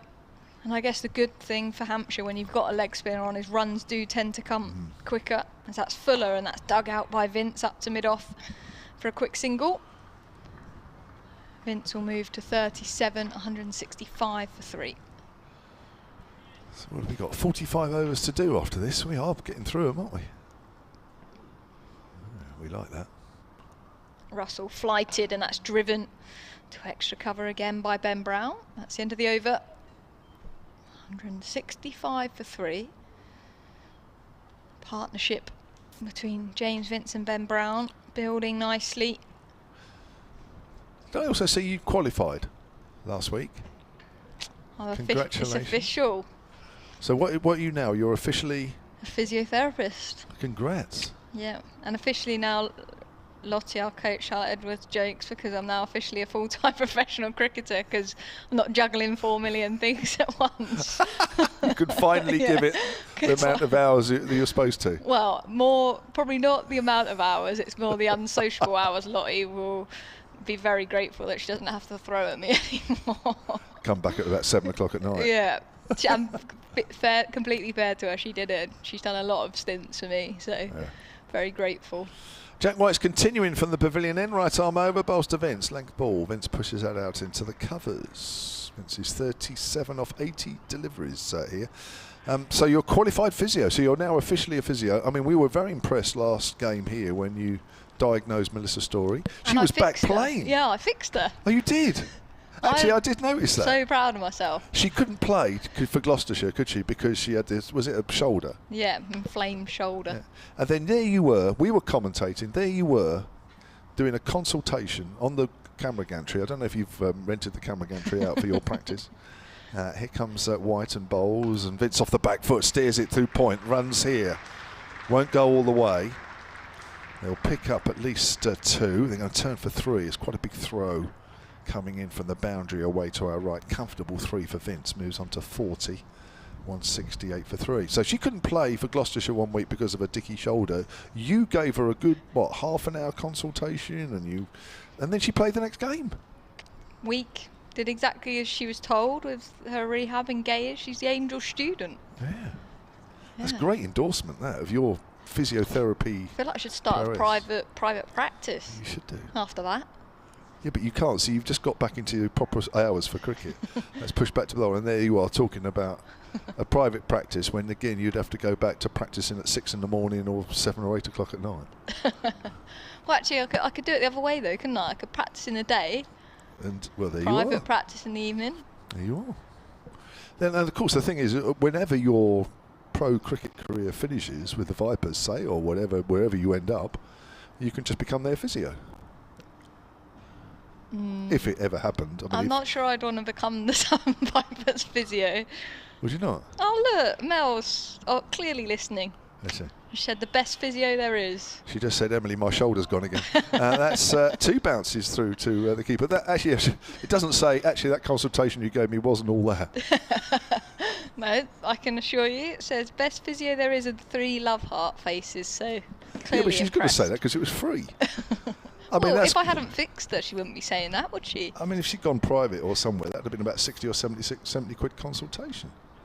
She's going to say it was great. should be coming back for more with every stub her big toe or something. Can he sort me out? Here comes Jack White from that pavilion end and bowls to Brown. Brown's beaten outside the off stump.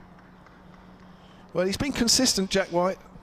If nothing else, he's a wholehearted bowler, always has been. Always one of the pick of the Northamptonshire bowlers whenever he plays. Just the 1 wicket to his name so far. LBW, Nick Gubbins. Bowled a really good spell at Nick Gubbins, didn't he? Gubbins sort of started pretty well and then actually in the end was going into his shell because White was asking a few questions. Got him LBW in the end. 15 minutes before lunch. I feel wholehearted sums him up perfectly. Every time he turns at the top of his mark, he's charging in, giving 100%. Here comes White, bowls. That's cut away by Brown through extra cover. Now that gives you an example of how slow this pitch is getting, because normally a cut shot like that would go to point, maybe just backward a point. That's gone well in front of cover. And that is 4 runs. Probably the worst ball White's bowled for a little while. 172 for 3. Actually, I've got a bit of a dodgy knee. You couldn't look at it when we're next off commentary, could you? No, I'm on the career break. So there's some in it. See, so your mates, you're quite happy to give free consultations to. Anybody else? No, sorry, I can't. I haven't got time. Oh. It's unbelievable, that. I'm busy on air, you know. Well, you are now. Fortunately, I ask? don't have a dicky knee, fortunately. Back to the cricket. Is this where it's obviously getting slowing up? Obviously at Canterbury last week, Hampshire couldn't bowl out that Kent side. Kent played pretty well, so not taking any credit away from them. Is it a worry? Is this a pitch that's going to be really tough to get 20 wickets on, do you think? Already, this is nothing like the Kent pitch. The Kent pitch was slower and lower than this. Okay. And flatter. So don't worry about that. That was a dull pitch, to say the least. And their batting matched it in the second innings. It was very dull. Do you know, I haven't told you this, have I? The game, I probably shouldn't admit this. The game was so dull in that afternoon session. I watched you guys play in the final against Sussex on the stream. Russell into Vince short, and that's worked out to mid-wicket for a single. I saw Gemma Lane bowl Ella McGackin out. She bowled very well. She bowled brilliantly. Why did you only give her 2 overs? Saving her for the back end. No, I actually believe in T20 cricket, especially when you're bowling against good people, if you give them more than 2 overs, the batter eyes them up. The third one tends to go. Oh, I see. That's good thinking. Russell to Brown, and that's cut. That's hit nicely. Suddenly hitting the middle of the bat for Ben Brown. He moves to 38, 174 for 3. Coming down the hill, she got nipped back her, McGackin bowled, and then she got another wicket, caught mid-on. I think somebody tried to whack her and ball just spooned up in the air. She bowled really well. Yeah, I was very impressed actually. We've had a lot of young players in our team as well that are coming through, and they all stepped up to the mark because that's off the back foot. Kept a little low. Vince just digging that one out. Still there though on 41. Kept very low. Sun just coming through the clouds. There's Russell into Vince, and that's it in defence. A big stride forward. It's almost one hand, one bounce. Textbook that from James Vince, which we did play, by the way, at Hove when it was we were rained off against Western Storm.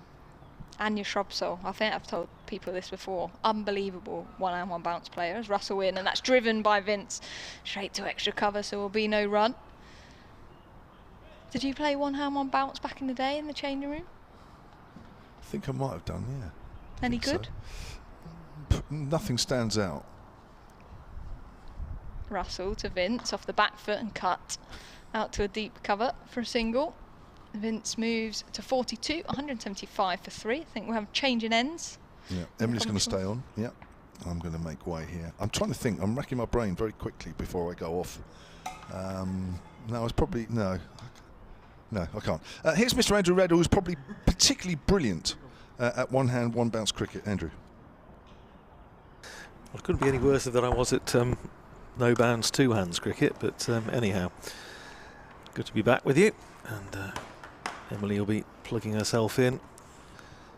We shall be, normal service will be resumed. 175 for 3. Northamptonshire need a wicket, having had a pretty good morning session, picking up those 3 wickets, 80 88 for 3, 96 for 3 at lunch. But since then, it's been James Vince and Ben Brown steadying the ship. James Sales is going to come into the attack from the pavilion end. Afternoon, Emily. Good to work with you for the first time. Yeah, thank you. No, it's good to be back up here. James Sales is a player, actually. I'm excited to watch because he was very impressive last year. You see his name keep popping up on social media.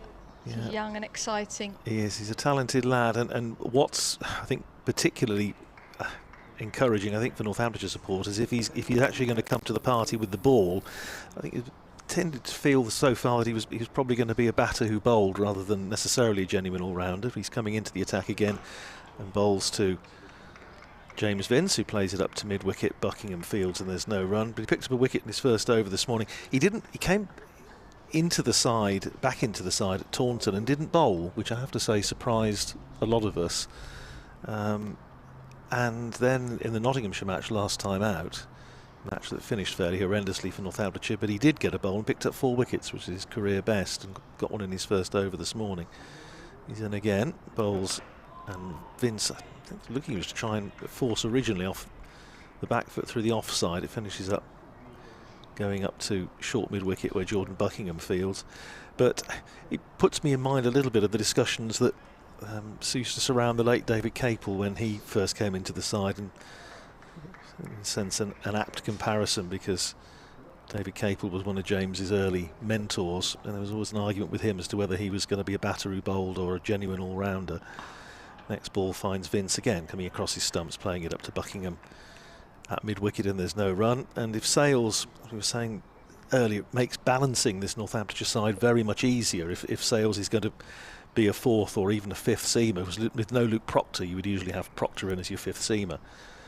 But yeah, you're right, he's an extremely talented young cricketer, hits the ball magnificently and hits a deck hard with the ball as well. He does. He's in again, bowls a little bit fuller this time to Vince, who just runs it down to backward point where Safe Zabe fields, and there's no run. Interesting conversation. He made 71 last year at Cheltenham against Gloucestershire, which was a very important innings in the context of the match, and in fact in the context of Northamptonshire season, as it turned out, because they went on to win that match and, as you know, just about stayed up. And talking to John Sadler, the head coach, who was batting coach before that. Come back to that in a second. Here's Sales in again, bowling to Vince, who's forward, pushes it back down the pitch. Sales fields off his own bowling, and he said, you know, as a batting coach, yes, you're looking for this, that and the other, but you're also listening, and you're listening to the purity of the strike, as it were. And he said with James Sales, he's one of the best he's come across. So yeah, he's got a wonderful future ahead of him. I tell you what, his brother's not bad either. Young Ben Sales, again, obviously both sons of the great David. Here's Sales in again to finish the over and push down to backward point. So a maiden over for James Sales at the start of his second spell. 6 overs, 2 maidens, 1 for 10, and Hampshire 175 for 3. I saw his younger brother Ben, who's on the academy at Northamptonshire, score 100 for Wellingborough School a couple of weeks ago at Oundle School. So there's a bit of a production line going on there. But do you reckon I imagine having brothers like that obviously so competitive, it almost, yeah, that's going to feed the talent, isn't it? I can imagine the hours that they've spent in the nets as kids. Absolutely right. Well, didn't come much better than his dad, one of Northamptonshire's absolute greats, David Sales. Sure, very proud watching his sons on. With Russell, the leg spinner, continues into his 8th over and in defence by Brown. Interested to know what you think of Alex Russell. Is this the first time you've seen him? Yeah, I have, and I've been very impressed with his consistency as a leg spinner. It's one of the hardest trade, I think, as a bowler to get that. And so far, there's not been too many loose deliveries. As Russell in bowls off the back foot, and that's played to mid-wicket. And quite often you see leg spinners drag the ball down as their bad ball, but his tends to be slightly over pitch, which is actually probably the better option, especially in red ball cricket. And Sam Whiteman's got to have the sense also to give him a little bit of protection as well, which helps. Russell in again, bowls, and that is a thick outside edge, and it's flew over a slip. Russell just getting that ball to turn and bounce, being sort of 1 and over. To bye. Just giving a bye. So it must have think it'd be an awful lot of footholds at this stage, but it's having a little bit of a. James Vince is having a slightly suspicious prod. It beat absolutely everything. He's putting good revs on the ball Yep. as well. Very exciting for Northants as he's in bowls, and that's worked to a 45. There will be no run. And it's interesting. It's interesting, Emily, because there's all this discussion about the One-Day Cup and its role, and counties saying, well, yeah, okay, obviously players away at the 100, but it does give us a chance to give younger players a little bit of a go. I'll come back to that in a sec. Russell in again, a little skip, and that's driven up past mid-wicket. They come through for a quick single. James Vince was always running, Ben Brown wasn't, but they make it in the end. Vince is on 43, 177 for 3. And Alex Russell played in all the Northamptonshire matches in the One-Day Cup last year, and I think really benefited from that experience. I think it really pushed him forward. Russell to Brown off the back foot, and that's cut out to the deep cover, that protection that's out there. Brown will move to 39, 178 for 3. Yeah, I agree with you. I think although people criticise you're not seeing the best players potentially out there, but actually it is bringing those players through. John Turner, who's in the side today, was the leading wicket taker for Hampshire last year in that 50 over competition. So it does give them an opportunity to play that first class cricket and actually put their hand up and say, I'm ready to play county championship cricket, I'm ready to play T20 cricket. Well, the player we've been talking about a few moments ago, James Sales, he was another one who 2 years ago came into the Northamptonshire side and was given a good run by David Ripley, who was head coach then, and again it certainly moved his development forward. But for Alex last year, bowling against some strong sides, and I have to say on one or two smallish grounds as well, like Blackpool, it's character building, like cold showers. Next ball. Start of a fresh over from James Sales finds Ben Brown in behind it, plays it out to mid-wicket, and there's no run. And I think he learned a lot about himself. He learned a lot about his own game. I think he showed, I thought, a really good temperament. He's got a bit of heart. Very, very keen to do well. And terrific opportunity for him here. For now, it's James Sales, and again bowls to Brown, tight leave, but a safe enough one. Goes through to Ricardo Vasconcelos. I just thank Pip Cartwright very much, who's just emailed me, and it's an interesting one. He says, Pip's in Witney in Oxfordshire.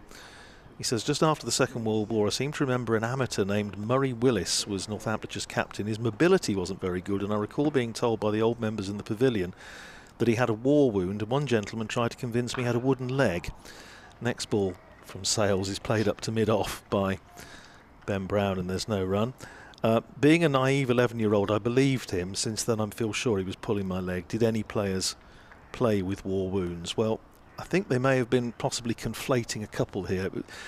Peter Murray Willis was indeed captain of Northamptonshire. The first half of the first season after the war in 1946, he captained Northamptonshire in all the wartime games.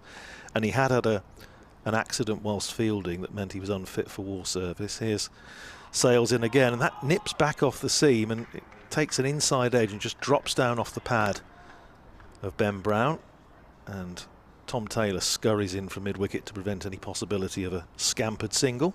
Stays at 178 for 3. I think he did actually try and volunteer for the RAF in the war, but was invalided out, and then devoted his attentions to making sure Northamptonshire put out a side for most of the seasons during the Second World War. But there was a player who played for Northamptonshire with a wooden leg, believe it or not. Here's Sales in, and again that one keeps a bit low, and Ben Brown finishes up almost on his knees as he jams down on that one, rolls back down the pitch, and there's no run.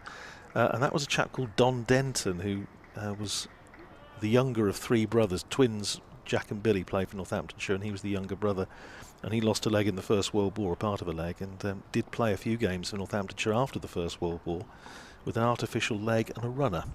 Wow. Here's Sales in again on leg stump, worked into the onside. Taylor fields end of the over. 178 for 3. Brown is 39. Vince is 43. Another maiden for James Sales, who's been very tidy. 7 overs, 3 maidens, 1 for 10.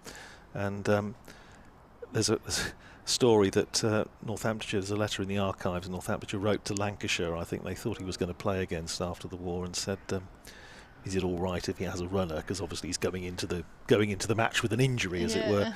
And they said if a man's been to the to the war and had a leg off, he can have 1,000 runners as far as we're concerned. It was all terribly patriotic, But yes, Pip, it wasn't Peter Murray-Willis, who was the subject of another great story when he chased the ball back to the boundary. His cap fell off and he stopped to pick up his cap before continuing the chase. But after the war, the one who played with the wooden leg was Don Denton. But thanks ever so much for getting in touch. Always good to hear from you, Pip. I hope you're enjoying the commentary. Russell, the leg spin up to continue from the hotel end into Vince, and that's worked. Off his pads, Ben Brown wants a quick single. Vince says no. He's getting ambitious now, isn't he? He's flighting that leg stump line. It's really good to see. That turn that he's seen the previous few overs, he's really trying to exploit it. As he's in again and bowls straighter, but that's only push to cover for a single. And the beauty is these two bowling in tandem. Leg spinners tend to be a little bit more expensive, but when you've got Sales running in bowling maidens, it stops that runs ticking over too freely for Hampshire. Builds some pressure. He's in and bowls, and that's driven back to him. Diving stop. He's in the game. He's loving it, isn't he? Absolutely loving it. It's interesting with James Sales is at the start of the season he played at Canterbury and went round the park both innings, but 6 overs 4 for 24 against Notts and 7 overs for 10 runs or 15 runs here. In again, bowls, leg stump line, but played very nicely by Vince. He holds the position, foot forward. It is 7 overs for 10. It just makes such a difference in terms of balancing this side if you've got him really playing a serious role with the ball. Russell into Vince, slip still in play, and that's heaved into the leg side, hit hard, dropped slightly short by Russell, and Vince punishes. Nice applause from the Hampshire crowd. Vince to 47. Also another player to come through the national counties, of course, has played for Herefordshire. Did earn him the slightly sarcastic nickname last year when he was going into bat. It's not an awful lot of batting potential that we've seen so far. May blossom in that respect. But he was dubbed at one stage the Brockhampton Bradman. Oh. That's not a bad nickname. Russell in bowls, flighted, and that's driven through extra cover and mid-off. And James Vince has a 50. The Hampshire dressing room applauding. Vince raises his bat to the crowd, and they've enjoyed this one. Off 100 balls, just 5 falls, but yet another one for Hampshire. Absolutely, and with you just think Northamptonshire will have these awful flashbacks going through their minds now. What happened when the two sides met at Montage Road a month or so ago when James Vince was dropped, an absolute sitter, almost immediately after lunch on the first day, and went on to get 186. And you don't give James Vince a life and expect not to pay for it. Well, today I don't think he's had any escapes. He's played really well, but he's had to soak up a bit of pressure. And well, he's doing a really good job for his side, and his partnership nearing 100 as Sales comes in, bowls to his partner Ben Brown, who again works it up to wide mid-on, and there's no run. The Charlotte Edwards Cup starts today, doesn't it? It does. So we were saying the Sunrisers, that's Northampton's team. That's right, yep. Start tonight under lights at Chelmsford. So it'll be good to see sort of how that competition evolves, and I'm really looking forward to as well the double headers. Yeah, absolutely. I think it's going to be great. We've got a really good relationship here with Hampshire Cricket. Here's Sales in again, bowls to Brown, who drives, but only as far as Rob Keogh at extra cover, and there's no run. But yeah, really good support across both teams now. It sort of almost feels like one club. We've obviously got Sussex as well, so we play down at Hove sometimes, and our first game's actually in Berkshire, who's also part of this region. Right. But yeah, it's looking forward to hopefully getting a win on the board and then sit and watch Hampshire win some games. Here's Sales in again, just nips that one back, and it goes off a thickish inside edge down to long leg. Russell comes in off the boundary to field, sends in his return to Vasconcelos, and Brown comes through for the single. He goes to 40, and Hampshire to 187 for 3. Yeah, 31st of May, double header at Northampton. Sunrisers against Western Storm, and then Steelbacks against the Bears in the Blast. So looking forward to that one. Be a long day, but hopefully get some decent crowd in for both games. Here's Sales in again, down the leg side. Good take by Vasconcelos, as Vince was trying to get something on it, clip it away down to fine leg. Doesn't make contact, but Vasconcelos, who's been handed the gloves again, as he is periodically it seems. Unfortunately, Lewis McManus, of course, a very long-term casualty with a broken finger that he suffered in the match against Hampshire a month ago. Yeah, he's here at the ground today. Obviously, he used to play here. Yeah, we were wondering earlier whether he'd be on the ground. I thought he probably would be, but yeah, he was actually in the Hampshire's players' dining room having a conversation, which is nice. Here's Sales in again. Bowls to Vince, who's playing defensively back down the pitch. Yeah, he's been a very good fit at Northampton, I have to say, since he came up at the start of last season. It's extraordinary the way the game works sometimes, isn't it? He was obviously not sure how much first-team cricket he was going to get when Ben Brown was signed, and Northamptonshire needed a keeper when Adam Rossington headed off down to Essex and came, because McManus originally on loan, and then starts this season as vice-captain in the first team. So he's just see how good a fit he's been from that, I think. Here's Sales in again, bowls to Vince, drives up to mid-on. Not a run there. And that's the end of another tight and tidy over from James Sales, just a single off it. 8 overs, 1 for 11, and Hampshire 187 for 3. With Vince on 51, Brown on 40. So see if we can lure him up here actually for a chat, because he's always good to have a natter with. But he's interesting. The head, John Sadler, Northampton's head coach, was saying at the end of last season that in fact fairly early on in the season, as soon as Lewis McManus had come to the club, that he thought he was a leader on and off the field, dressing room and on the park. And he certainly, when the experience I've had with him when he was here at Hampshire, he certainly led on all fronts, sort of his fitness, everything. A really nice guy, and was sad to see him go actually, but happy for him obviously, as that's continuing from Russell, just played back down the pitch by Ben Brown. Will be no run. Yeah, he's an impressive individual, isn't he? I think in every sense. An ultimate professional. Yeah, is probably a nice way to describe him. Russell shining the ball for the Seamers as he's in and bowls his leg spin, and that's off the back foot by Brown. In defence will be no run. He gets through his action nicely, doesn't he? Completes the action. Gets a bit, as a result, is able to get real fizz and revs on the ball, as he was saying. He's impressed, I think, today. Certainly has. As he's in and bowls, and in defence, thick outside edge, a bit of turn again. But Ben Brown, big stride forward, caters for that. And Mason Crane in the side for Hampshire, so a leggy on each side. Yeah, it's exciting. I just love this when we get to this point in the championship, when you start to see spinners having a real impact on the game.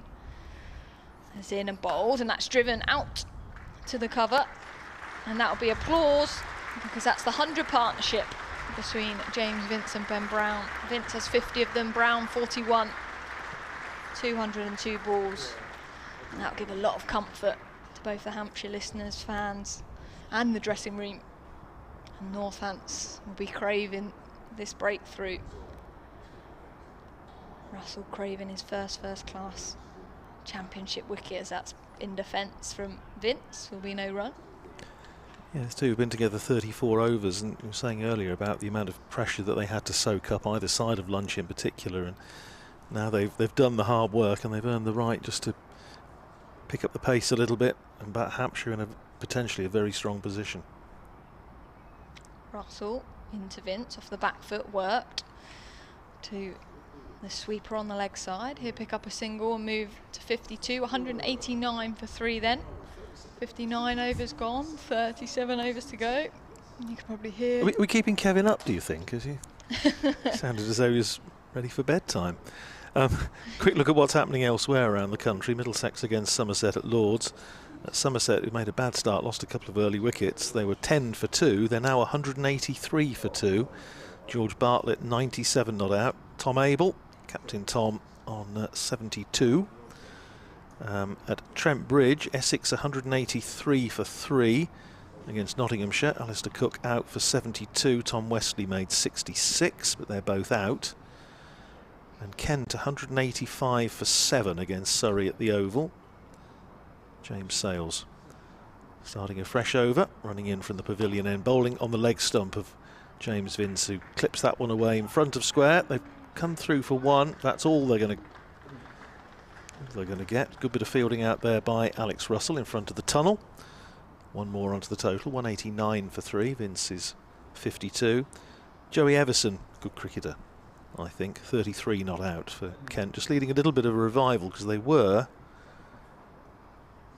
118 for 7, but now 185 for 7, so a bit of a rally from Kent at the Oval.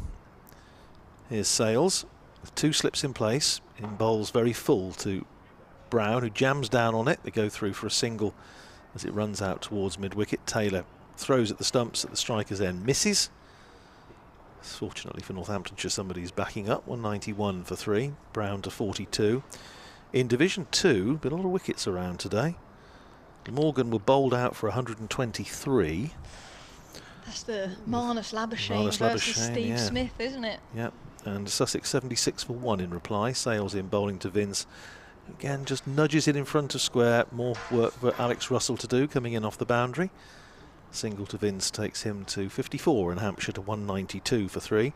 Leicestershire 171 for 8 against Worcestershire at New Road, and Durham 219 for 5 against Gloucestershire at Bristol.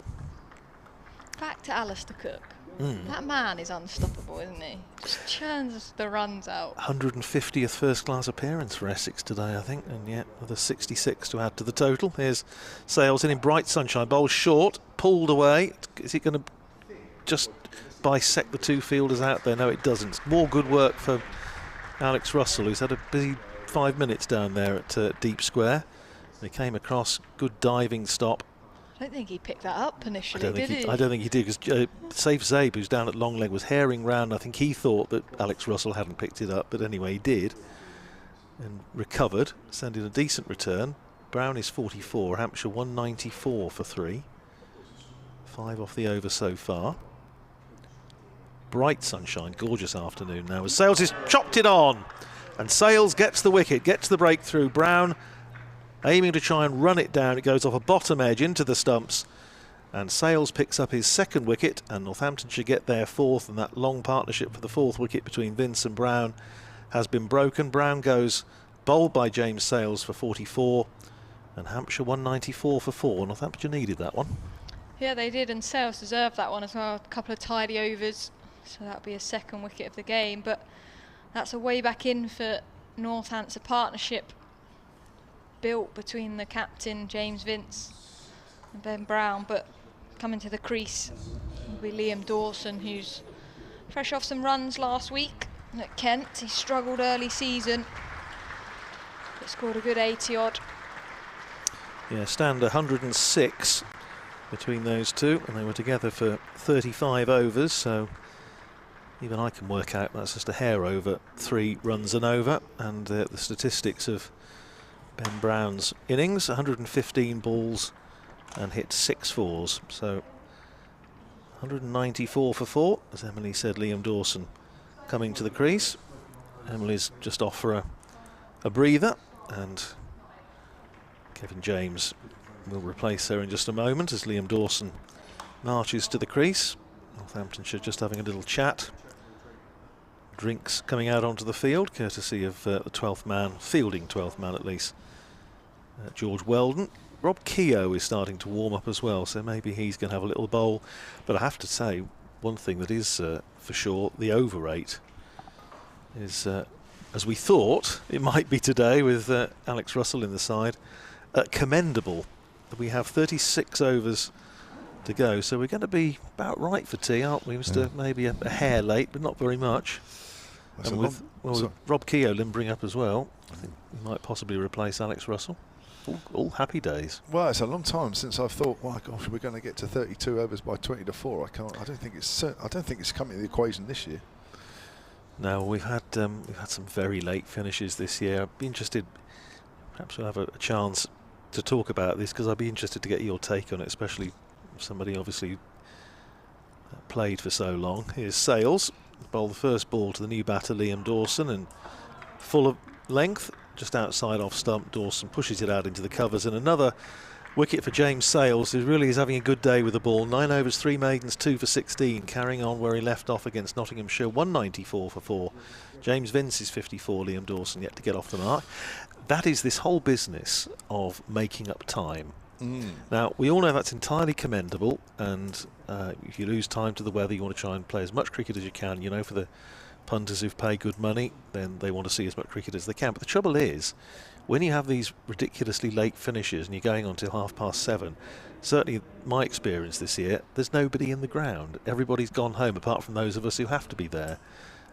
So the suggestion, we were talking about this down at Taunton, and a couple of our listeners came up with, I thought, quite a eminently commonsensical suggestion, which is, why don't you start early if you're going to make up time rather than finish early? Yeah. But rather than finish late, start at 10:30 or something. And I can't really think of a good reason to say that wouldn't work, but I'd be interested to know what your take is. Well, start earlier, finish later. I suppose the lesser of two evils would be to start a fraction earlier. Yeah. I know the women's 50 over game start at 10:30 in the morning. I mean, that doesn't seem too much difference than 11 o'clock, but no, well, there's probably a lot to be said for that. And also, of course, there's not so much of a light problem. No, exactly. At 10:30, so you're almost guaranteed to get in the extra half an hour or so. Here's Rob Keogh then with his off spin from our commentary end outside the off stump, and it's missed by the keeper. That's going to be byes, and it's going to be 4 byes as well. It was very wide and kept a little low, and Vasconcelos, I think, surprised that he's missed that one. I'm going to do a quick 30-second update in a minute. Hampshire move on to 198 for 4. In the old days, there were 2 runs away from a bonus point, but not anymore. Those days have gone. Vince to face Rob Keogh. Here we go. Hampshire in their first innings then, 198 for 4, a bit of a recovery since just before lunch when they lost 2 wickets with the score in the 80s, but a rather good partnership has just been broken between Ben Brown and Vince. Ben Brown, the latest to go a few minutes ago, bowled by the medium pacer James Sales for 44, got a little inside edge on that one onto his stumps. 44 he made, 106 run partnership with captain James Vince, who's still out there. He's on 54 not out. Hampshire got away to a very fast start this morning, 50 runs inside the first half hour. It's been slower going since then, 198 for 4.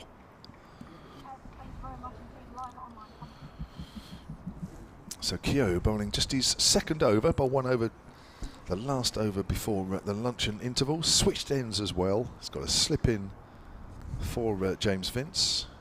There's a reverse sweep there, and the slip has just moved the wrong way. Tried to anticipate the shot going squarer than it did, and that is 4 runs. You don't often see James Vince playing a reverse sweep. There's a rarity.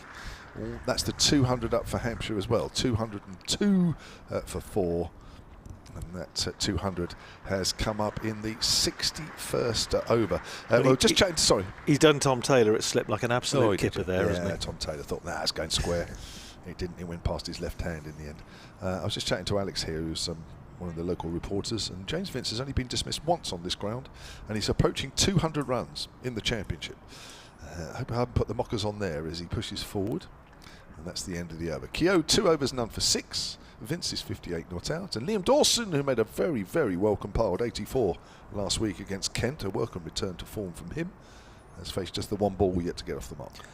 It's one of the many joys of this job is when you get emails and messages from our listeners, and it takes you off in a rather unexpected direction. I don't know if you were privy to the conversation I was having with Emily when we were on together, but Pip Cartwright is emailed about players playing in first-class cricket with wooden legs or with artificial limbs, and talking about whether Northamptonshire had one, which they did just after the First World War. Don Denton, who finished up playing a few first-class matches after losing part of a leg in the First World War, batting with an artificial limb and one of his brothers to run for him. So it's the direction I think I wasn't probably expecting to be discussing today. Here's James Sales, first ball of a fresh over, and nudged around the corner by Liam Dawson as attempted a diving stop at backward square by Alex Russell. Just gets a hand to it, goes down to save at long leg for a single. Dawson is off the mark, 1 to him, and Hampshire 203 for 4. Yeah, I wasn't expecting that. And talking also about Peter Murray Willis, who captained Northamptonshire just after the Second World War, and great story about him chasing the ball towards the boundary at Kettering in a match against Surrey. Here's James Sales in again, driven by Vince. Goes up to Jack White at mid-off, and there's no run. His cap coming off and picking his cap up before he continued the chase of the ball. But to be fair, I mean, it's easy to scoff, but he was he did a fantastic job in keeping Northamptonshire, keeping the club going on the field during the Second World War, when Northamptonshire did actually manage to play quite a lot of cricket. Okay. When most counties didn't. His Sales in again, worked into the onside by Vince, goes to Taylor, and now finds himself at mid-wicket. Adnan is in at slip, first slip, and Emilio Gay at second.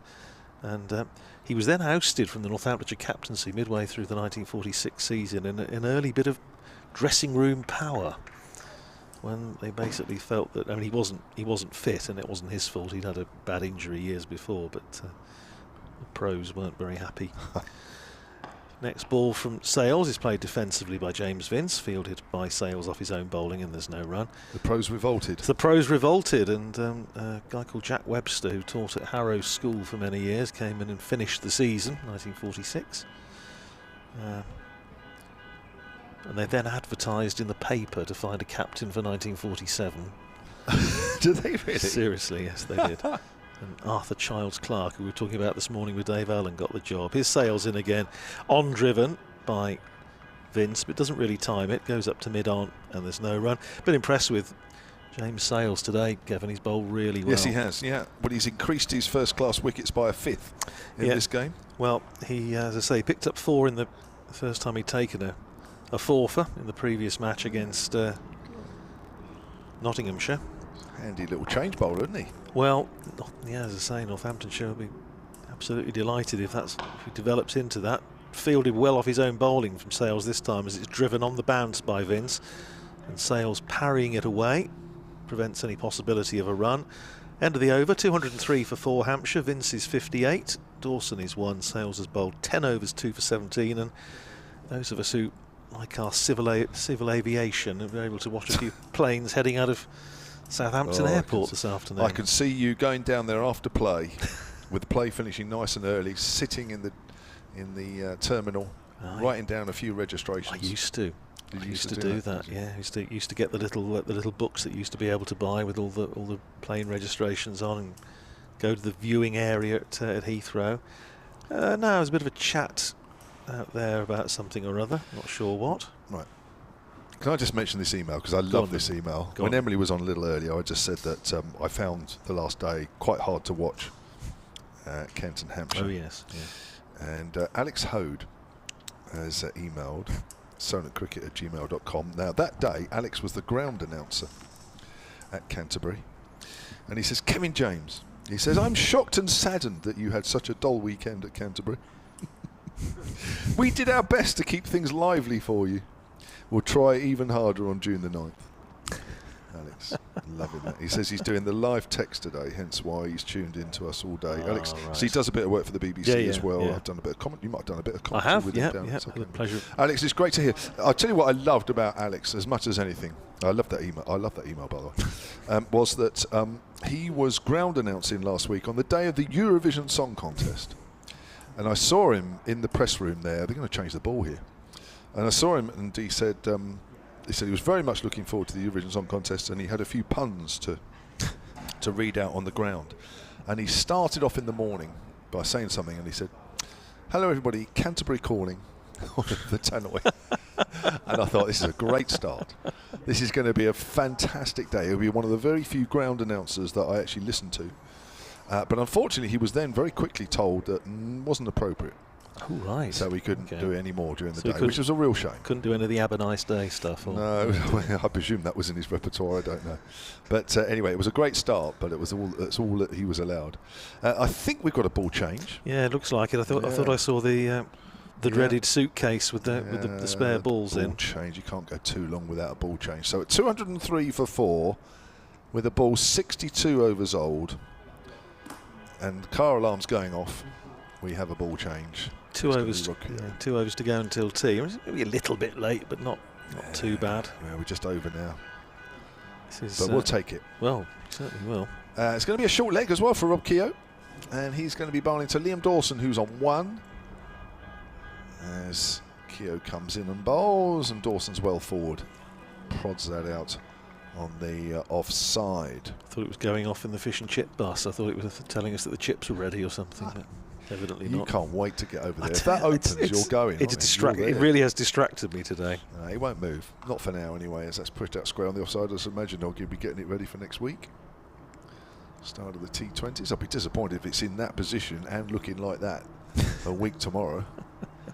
The T20 doubleheader, I'll be very disappointed as Keogh comes in again and Dawson quietly pushes that out on the onside. I think we are going to see a lot of spin in this game as we move through the days. It's not turning loads. The old one for Russell turned, didn't it? Yeah, it did. I thought he bowled generally. He did nicely. Yeah, he did. Yeah. Keogh bowls full there, just driven back to him by Dawson.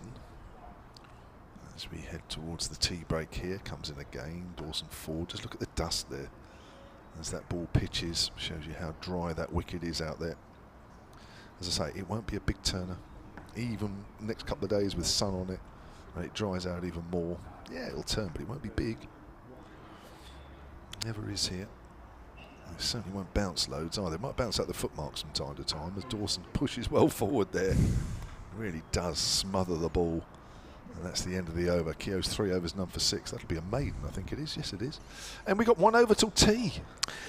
Public address announcers. The place that always used to bring out the best stroke worst was Luton, when Northamptonshire used to play at Wardown Park, and probably played there at some point. And because the press was sitting next to the public address announcer, the dear old chap who used to do it then, dear old Rambling Ron, as he was affectionately known. It was affectionately, but they used to feed him all, well, I say they, we used to feed him all sorts of stuff that used to finish up being read out, and caused much hilarity amongst players, spectators and the assembled media, rather less so probably for Ron and club officials, but anyhow.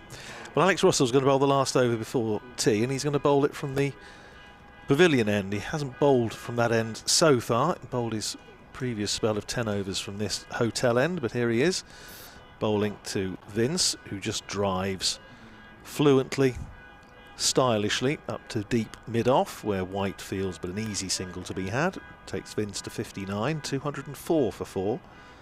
Means that Russell will have a chance to bowl at the relatively new batter, Liam Dawson. Just the 1 wicket for Northamptonshire in this session, just when they were starting to, well, not fret exactly, but wonder where the next one was coming from. And James Sales, who really has been excellent today, was the man who claimed it, forcing Ben Brown to play on. He was out for 44, breaking a 106-run partnership between Brown and Vince. Now a silly point comes in for Dawson as Russell is in, bowls, flights that one up and driven, but only as far as backward point. Good fielding by James Sales. So Dawson looking to be positive, as you would expect. Takes guard again, slipping a silly point. And Russell in bowls him quicker ball, but a bit short, and he's pulled that one away. And has that gone all the way? No, just 4. First bounce, I think, maybe second bounce. It just sat in the pitch a little bit, and Dawson was on it like a flash, pulled it away out towards the Colin Ingleby Mackenzie stand for 4. It's very short. It was. It just got a little bit stuck in the pitch, as saying Dawson was really on it quickly. I thought it may have gone all the way, but I think it just landed in front of the rope. So Dawson to 5, 208 for 4. Alex Russell hasn't bowled many, you say, out and out bad balls today, but that was one of them. But that's going to happen. And here he is in again, bowls to Dawson, who just nudges this behind square on the leg side for a single. Saves Zabe, comes round to field. Dawson goes to 6 and Hampshire to 209 for 4. The cuppa beckons. Might still be some coffee left from this morning, I think. Well, I think they replaced it at lunchtime, or they were going to. So, well, cuppa would be nice. Here's Russell in again, bowls to Vince, plays it up to deep mid-on. And again, there's an easy single to be had. Vince goes to 60, Hampshire to 210 for 4. Sales trots across to his fielding position at backward point, tosses the the helmet to Hassan Adnan, who goes in at silly point. And this final ball of the session is played defensively by Liam Dawson, just drops it down on the onside. Emilio Gay comes into field, and that is the end of the afternoon session. Hampshire 210 for 4 at tea. Just the 1 wicket to fall. Ben Brown, who was bowled by James Sales for 44, but James Vinn still there on 60. Liam Dawson on 6. Hampshire 210 for 4. Yeah, James Vince's 4th half century in 5 innings, including that big 100 against Northamptonshire a month ago. Been a session that Hampshire have worked hard to get back into a decent position. And just that 1 wicket that has fallen. 106-run partnership with Vince and Ben Brown. The second new ball is due in 16 overs. It's quite interesting because it looked like the new ball was a lot easier to pierce the field coming onto the bat. It does look as though it's a fairly slow pitch out there and fairly dry as well. We'll be back in just under 20 minutes with more live commentary.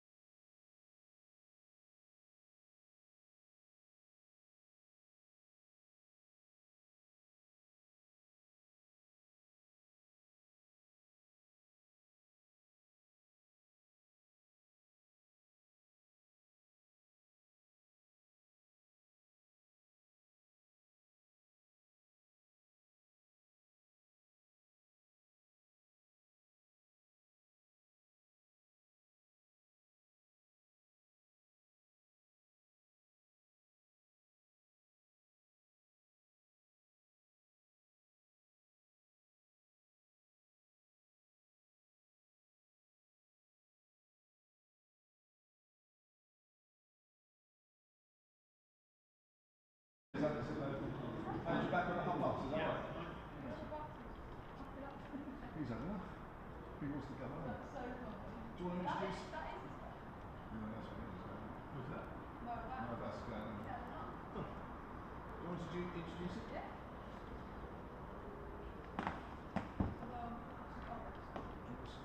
You won't have time, will you?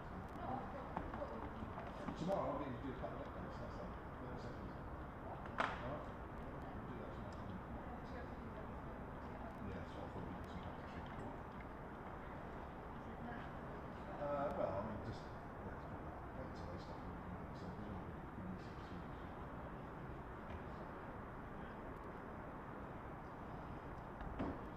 I'll just let you talk away. Whenever you're, I mean, So welcome back. The umpires are out in the middle. James Vince, Liam Dawson walking to the crease for Hampshire, and the Northampton fielders walking slowly out to the middle.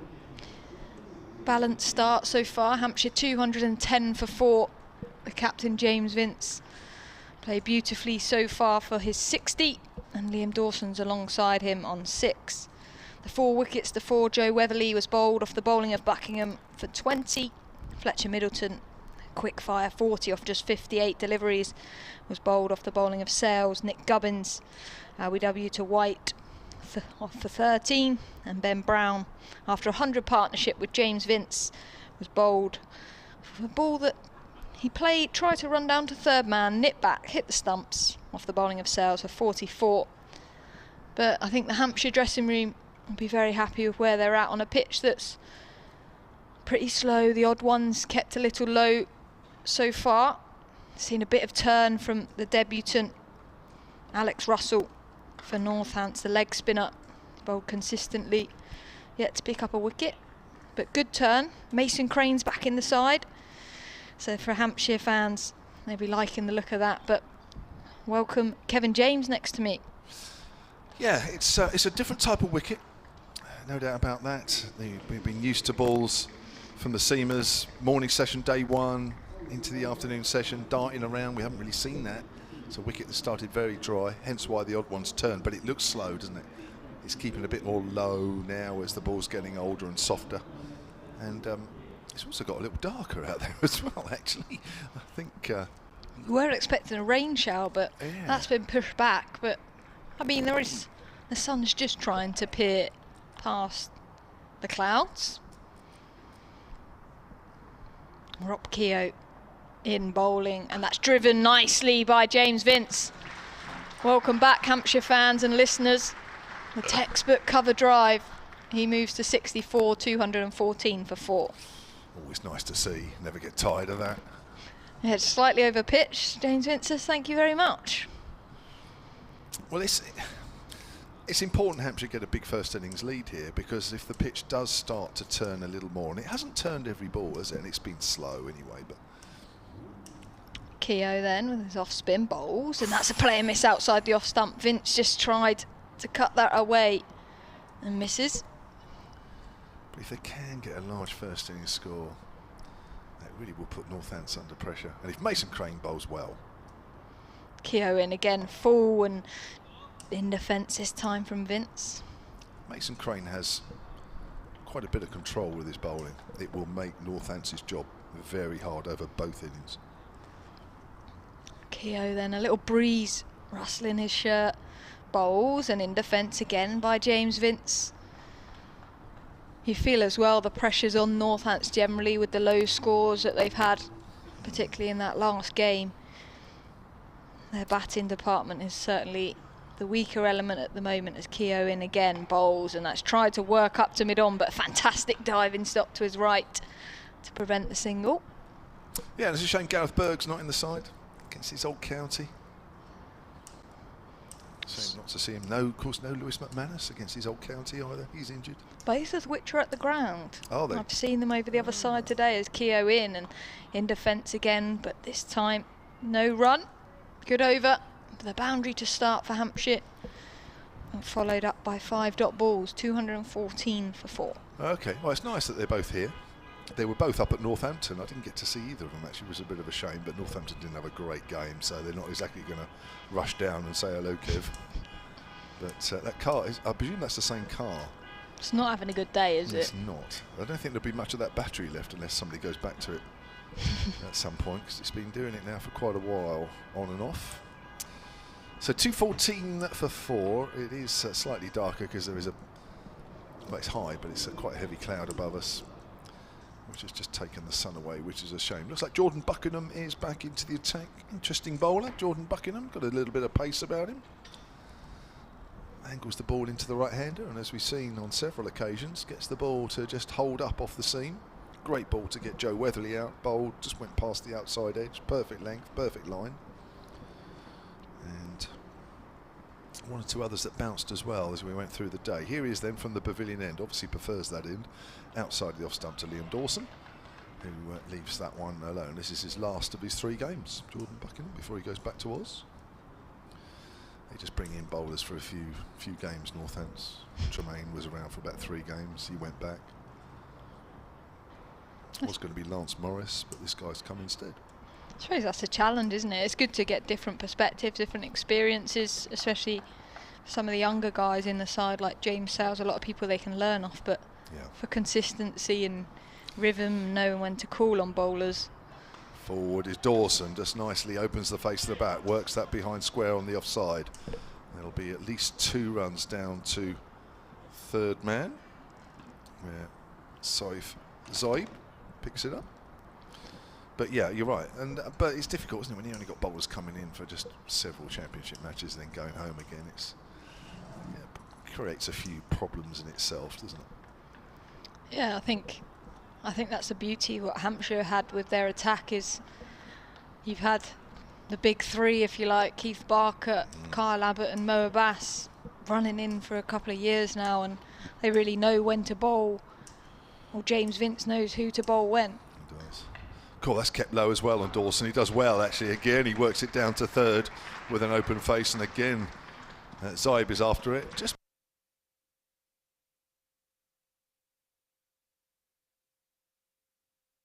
Yeah, it has, and obviously this ball's into its 66th over now.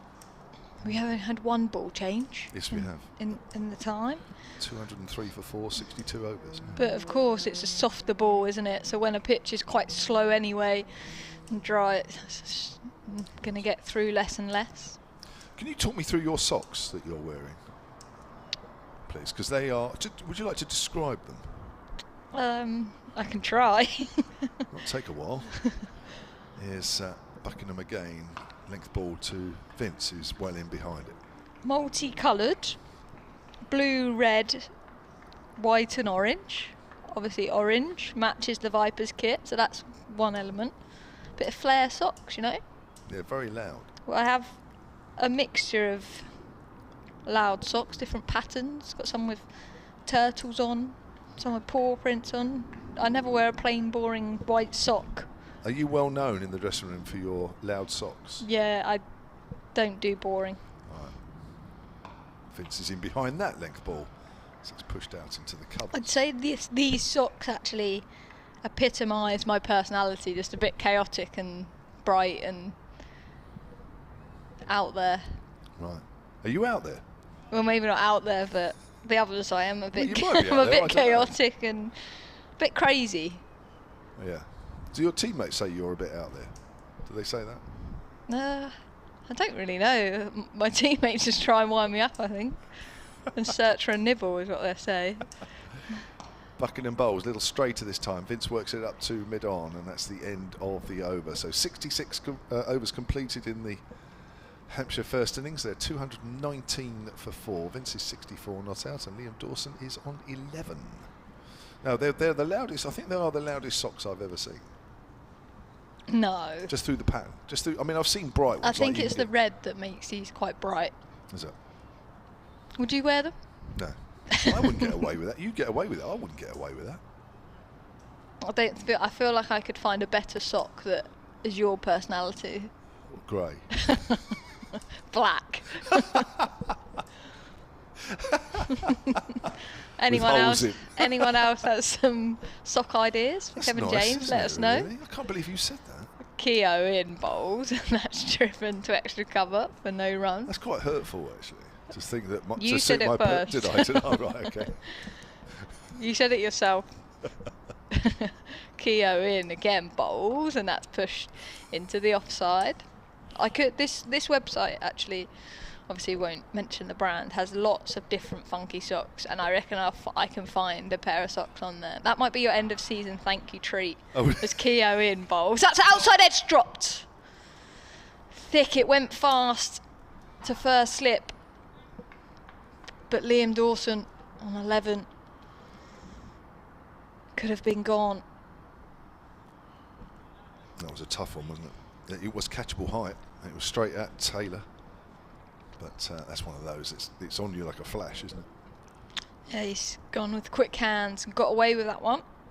Sometimes when you're searching for runs, it goes your way as Vince works to mid-wicket for no run. He obviously played a really nice innings, didn't he, at Kent? Yeah. And sometimes you just need a bit of luck. Now he's got to capitalise as Keogh in bowls. Vince advances and he's got an inside edge to 45 this time. Bit of intent here from Hampshire after tea. They're not just letting the spinners bowl. He wasn't there at all. Was he trying to flick that away? He was nowhere near the pitch of it. I thought short leg was in the game, then I thought mid-wicket was in the game, and then it ended up at 45. Keogh in off the back foot, left alone by James Vince. Keeper takes it and is running to the other end. 220 for 4 Hampshire. The 4 wickets to 4. Joe Weatherly for 20. Fletcher Middleton 40. Nick Gubbins 13 and Ben Brown for 44. Wickets shared around. Sales has 2 of them. White has 1 and Buckingham, who's currently bowling from the pavilion end, has 1. Right, a quick one here. This is an email just a little earlier. I might have missed this, but I know Azan Shah is listening, has been listening all day, because he emailed, I think you were practicing this morning, and emailed in saying to give a shout out to the Southampton University cricket team, because their 1s, 2s and 3s all beat various universities yesterday. So we gave him a shout out for that. Here's Buckingham in from the pavilion end. Forward is Dawson. It's gone to backward a point where Zaib Fields no run. This is a quick one. So this is the first name that comes in your head. Well, no, the first number that comes into your head. Okay, because otherwise we could be here till about next week with this one. Quick question, says Azan. Who do you think is the best batter of all time, and where does Vincey rank in those? Where would you put Vincey? In all time? All-time Hampshire list. Hampshire. What number? Here's Buckingham bowls. Dawson's forward again. He plays it late, and there's another one for the side to chase, but he's not going to bother because that's gone a little quicker to the third man boundary this time. 224 for 4. I feel like you'd be the better man to call this, because my whole probably childhood has been watching James Vince bat, so I would say he's top 10, but then I'm not comparing I'd put him in him. top 10. Yeah, I'd put him in top 10. I would go as far, very quickly off the top of my head, put him even in the top 6 or 7. And that means people like, and I know some of these names won't mean much to you. Jimmy Adams is one that's in my head. And that's interesting. Would Jimmy Adams be a higher James Vince all-time batter or lower? That's a good one. That's a great one. I love that. Here comes Buckingham bowls. Forward is Dawson. Out towards extra cover. No run. I've asked myself a hard question there, haven't I? I feel like I've seen more of Vince. I think Vince is more, when Vince is on, Vince is hard to beat to watch, I think. But I'd say Jimmy, from what I saw of him, he was Mr. Consistent. Mm-hmm. But I used to enjoy watching him and Michael Carberry. Carberry higher or lower? Lower than Vince. Okay. But I've got a very small... No, but that's interesting, because it's just people's perceptions as much as anything, because I wouldn't know some of the older players, obviously much older players, outside the off stump, and that's left alone. Very quickly off the top of my head, I'd put Vince top 6. That means people like Barry Richards, Gordon Greenwich, Robin Smith. I would probably just about put higher. And I've said top 6, and I've only named 3 there. Oh, C.B. Fry from like so far back. Philip Mead, I suppose you would have to put. So there you are, top 6. I've nailed it. I've nailed it. Yeah, I've done all done. Jimmy's not in your top 6 then? Well, forward is Dawson, up to mid off and there. If you said to me top 10, I would probably have him in that. Yes. For me personally, I'm a big lover of watching James Vince. He's been obviously one of the most dominant batters in county cricket for a while, and I think any team that comes up against him when he's on his day will be like, no thanks. He's a seriously talented cricketer, and it's a real shame that he's not played for England a little bit more, but can understand why as well. Outside the off stump, well wide, and Dawson leaves that one alone. Vasconcelos has to dive in front of the first slip to take that one. 224 for 4. I think when you think of however many years it is, 130, 40 years of Hampshire history or whatever it is, it's, give or take 10 years, so don't quote me on it. To say you're in the top 10, you could argue all day long who should be 8, who should be number 7, who should be number 6 and 2, 3, 4, whatever. But to say you're in the top 10, I think would be more than good enough, don't you? Yeah, definitely. And I think, look, James Vince, I think, is so impressive across all formats. As I said, he's almost, for me, in white ball cricket, it would be so good to see him in England colours more. But the amount of talent there is, there's Keogh in, and that's driven by Vince and extra cover misfield, so they pick up a single. Vince will move to 65, 225 for 4. Yeah, I feel like the talent, the crop of players that England now get to pick, it's tough for anyone to really get in the side without showing that consistency, as that's in, driven by Dawson up to mid-off, be a single. He moves to 17, 226 for 4. A big one that I guess we can talk about. What's your opinion? Ben Foakes missing out on the England Test squad, going with Johnny Bairstow with the gloves. Would you have done that? Keogh in, and that's worked to short leg on the bounce. I love Ben Foakes. I think he's the best keeper in the country, and I feel like we're getting more and more in a time where it doesn't matter if you're a good keeper, it's all about the batting, isn't it? There's Keogh into Vince, and that's worked off his pads. They're running the first one hard, but it should just be a single.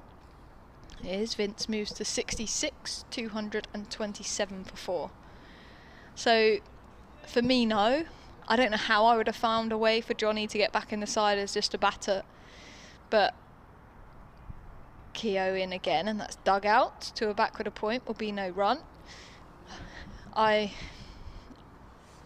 think Ben Foakes has done nothing wrong, and I think he's actually a bit of a calm head that in that England batting lineup wouldn't be a bad thing. There's Keogh in, an appeal for LBW. He had a big stride forward, Dawson, and the umpire says no. He's outside the line, I think. 227 for 2. For 4. Sorry. Do you think Bairstow has been picked because of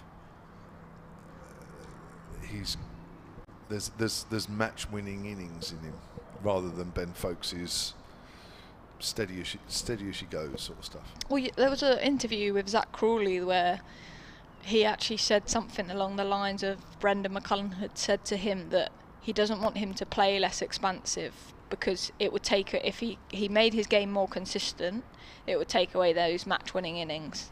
And we know the style of cricket Brendan McCullum and Ben Stokes wants to play. It is, they want those match winners, they want those unbelievable hundreds off 50-odd deliveries, they want those big chases, and I think Johnny Bairstow epitomises that. Yeah. He's going to be the guy that does that compared to Ben Foakes, but are they going too much? Ben Foakes playing this summer has done not a lot wrong. Buckingham starts a new over, length ball to Vince. Very watchful again from him. What would you have done? You've thrown it back on me. Well, if that's the philosophy, are they almost like sticking to it rigidly and saying we want everybody in the side to play match, to be potentially a match-winning batter or bowler or whatever. But let me argue something. Does Ben Foakes not do match-winning things with the gloves? Yeah, it's just not noticed probably. Whereas somebody like a Johnny Bairstow, like last summer, who played, I don't know how many it was. Again, it's a length ball to Vince, plays it back to the bowler, plays a nice bit of football. Oh, look at that.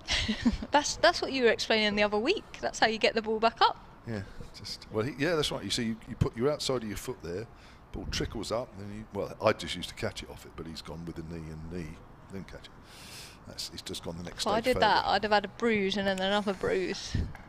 I got this massive bruise on my leg. It's just about gone off an off spinner. Oh dear.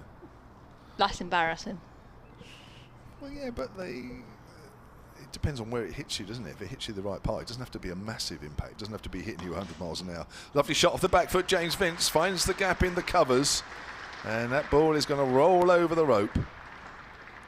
4 runs to James Vince, takes him on to 70. 231 for 4. Yeah, that's quite a hefty bruise, isn't it? It was green, black. It's just about to see the. I bruise like a peach. Do you really? Do you bruise easily? Do you? Yeah. But back to Ben Folkes. Yes. I just feel like we're in an age now, and I guess to an extent, looking back in Hampshire history, Michael Bates, unbelievable keeper for Hampshire, but just couldn't score runs with the bat. Buckingham to Vince. He's quite happy just to.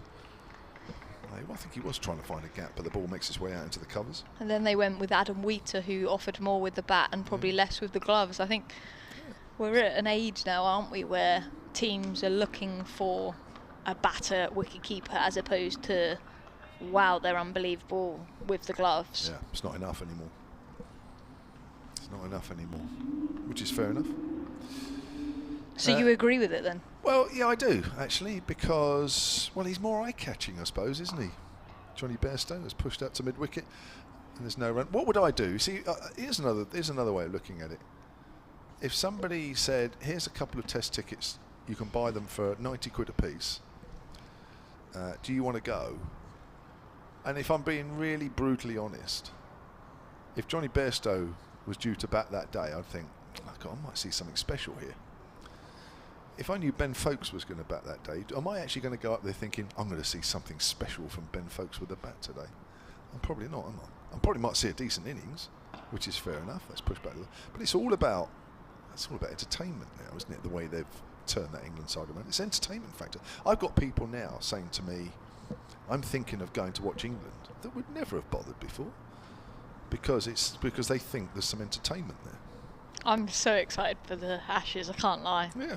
How the method that England are playing their red ball cricket, facing up to probably the best attack in the world at the moment, and a very skilled batting lineup as well. They know what they're doing, the Australians, so it's going to be exciting. What's your prediction now? What's the score going to be? The series will be disappointing. You know, because you know when something's been built up massively. Grey socks. Keogh in, Dawson advances up to mid-on. They take a quick single. You just justified the grey socks in one comment. I just think when something's massively hyped and built up and that sort of thing, that it never lives up to it. I don't know. I hope, of course I hope not. Talking of socks, like you do, Phil Webb, I think he's tweeted you as well, Ems. That's Solent Sport. Keogh into Vince, and that's worked past mid-wicket. Vince will pick up a single, moves to 71, 233 for 4. I know you made some recommendations about colourful socks, but Phil says, if Kev needs some colourful sock recommendations, can I direct you to My Oddballs, at My Oddballs, supporting charity foundation. Dawson advances, plays back to the bowler, be no run. The Oddballs Foundation, the UK's leading charity raising awareness of testicular cancer. Some incredibly bold patterns plus a great cause. Keogh in off the back foot, that's cut by Dawson, Shot. Beats the backward point, and it's 4 runs for Liam Dawson.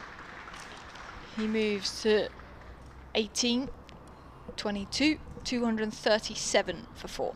Here's another one. Lloyd White at Solent Sport. Where would John Crawley rank among Hampshire batters? Over to you. Ah. You didn't really see him play, did you? So you can't. Would I put him in the top 10? Probably. We've got a lot in the top 10 I think he'd be bottom now. end top 10, only because he spent a lot of time at Lancashire. Keogh skips and in and pushed into the offside. Think about a quick single, but the answer's no. A ball that's thrown back and nearly hits Liam Dawson in the head. And do you know, that's a new rule. Speaking of new rules. Ooh. So, if you're a fielding team and you throw the ball back in and it's not like a run-out chance, you can't throw it near the batter, otherwise you can get warned. Oh. Keogh in to Dawson, who advances and pushes out into the offside for a single. He will move to 23, 238 for 4. So we found that out in one of our games. there was a conversation between Rihanna Selfby, our wicketkeeper, and the captain. The umpires pulled him in and said, you can't throw balls. The keeper needs to go away from the stumps to take the ball. You can't throw them near the batter. It's a new rule. I didn't know. Andrew Rudd knew it. Craig Overton. Oh. Had a run in with that. Oh right. I'll look out for that. So, because we thought like Rihanna Selfby or something, who's a lovely keeper, lovely girl, was giving it too much behind the stumps or something, which is why she was getting a warning. But no. Interesting. Do you want to have a little break? Yes. And Andrew Rudd will come back. Emily Windsor will be back at 5 o'clock. Here's a question while Emily's just disappearing. Where would you rate Emily Windsor in all-time Vipers batters? At Solent Sport, solentcricket@gmail.com. I will vet them first. Here comes Tom Taylor, who's pushed that out square on the offside. No. Emily Windsor, all-time Southern Vipers batters. At Solent Sport, solentcricket@gmail.com. Give me a number and why. There we go. That'll be a bit of fun. No, you were the top runs. Yeah, here's a little bit of a clue and here's a bit of help. She was the Vipers' top run scorer in the Rachel Hayhoe Flint Trophy last year. She's nicknamed the finisher because she's always there at the end scoring the winning runs, a la Oval Invincibles against the Southern Brave last season. Here's Taylor. Forward is Vince. Out in the offside, no run. Andrew Rudd is back. Got to be number one, isn't it? Well, she's number one for me. Absolutely. Well, there you go. I can't believe you took prompting to get Philip Mead in there, a man who scored more runs for one team in the history of first-class cricket. He scored more runs for Hampshire than anyone else has ever scored for any single team in the history of first-class cricket. I think Dave Allen will bear me out on that one. Well, I'm sure he would. Oh, you two could have a whole evening talking about that one, Andrew. There's Tom Taylor from the pavilion end, right arm over. It's another length ball. And Vince has shown great character today, working very hard for his run, 71 off 144. I still think, it's interesting you were talking about Barry Richards. For me, I still think he was the best player I ever saw in my time. And I know people will say, what about? Well, yeah, but it's my personal opinion. It's probably because he was at his peak when I was just really starting to watch the game properly. Taylor again, Vince pushing that one up towards mid-on. No, there's many people that have said exactly what you've just said. He was a magnificent player. And I always had a bit of a soft spot for him because he was playing in the first county match I ever watched. The first game I ever turned up to watch at the county ground was Hampshire in 1972, and he was playing along with Gordon Greenwich and Roy Marshall. Another one who must be up there surely for his record over a long period of time for Hampshire. As we were saying, the debate can go on and on. As forward is Vince. Taylor's been impressive. I think he's just been a bit unlucky not to have picked up a wicket so far. He has. He's been very tidy, hasn't he? And I think generally Northamptonshire haven't had a bad day with the ball, really. I think probably just do with nipping a couple more out tonight just to keep themselves. They just need get James Vince, really, don't they? Because they know exactly what he's capable of from recent and bitter experience. That's right. If you let him get in. He's got the bit between his teeth. You can just tell when he's out there. He pushes out into the gap square on the offside for a single.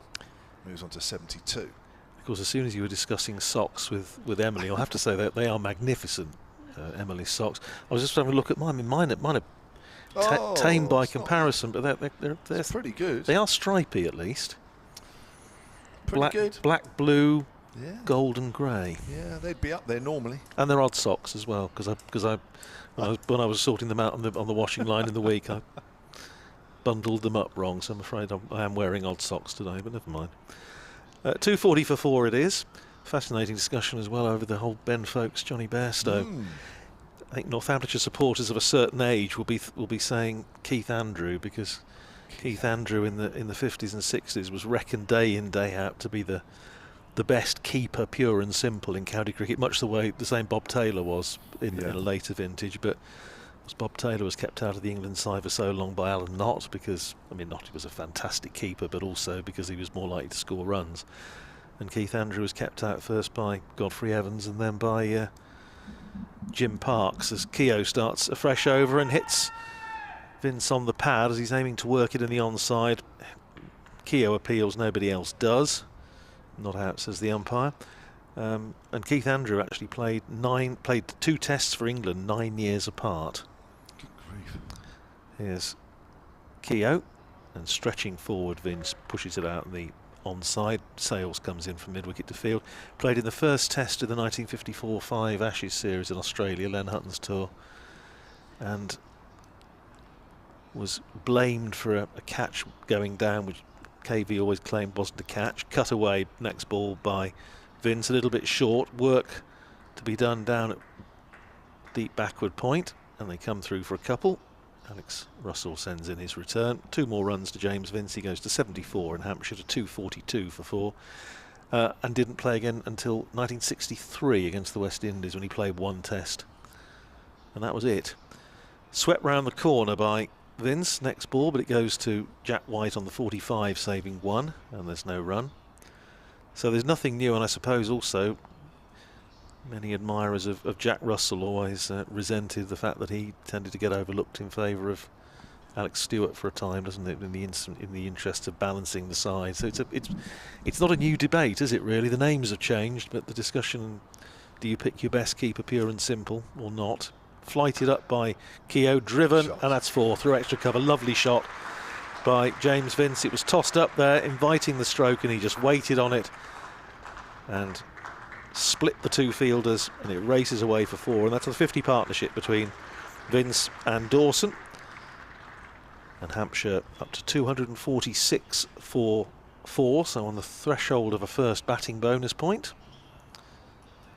Plenty of power to add, certainly as long as James Vince is there. Just a slip in. Bright sunshine now as Keogh is in. Flighted up again, on driven this time by Vince, but there is a man back there. Safe save. About, 5 yards, 10 yards in from the boundary at long on. And they're through for a single, and that's the end of Rob Keogh's over. 247 for 4. 79 to James Vince. 24 to Liam Dawson. And Keogh's bowled 8 overs. No wicket for 28. 7 overs until the second new ball is available. I suppose that the danger is always, you're talking about, and it's interesting to hear the discussion, and I agree with you both really, but the danger surely is that if you don't pick your best keeper, if he drops Steve Smith on 3 on the first morning and he goes on to get 200, yes, then questions will be asked in the house. Very true. Tom Taylor comes in again. It's a length ball which is pushed by Vince up to mid on. Quick 30-second update coming up to resume what's been going on during the day. Hampshire going along nicely now, 247 for 4, 3 runs away from their first batting bonus point, and James Vince once more leading from the front. He's 79 not out. He's been joined by Liam Dawson, who's 24 not out. These two have just posted a 50-run partnership unbroken for the 5th wicket. Hampshire got away very quickly to a fast start this morning, 50 inside the first half hour. They lost Joe Weatherly. They lost a couple of wickets when the score was in the 80s, Fletcher Middleton and Nick Gubbins, but slowly but surely they've rebuilt the innings. Ben Brown the only wicket to fall between lunch and tea for 44. Hampshire now 247 for 4. As the sunshine comes back out here at the Ageas. It's the first time I've been able to wear sort of just a shirt. It's that sort of nicer day. I'm feeling a bit overdressed. No, you're fine, because it can very quickly change, that's for sure, outside the off stump. And that's left alone.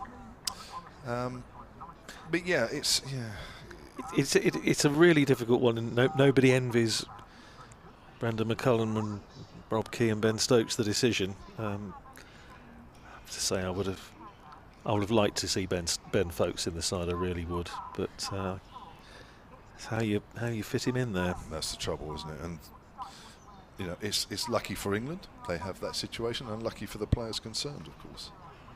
Here's Taylor, and Vince drives not out the middle of the bat, goes up to mid on. He had a look at the bat as well to see exactly where it's arrived on his bat. It just sounded a little bit cracked, didn't it? I mean, I suppose the only thing about this discussion is that it means that for 5 minutes at least we're not discussing Zach Crawley, which is perhaps a relief to many. Shall I take this over while you sort out what's happening at the office? Yeah, that's right. Here's Taylor again, comes in, Sunshine back out, Vince is forward, plays that back to the bowler. There's not a lot out there for the seamers at the moment. They'll be waiting for this new cherry, which is getting ever closer. It's having a flashback there. I was hearing the voice of Adam Blackmore through my headphones. He used to work at BBC Radio Northampton many moons ago. Of course, he loved it up there. So much that when we moved down to Solent. Love following the Saints, I know that. Here's Taylor again, and Vince works that up to mid-on. And that is the end of the over. So 74 overs gone, 6 to do until that second new ball becomes available. Incredibly, at a 20-5, there's only 22 overs left in the day. And Hampshire have moved on to 247 for 4. Tell you what, Kevin, it'll never catch on, will it? Prompt finishes, dear oh dear. As far as what's to do with myself. Well, no. As far as what's happening elsewhere around the country is concerned, at Lords, Somerset 231 for 3 against Middlesex, and that's a serious recovery because they were 10 for 2. George Bartlett 121 not out. Tom Abel made 77, and Tom Kohler-Cadmore's just gone in and is 19 not out. If he plays the sort of innings that he did against Northamptonshire down at Taunton, then he could take the game away from Middlesex in double quick time. Now there's just a little bit of a delay while I think James Vince takes on refreshment, and Alex Russell's coming back into the attack, so we're going to see some leg spin from this hotel end. At Trent Bridge, Essex 223 for 5 against Nottinghamshire. Kent have recovered big time. They were 118 for 7, now 271 for 9. Joey Everson is 76 not out, and Michael Hogan at batting at number 11 is 39 not out, and those two have put on 80 odd for the last wicket. Here's Russell starting a fresh spell. Starts with a short ball that's cut away by Liam Dawson down to deep backward point. Lovely bit of fielding on the boundary by Rob Keogh in front of the Colin Ingleby Mackenzie stand, but they still come through for a couple of runs. Takes Dawson up to 26, and Hampshire to 249 for 4. 1 run away from that batting bonus point. Dawson on strike and stretching forward to that next ball from Alex Russell. Plays it back down the pitch. Sun disappears for the time being. Joey Everson, I think, was a very good signing. Was fairly well known in our part of the country. Played in the sort of Rutland League in the Lincolnshire area for a while, so we'd come across him on Sundays years ago. Punched away off the back foot by Dawson for a single, and that brings up the 250 for Hampshire, and the home side have their first batting bonus point of the innings coming up in the 75th over, so they have another 35 overs in which to try and get, well, 200 runs are given maximum batting points. Hampshire's 8th of the season. Only Warwickshire and Somerset came in with more. Russell bowling short to James Vince, who hammers that away through extra cover for 4, beats the dive of Emilio Gay, and in his first over back, just bowling a little bit short, Alex Russell, and that was punished by James Vince, who goes into the 80s, 83 to him, and Hampshire 254 for 4. Well, if it's Hampshire's 8th, it's only a mere 7 more than Northamptonshire have got. Just the 1 batting bonus point for Northamptonshire this season. Here's Russell. In again to bowl short, yeah, short again, and hit off the back foot by Vince, but a good sliding stop at mid-off by Sam Whiteman. Northampton's captain, 255 for 4. Vince to 84. Russell in again, quicker, and still a little bit short, and he's kicking the ground in frustration because he knows basically every ball of that over was a little bit on the short side. The last one was nudged into the leg side for a single by Liam Dawson, who picks up 1 and keeps the bowling. Well counted. 28 to Dawson, 84 to Vince, 256 for 4 at the end of the over. 5 more overs to go before the second new ball is due. Right, email here from Michael Heyman, solentcricket@gmail.com, under the heading of John Turner. who's making his championship debut in this game. He says, "Hi Kev, loving the coverage. We are John Turner's university housemates down in Exeter, and avid Hampshire fans. Currently locked into the commentary, sitting in the sun in Exeter. We are waiting patiently for John to get his chance to bat. I think you might be waiting a while, though this is looking like it will be tomorrow at the rate Vince is batting." Well, it does at the moment, you have to say, as Vince pushes forward to Taylor, start of a new over, and that goes out into the covers. But you never know. He'll get his chance, and you never know, the second new ball, it might just do something. And Hampshire, who haven't been exactly brilliant with the bat in the last couple of weeks, it's been a bit hit and miss. But you would say, on today's evidence and the way the pitch is playing, that it will be tomorrow. If indeed Hampshire don't declare before he comes in. Here's Taylor again, length ball to Dawson, who pushes out on the offside, and there is no run. Mike Martin, silentcricket@gmail.com, talking about Hampshire's top 10 batters. Says, "Come on Kev, surely you have to have David Turner in your all-time top 10. You remember him, the left-hander, nippy nudger. From Wiltshire. Yeah, that's right. No backlift from Chippenham. No backlift, tiny and very difficult to get out. You would have seen a lot of him." Yes, I did. Would I have him in my top 10? Again, it's all about opinions, isn't it, really? I suppose he'd be top 10, 12 maybe. Outside the off-stump. And that is left alone. Bill Walker says, "One guy who probably wouldn't make the top 20 of Hampshire's batters, nevertheless played a great part for many years, seeing off the new ball and supporting the Stars. The gutsy little left-hander David Turner." So there we are. Bill Walker wouldn't have him even in the top 20. Well, the David Turner fan clubs. Yeah, they're all coming out of Chippenham. Well, so I do remember him very well. Yeah. Again, he was one of those that certainly in the early days of the John Player League was a successful performer as well. Wouldn't it? Yeah, he'd do been ideal for that, wouldn't he? Dawson wants to single out into the covers. No, says James Vince. I was just looking at that. We're talking about the first county match I ever saw at Northampton, and the Hampshire side in that match. Yeah, Richards, Greenwich, Turner, Marshall, Gilliatt, captain of course. Richard Lewis, then Peter Sainsbury, Bob Stevenson, John Holder, Bob Herman, and Larry Worrell. Larry Worrell is not a name familiar to me, that's for sure. That's another good delivery, which just comes back at Dawson a fraction, but he's in behind that, plays it out to mid-wicket. Frank Worrell's cousin. Oh, really? Played 32, off-spinner, played 32 games. I'm only telling you because I've actually got it in front of me. 32 games for Hampshire. I have to say I don't have a vivid memory of him in that match, but Hampshire won that one by 5 wickets.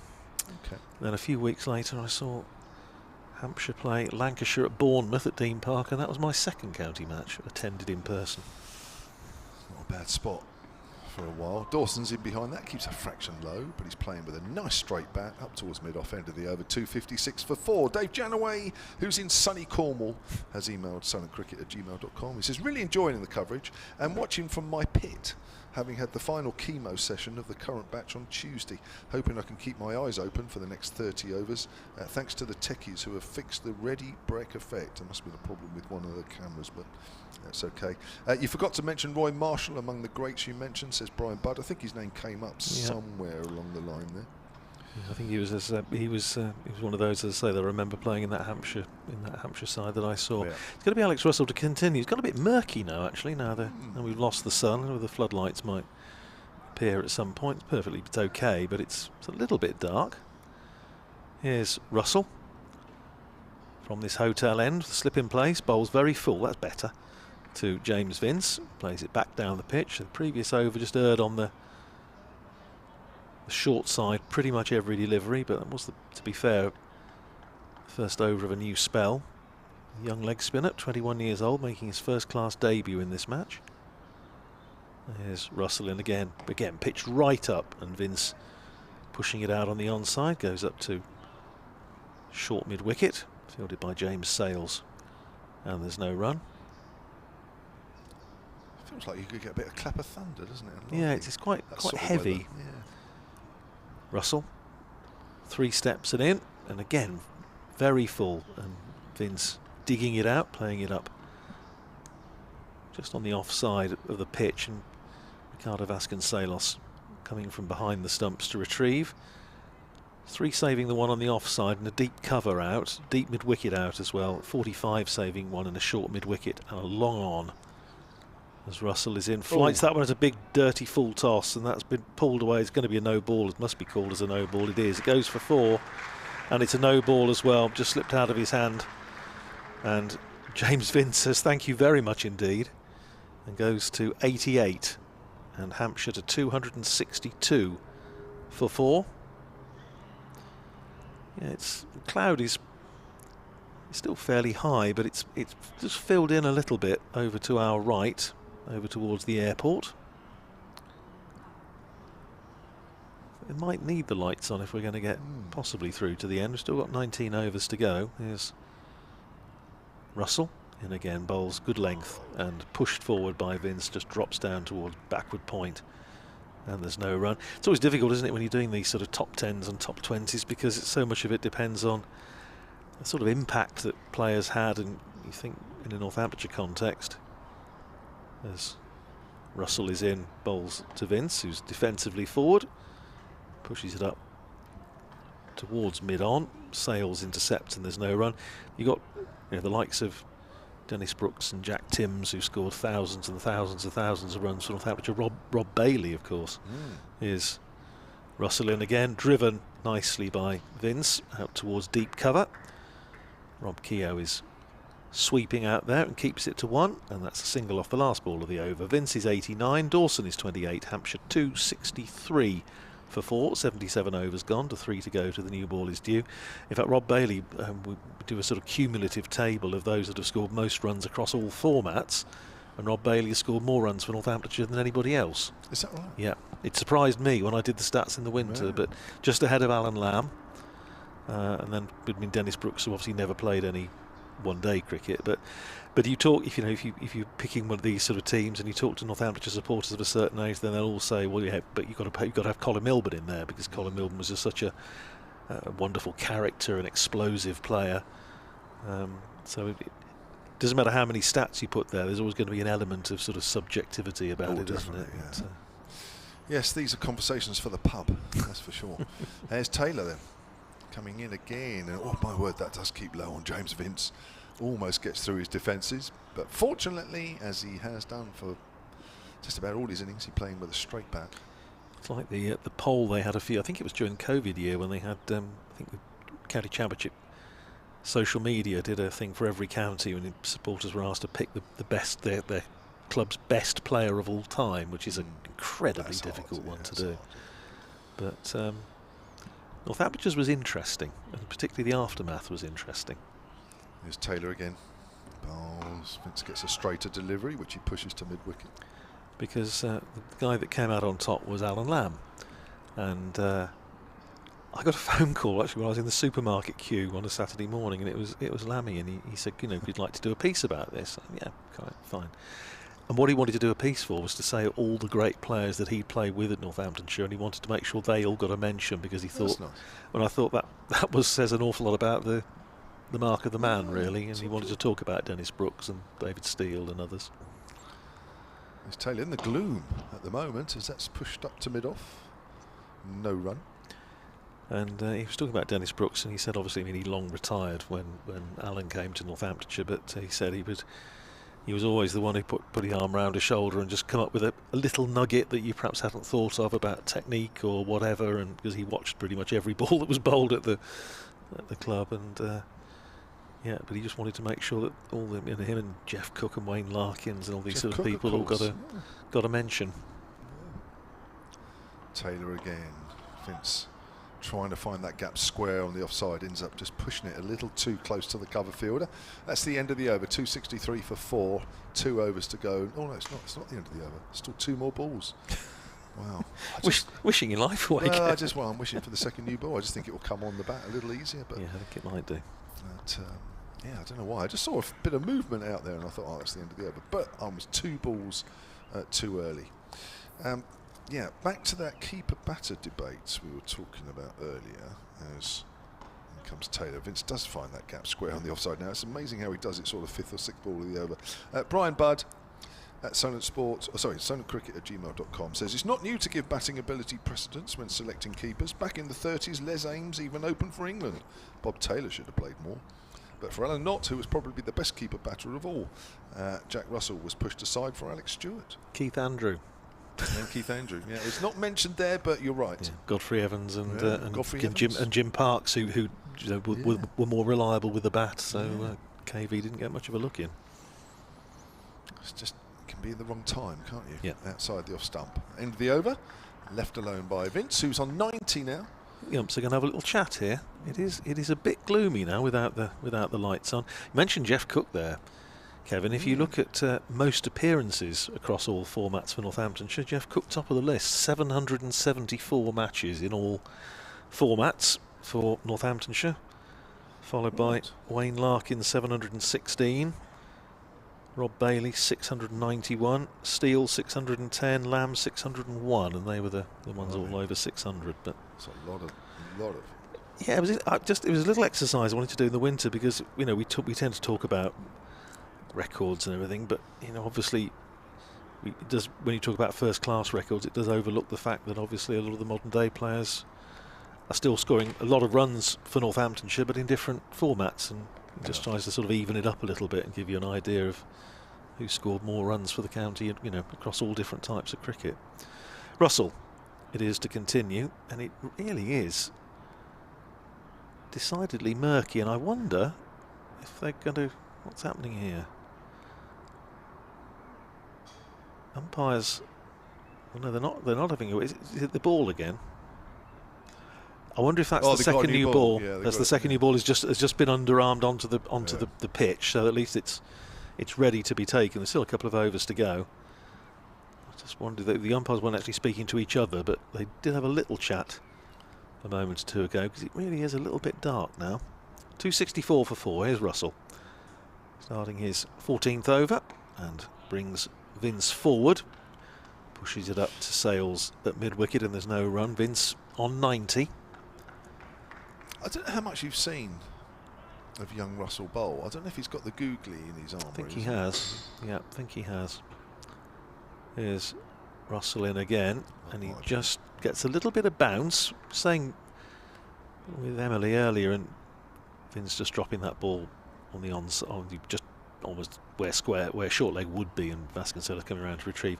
Just gets through his action nicely, doesn't he? He gets a good zip, good fizz on the ball. There he is again. That's very full. In fact, it's a full toss, and it's put away by James Vince for 4. And he probably heard a bit of a cry of anguish from Alex Russell after that one left his hand. Put away by James Vince. He's on 94, 268 for 4. And well, as he closes in on the 100, Kevin, take it over, take him there. Right, 6 runs. Is he going to get you in one shot? That's what I was wondering. Another full toss he might do. Yeah, exactly. I keep getting these emails where everywhere's sunny but here. I'll read this one out in a minute as Russell comes in again. That's a length ball. Vince is well forward, trying to negate any chance of any of the spin. This is Jack French, who's in sunny Sidcup. sonatcricket@gmail.com. It's always sunny in Sidcup. Perhaps doesn't quite hold the legendary status of other names mentioned, but can I throw Neil Mackenzie into the mix? It's an interesting one. Certainly very effective when he played here, the South African. Vince plays that quietly out on the offside. Buckets of runs for us over the 3 formats, and the only player I've seen short enough to duck under a Yorker. Wow, loving the commentary. Keep up the good work, says Jack. Well, that is short. 268 for 4. 1 ball left of the 79th. That's short and it's pulled away, but there is a fielder out on the deep. He will pick that up. But Vince is going to keep the strike again. I've hardly mentioned Liam Dawson. I don't think either of us, either Andrew Red or myself, have mentioned Liam Dawson much in the last 10 minutes or so. It's all been Vince. He's on to 95. Well, I shall just go and update BBC Radio Northampton into the 5 o'clock news. No problem. Ems, I'll just do a few minutes and then you can come on for me if you want to. Do you want to? Yeah, that's all right. I'm all right for a few minutes. And then you can come on here. Unless you want to take it with Vince. Actually, come on this side and then come back where I am. How's that? So you'll be doing 2 changes. So Emily Windsor back. I didn't get anywhere with you being in the top 10 of the Vipers. All-time batters. It's because I'm in the bottom 10, Kev. No, certainly. As I said, you were top. How can you be? You were top run scorer last year. Rob Keogh. Now, is he only going to bowl 1 over from that pavilion end? I don't know. Another one on the top 10 batters. That's caused quite a bit of discussion, actually, this, Emily, that we brought up when you were last on commentary. Mike Williams, silentcricket@gmail.com. He says, although an all-rounder, surely Trevor Jesty. See, I mean, he's a bit young for all this. I can remember Trevor Jesty. Here's Keogh with his off-spin bowls. Always playing. Oh, has he edged that one through to the keeper? And he has. James Vince has gone. Just trying to prod forward outside the off stumps. Got the thinnest of outside edges. And he goes for 95. It's 269 for 5. Oh. Emily, go off again. That's gutting for James Vince, that, isn't it? He wasn't even going hard at the ball. But fantastic innings, nevertheless. 95 off 180. The man's in form in a Hampshire shirt this summer, that's for sure. But he'll be very disappointed walking off, and the stunned and quiet Hampshire crowd. There's a reflection, he just didn't look like getting out at all, and one mistake. But there we go, he's walking off the field now. A nice applause. Wow. Well, if ever 100 looked certain, there was one. I suppose that's probably a little bit of justice for Rob Keogh, because he had Dawson dropped by Tom Taylor at slip, and Dawson had 11. It went sharply to him, but it was straight at him. So I suppose Rob Keogh would probably say, that's fair dues, mate. He's not Australian. Should be included, as Trevor Jesty says, Mike Williams, in the top 10 batters of all time. Not only great stats, but at times it was said that his stroke play and blonde hair made him indistinguishable from the imperious Barry Richards. Tremendous praise indeed. He was a good player, Mr. Jesty. Who's the best batter, you can only pick one, that you played with in a Hampshire shirt? With? Yeah. So in just your the time, one. when That's you really can only pick one. Robin Smith. Robin Smith. But that's, I mean, I could put 3 in that, 4 in that without even thinking. That wasn't the game though, you had to pick one. Just one. There you go. So if you had one batter that you could play with in this current Hampshire side, it would be Robin Smith. Just about. Obviously after yourself. It's hard. Which one Vipers batter? Yeah. Just one. Yes, it's hard, isn't it? Maya Boucher for me at the moment. Yeah, there you go. She's batting well, isn't she? New batter is Ian Holland. Just quietly plays that out on the offside. It's very difficult when you say one, isn't it? It's so hard. Floodlights have come on. They have. It's a bit dark, cloudy, but they've got high clouds. Holland again watchfully outside the off stump. Possibly Rob Keogh's asking for something. Did Holland sort of kick that with his foot or something? I don't know. Maybe Rob Keogh was just having a bit of fun. This is the 80th. That's Fuller this time, and Holland just works that quietly on the onside. Expecting the new ball in 2 balls time. Yeah, it'll be here. I think they'd be mad not to take it. I think it's pretty obvious they will. Holland pushing that again quietly on the onside. Looks like Hampshire are going to have to sort of restart here. And Dawson, who hasn't faced a lot of the bowling recently, he's going to have to get himself up to speed. I think that wicket is a key point in this game. Do you think so? Holland pushes that quietly on the onside, end of the over. 269 for 5. Yeah, I think not in terms of... There's a wicket maiden as well for Keogh. Hampshire in a good position, don't get me wrong at all, at 269 for 5, but you've got a new batter at the crease. And Liam Dawson against a new ball. Dawson's been at the crease a little while. He's faced 44 deliveries, but if you compare that to if Dawson was alongside James Vince, that new ball period probably could have been a bit easier. Whereas Ian Holland, who's fresh to the wicket, he's got to get used to the pace of the pitch as well as a new ball in hand. But saying that, Ian Holland has opened the batting for Hampshire in the previous season, so he's used to the new ball. True. But Hampshire is still in a very strong commanding position at this point. Yeah, they are. Yeah, and you'd hope that, well, let's hope there's not a batting collapse. It shouldn't be, but then I suppose everybody can say that about their counties. You could say that about everybody. But Emily's going to come across to me, and then Andrew Red will be back. And as predicted, the new ball, and it's going to be, who have we got this end to start off with? It's Mr. Jordan Buckingham, who's going to switch ends with this second new ball, having bowled all of his overs from the pavilion end. He's now going to try his luck from this hotel end, the northern end. Andrew Rudd is back, and then Emily Windsor. Yeah, Buckingham just having a chat with his captain, Sam Whiteman, to sort the field out. Hard lines on. James Vince obviously falling so close to 100, but from Northamptonshire point of view, certainly the wicket they were looking for and very much needed.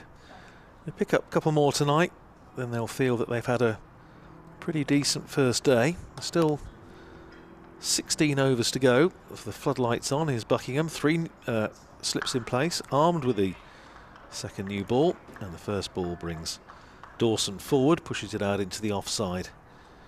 And there's no run, fielded out there by Saif Zaib with the distinctive orange boots. Evening, Emily. Evening.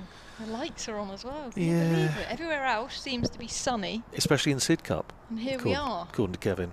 Sunny Sid Cup.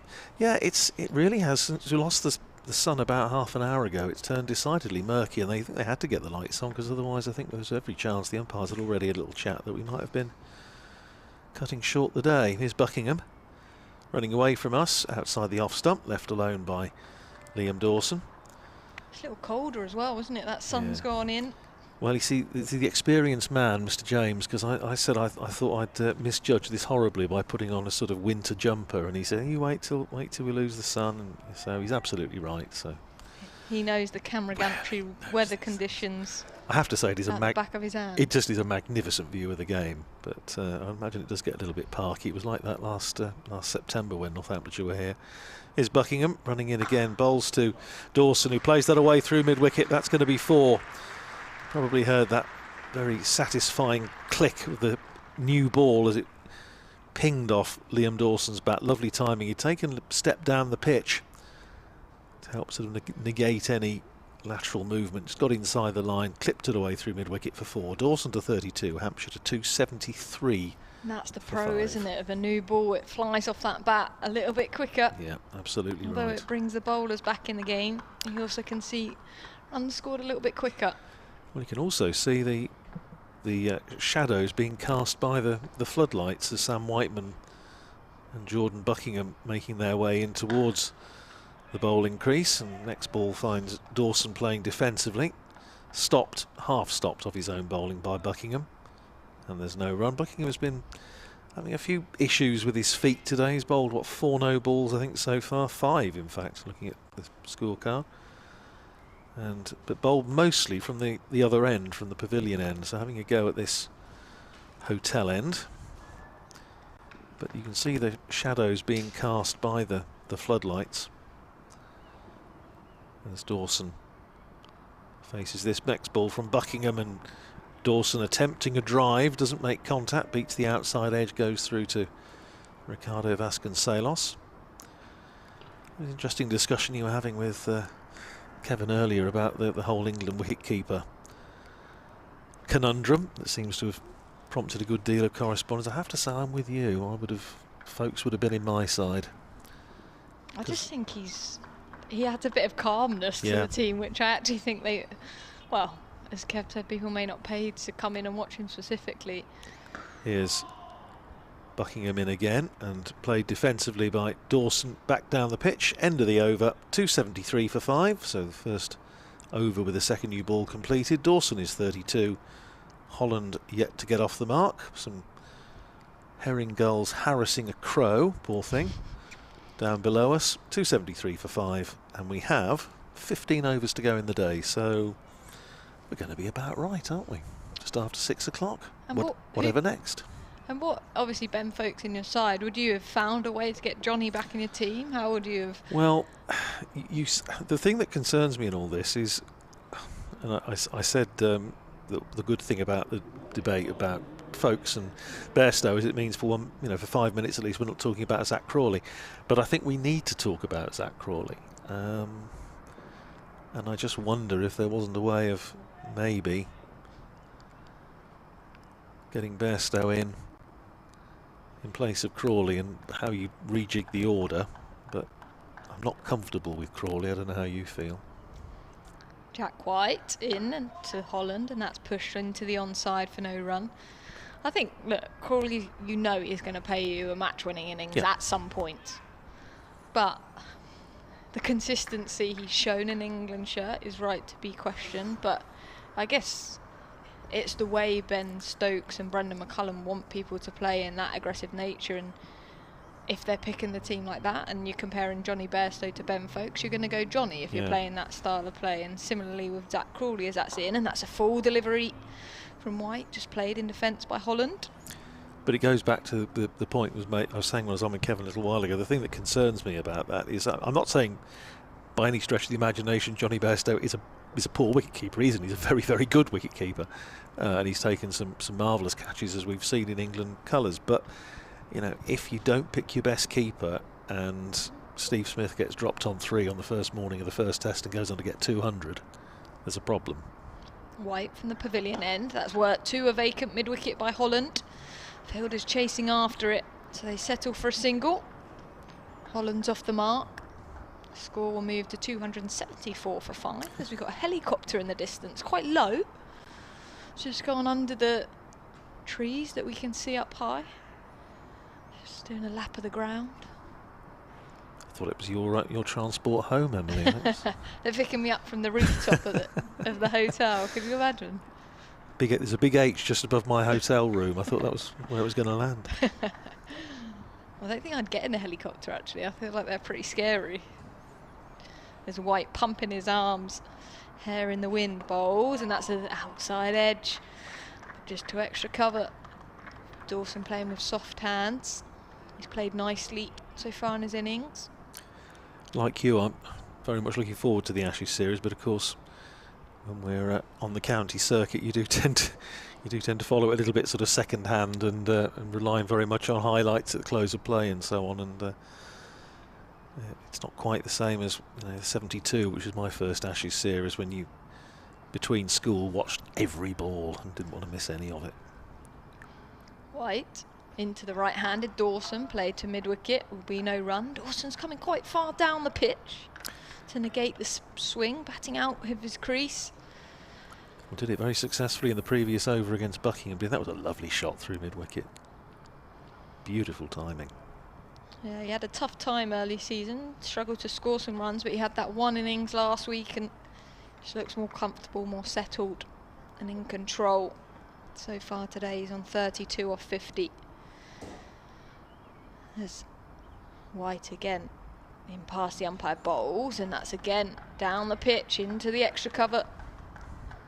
The fielder will be no run. That's the end of the over, just 1 run from it. 274 for 5. As in the distance there's a little young kid with his cricket bat swinging it round on the gantry that you get so often here, which is great. A real mixture of people in the crowd. It's a perfect place to play at that back area. If they let you, that would be absolutely wonderful. We talked earlier about Kent and this astonishing fight back for them today against Surrey. They were 118 for 7. They've just been bowled out for 278 with a last wicket stand of 82 between Joey Everson, who finished 77 not out, and Michael Hogan, who made 43 off 48 balls with 9 fours. How? Having seen Michael Hogan bat a few times, I'm not absolutely sure, but anyway, well done to them. 278 all out against Surrey, who just started their reply. Here's Jordan Buckingham running away from us. And bowls, that's his appeal for a catch behind, not out. Very full, attempted drive by in Holland. I think he probably just played over the top of it. Went through to Ricardo Vasconcelos, no conviction in the appeal at all. I have to say, Emily, looking around the Division 1 games today, there have been some really good contests. I've been saying that about here. Somerset 265 for 4 against Middlesex, with George Bartlett out for 121, but Tom Kohler-Cadmore's 50 not out off 50 balls with 2 sixes and 6 fours. That's a TKC innings. Next ball, it just gets a little bit big, a bit of more bounce on Ian Holland, plays it well. just behind square down to backward point where James Sales fields, and there's no run. Astonishing innings he played against Northamptonshire at Taunton. One of my highlights of the season was him hitting the first ball he faced on that Saturday morning for 6 to get to 100. You could see he was just itching to get to it in the grand manner. It was a wonderful innings, 130 off 102 balls. Next ball is outside the off stump. Holland just playing inside the line, goes through to Vasconcelos. I actually saw the footage of him getting out actually last week, where he's on very little score and he just ran out of seam and tried to absolutely probably do exactly how he got to his 100, smash it down the ground for 6, and his stumps went flying. But as you said, that's the way he plays. Yeah, it is, and in that context, I mean, it was a very, very important innings, and well, it gave Somerset a good chance of winning that match, gave them a big first innings lead of 157, but in the end Sam Whiteman managing to bat 7 hours to save the match, 130 not out. Proper cricket. Here's Buckingham in again, bowling to Holland, who covers up, pushes it up to Zabe at extra cover, and there's no run. Still have 13 overs to go in the day after this one. Whether we shall get them all in, or whether we may get to the stage even with the lights on where the umps are saying you need to bowl the spinners if you're going to stay on. Whether Northamptonshire will be happy to do that with a new ball, I'm not sure. The sun is there. It's just this thick layer of teasing us. Cloud. It's teasing us. Here's Buckingham in again, bowling to Holland. Again plays defensively out into the offside. Zabe fields at extra cover, and there's no run. Yeah, you can see just over to our right, there's a break in the cloud, and you can see the sort of the rays of the sun beating down. So it's probably absolutely lovely over the Isle of Wight at the moment, but unfortunately, the Ageas Bowl. The Ageas Bowl, it's a bit murky. It was lovely when Northamptonshire played on the Isle of Wight last year. They had a glorious day, apart from the result. What a lovely ground. Fantastic ground. New close, beautiful. Buckingham in again on leg stump, turned away nicely by Holland. Goes just behind square. He's going to get a couple of runs. Long chase round for Jack White in front of the Shane Warne. So in fact, they're going to come back for 3. Just going to have to get the motor on a little bit, which Liam Dawson does. Was a long chase round there for Jack White. So they're back for 3. Takes Holland to 4. He keeps the bowling. End of the over. 277 for 5, Hampshire. With Ian Holland on 4, Liam Dawson on 32. Jack White's bowled 16 overs, 1 for 54. Good bit of running that between Dawson and Holland. Good intent. Could have easily settled for 2 there. But Dawson just wanting to maybe get up the non-striker's end. Yeah, come back tomorrow morning when it's hopefully going to be a bit brighter. I think the forecast I was seeing just suggests there might be a little bit of rain, maybe overnight, first thing in the morning tomorrow, but it didn't look as though it was going to be anything that was going to cause us a problem. I think it was suggesting it was going to clear away by 11. Let's hope that's the case. Tell you what, White's hair is so impressive. It's great, isn't it? When he's running in and it's just whittling behind him in his streamlined fashion, as that's on the leg stump line, whipped away down to fine leg. I think it's going to be given leg byes. Yes, it is. Quicker delivery that from White. But 4 more runs to the Hampshire total, 277 for 5. Yes, you can imagine it while he's tramping the fells of his beloved Cumbria. You can imagine it billowing out in the wind as he tramps up Helvellyn or whatever. He certainly epitomises his look. As he turns at the top of his mark, he really does charge in with a little skip in the middle of his run-up and bowls, and that's left alone outside the off-stump by Holland, sorry. Hands on head from White, just giving him a bit of a stare. Yeah, he's been a terrific acquisition for Northamptonshire, so when you consider he hadn't played a first-class match until he was 28. Now he's 31, and Northamptonshire's leading wicket taker this season, and was very, very good at the back end of last year especially. It just looks exciting with the ball in hand. It looks like something that's going to happen every time he charges in to Holland, and that is an outside edger, appealing for LBW and given. Hit him on the pad. It's gone down to the slips, but that looked very much in front, and the umpire didn't have to think about it. That is out. That hasn't bounced much, has it? We talked earlier in the day about just the odd one, not exactly keeping low in the sense of a P roller, but just one that doesn't get up as much as the batter maybe expects. And I think that was one of them, and hit him. I think that was pretty dead, wasn't it? Having watched the replay there. So it's just a nice little breakthrough for Northamptonshire. Well, the umpires are having a little chat. I just wonder if they are a little bit concerned about the light, but it's a second bowling point, Riches indeed. Yeah, Ian Holland's gone for 4 off 17 deliveries. As you said, hit him on the back pad. The umpire didn't really have to think twice about that one. But another wicket for White, that's his second. He's bowled nicely. The other wickets that have fallen as we wait for this discussion. Joe Weatherly, he was bowled off the bowling of Buckingham for 20. Fletcher Middleton off the bowling of Sales for 40. Gubbins, LBW for White off for 13. James Vince played beautifully, got 95. Dismissed off the bowling of Keogh. And Ben Brown off the bowling of Sales was for 44. And Ian Holland was the last man to go for 4. The umpire's having a bit of a conversation. They're just having a little word with Sam Whiteman, maybe. I just wonder if we are maybe getting to the point. I remember it happened here last year. Kevin will remember when Northamptonshire played here, and I think then it was Hampshire in the field, and James Vince was told you've got to bowl your spinners or we're coming off, and so Liam Dawson finished up getting through a few overs towards the back end of the day just to keep the players on there.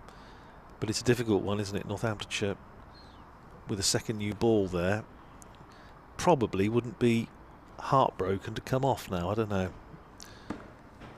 Equally, if they come off now, Ian Holland is going to be spitting, because batters absolutely hate it, don't they, when they get out and then a couple of balls later the umpire says, oh, it's too dark, off we go. Just ask Ricardo Vasconcelos. Or indeed Josh Cobb here last year, which Kevin will remember, when he was not a happy bunny. Keith Barker then, the new batter at the crease, as White in bowls, and that's full Yorker length. Played up to mid-on, will be no run. Keith Barker, of course, missed a few games, was back in the side at Kent. Broken both of his fingers, or both of his hands. So missed a few games. Yeah, missed the game at Northampton, didn't he, because of that. But asset to this county championship side. With both the ball and the bat, he scored some real good innings for the side, and Hampshire want to pile on the runs here. There's White in, and that's driven, but up to mid-on again will be no run. 281 for 6. Liam Dawson at the crease with Keith Barker.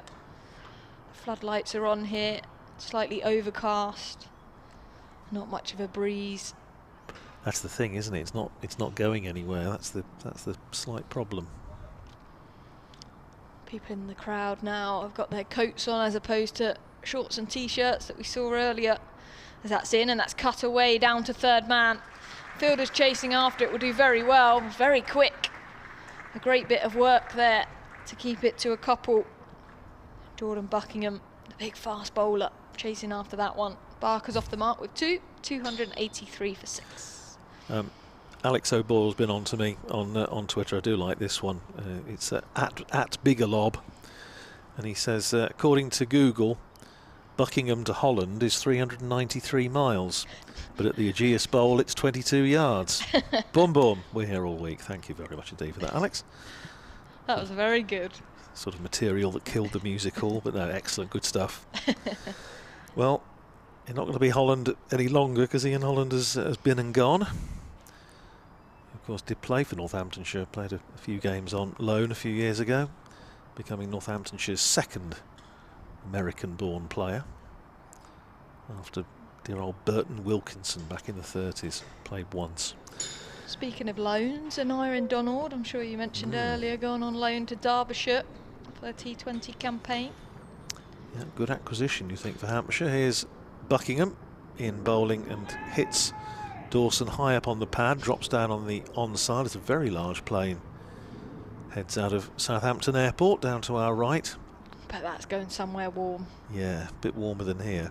I get very excited about airliners, Emily, just so you're aware. Oh, So do you? I used to go and plane spot and never quite lost the habit, you know. So these apps you can get now, and you can go and see where they What's that one? where they are. I think it's one of the variants of the 737, I think. Here's Buckingham in and pushed forward by Dawson, just runs it down through point for a single. It's fielded there by Safe Zabe. One more onto the total, 284 for 6. Dawson to 33. Keith Barker, the left-hander, on strike. The plane's taking a steep left turn. Look, That's heading. That'll be heading. So I'm just trying to work out. That'll be heading east, won't it? So maybe over to the continent. Not sure where they fly to from Southampton, actually. Sure Kevin will know. He doesn't live too far away from there. I feel like a few warmer places in Europe it certainly goes, that's for sure. Yeah, I have to say, at least today you haven't needed the fleece, which for the last couple of games at Northampton have been absolutely de rigueur. Ground staff are sort of hovering over by They the are. cover. Yeah, they are. They're lurking, aren't they? Never a good sign. 2 slips in place. Buckingham bowling to the left-handed Barker down the leg side, bit of a waste, and left alone by Barker. They have a leg slip in there for him, so they've obviously done a little bit of homework. It's a position that seems to have come back into favour. You watch years and years of county cricket and you barely see anybody in there at leg slip, and you'd have dear old David Steele, who was so brilliant in there in the 60s and 70s, saying why don't they have a man in there anymore. Well, it seems to be coming back into fashion, the way these things do.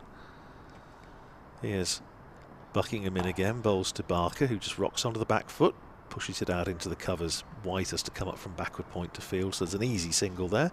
Takes Barker to 3 and Hampshire to 285 for 6 with 11 overs to go. I feel like leg slip would be a real tough position to field because you Yeah. just don't get sight of the bat path, do you? So it's almost one of those that you have to react. You'd be going very much on the line of the ball, wouldn't you? That's right, and one batter that you see them, most opposition teams have put one in there for Luke Proctor this year, before he was obviously out injured, is Buckingham bowling short. Attempted pull by Liam Dawson, doesn't make contact, goes into the gloves of Ricardo Vasconcelos, who just tosses it up, but wasn't really appealing. These two are having conversation as well, aren't they, Dawson and Buckingham? You don't know whether it's light-hearted, whether he's trying to fire him up. I don't know what Buckingham's like. Is he a fiery fast bowler? Well, I think he's well, he's an Aussie. Say no So more. I think he has potential. Here he is in again, bowling down the leg side and left alone by Dawson.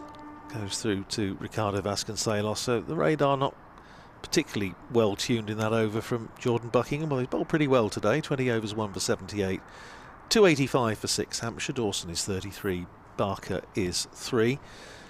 He's still, of course, relatively young in his first-class career, and he played a handful of first-class matches, but already having got a bit of a reputation for a good Australia A tour to New Zealand.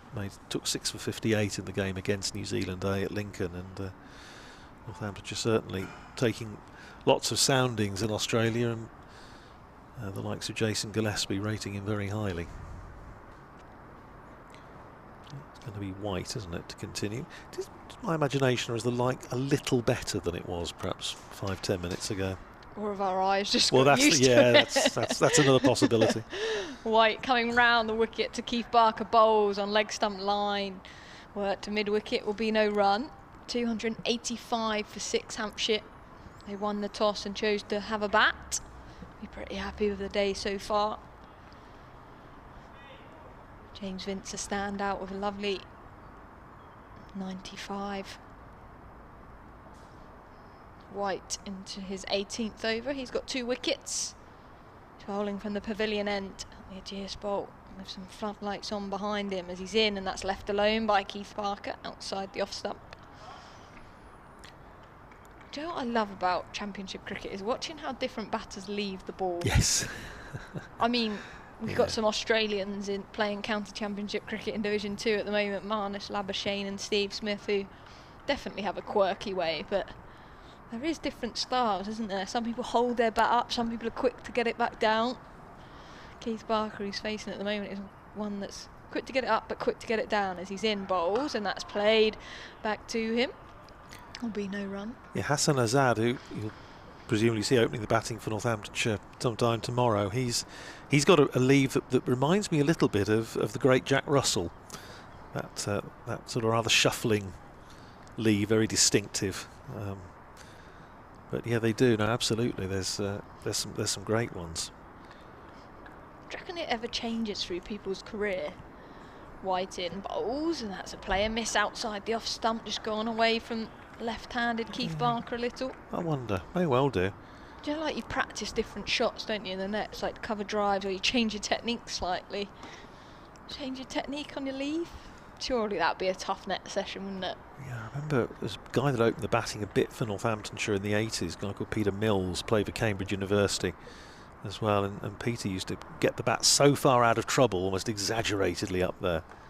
White right arm round to Barker, that's pulled past mid-wicket. Fielders chasing after it. But he'll get there successfully. So Barker have another 2 to his total. He'll move to 5, 287 for 6.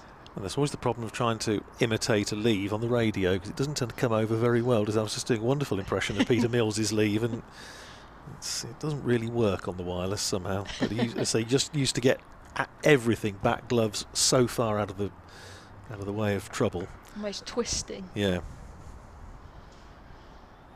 White with some orange on his boots, big gallop into Barker bowls, and that's on leg stump line again and worked out to a deep fine leg, so it'll be a single. Barker will keep the strike. Dawson at the non-striker's end again. He moves to 6, 288 for 6. I think we're having a change in commentary position.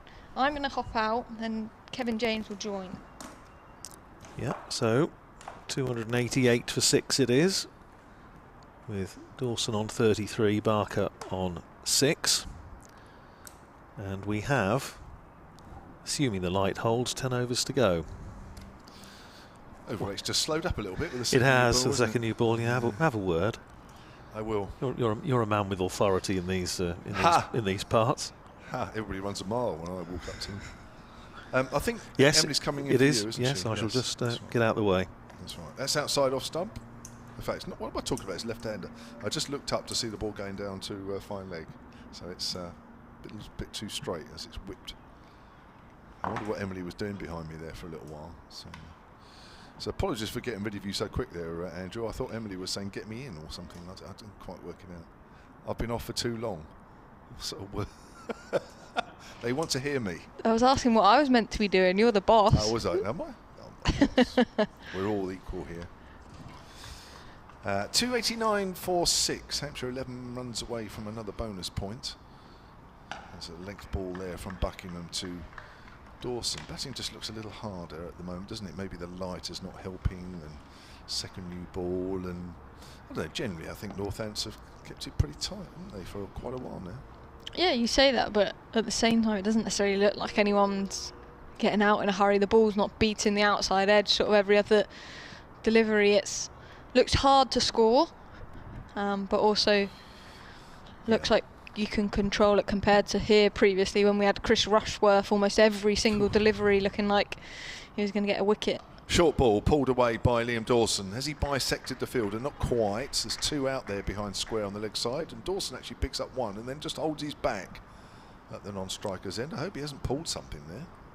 That doesn't look good, does it? And now he's waving. Oh no. That's the physio's moment, Kev. Oh, this is what I like. on.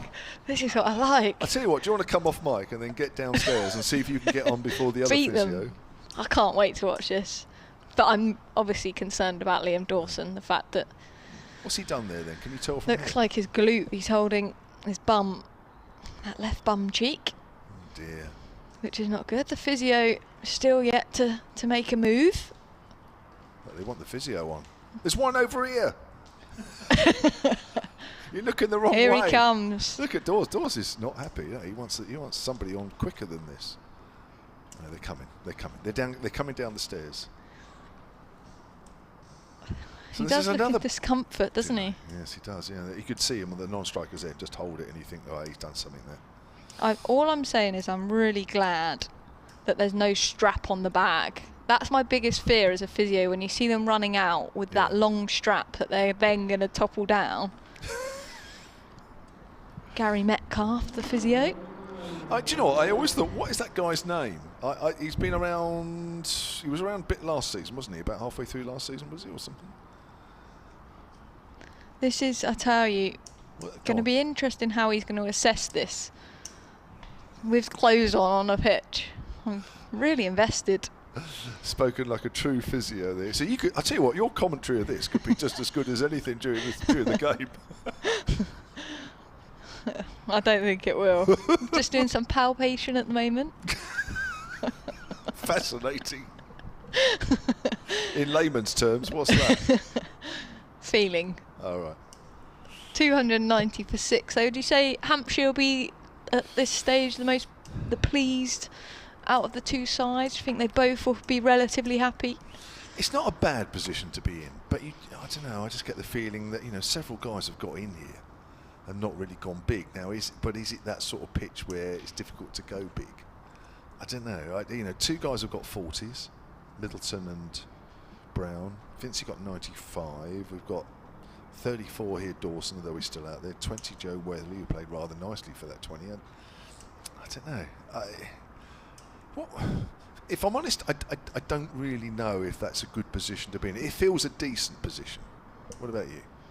Yeah, I think it's probably about right. I think both sides probably, when you've got batters that have got in and got out, you could be going on to get even bigger scores here, but it's sort of been balanced, hasn't it? It looks like Hampshire are starting to dominate, then Northampton pull it back with a couple of wickets. Yeah. But Liam Dawson is up. He had the magic pills. And the physio just stays poised on the boundary. Is that what you do in physio land? Just give him a few magic pills? If only that was easy. We'd be out of a job if that was the case. Here's Buckingham. Short, down the leg side. Taken by Vasconcelos on the run. Hopefully it'll be a bit of cramp or something, so...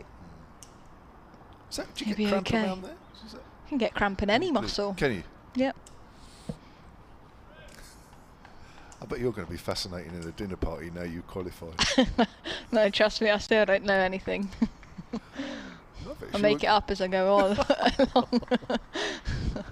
I've blagged my way through my degree. No, it's a great effort. It really is.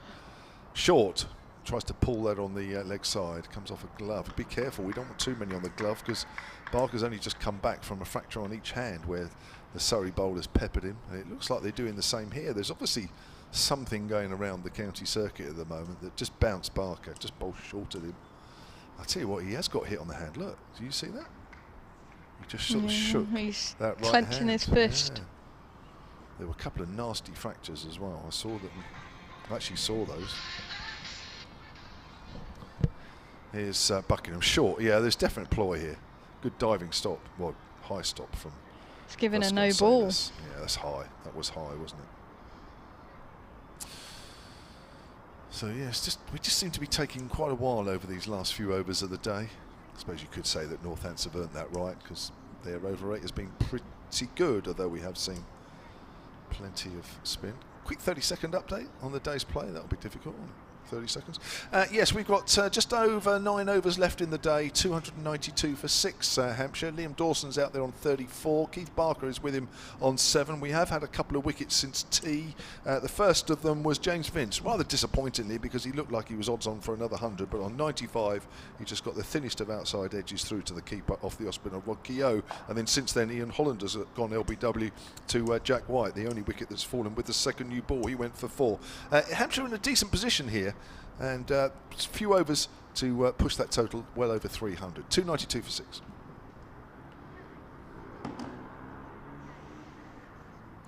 End of the over. 9 to do. Not like you're counting down, is it, Kev? Nah, every single over. From 96 onwards. It looks a little brighter now. The floodlights are still on. But it's not sunny by any means. It's getting colder, isn't it? The Hampshire Academy training on the nursery ground now. Getting a good run out over there.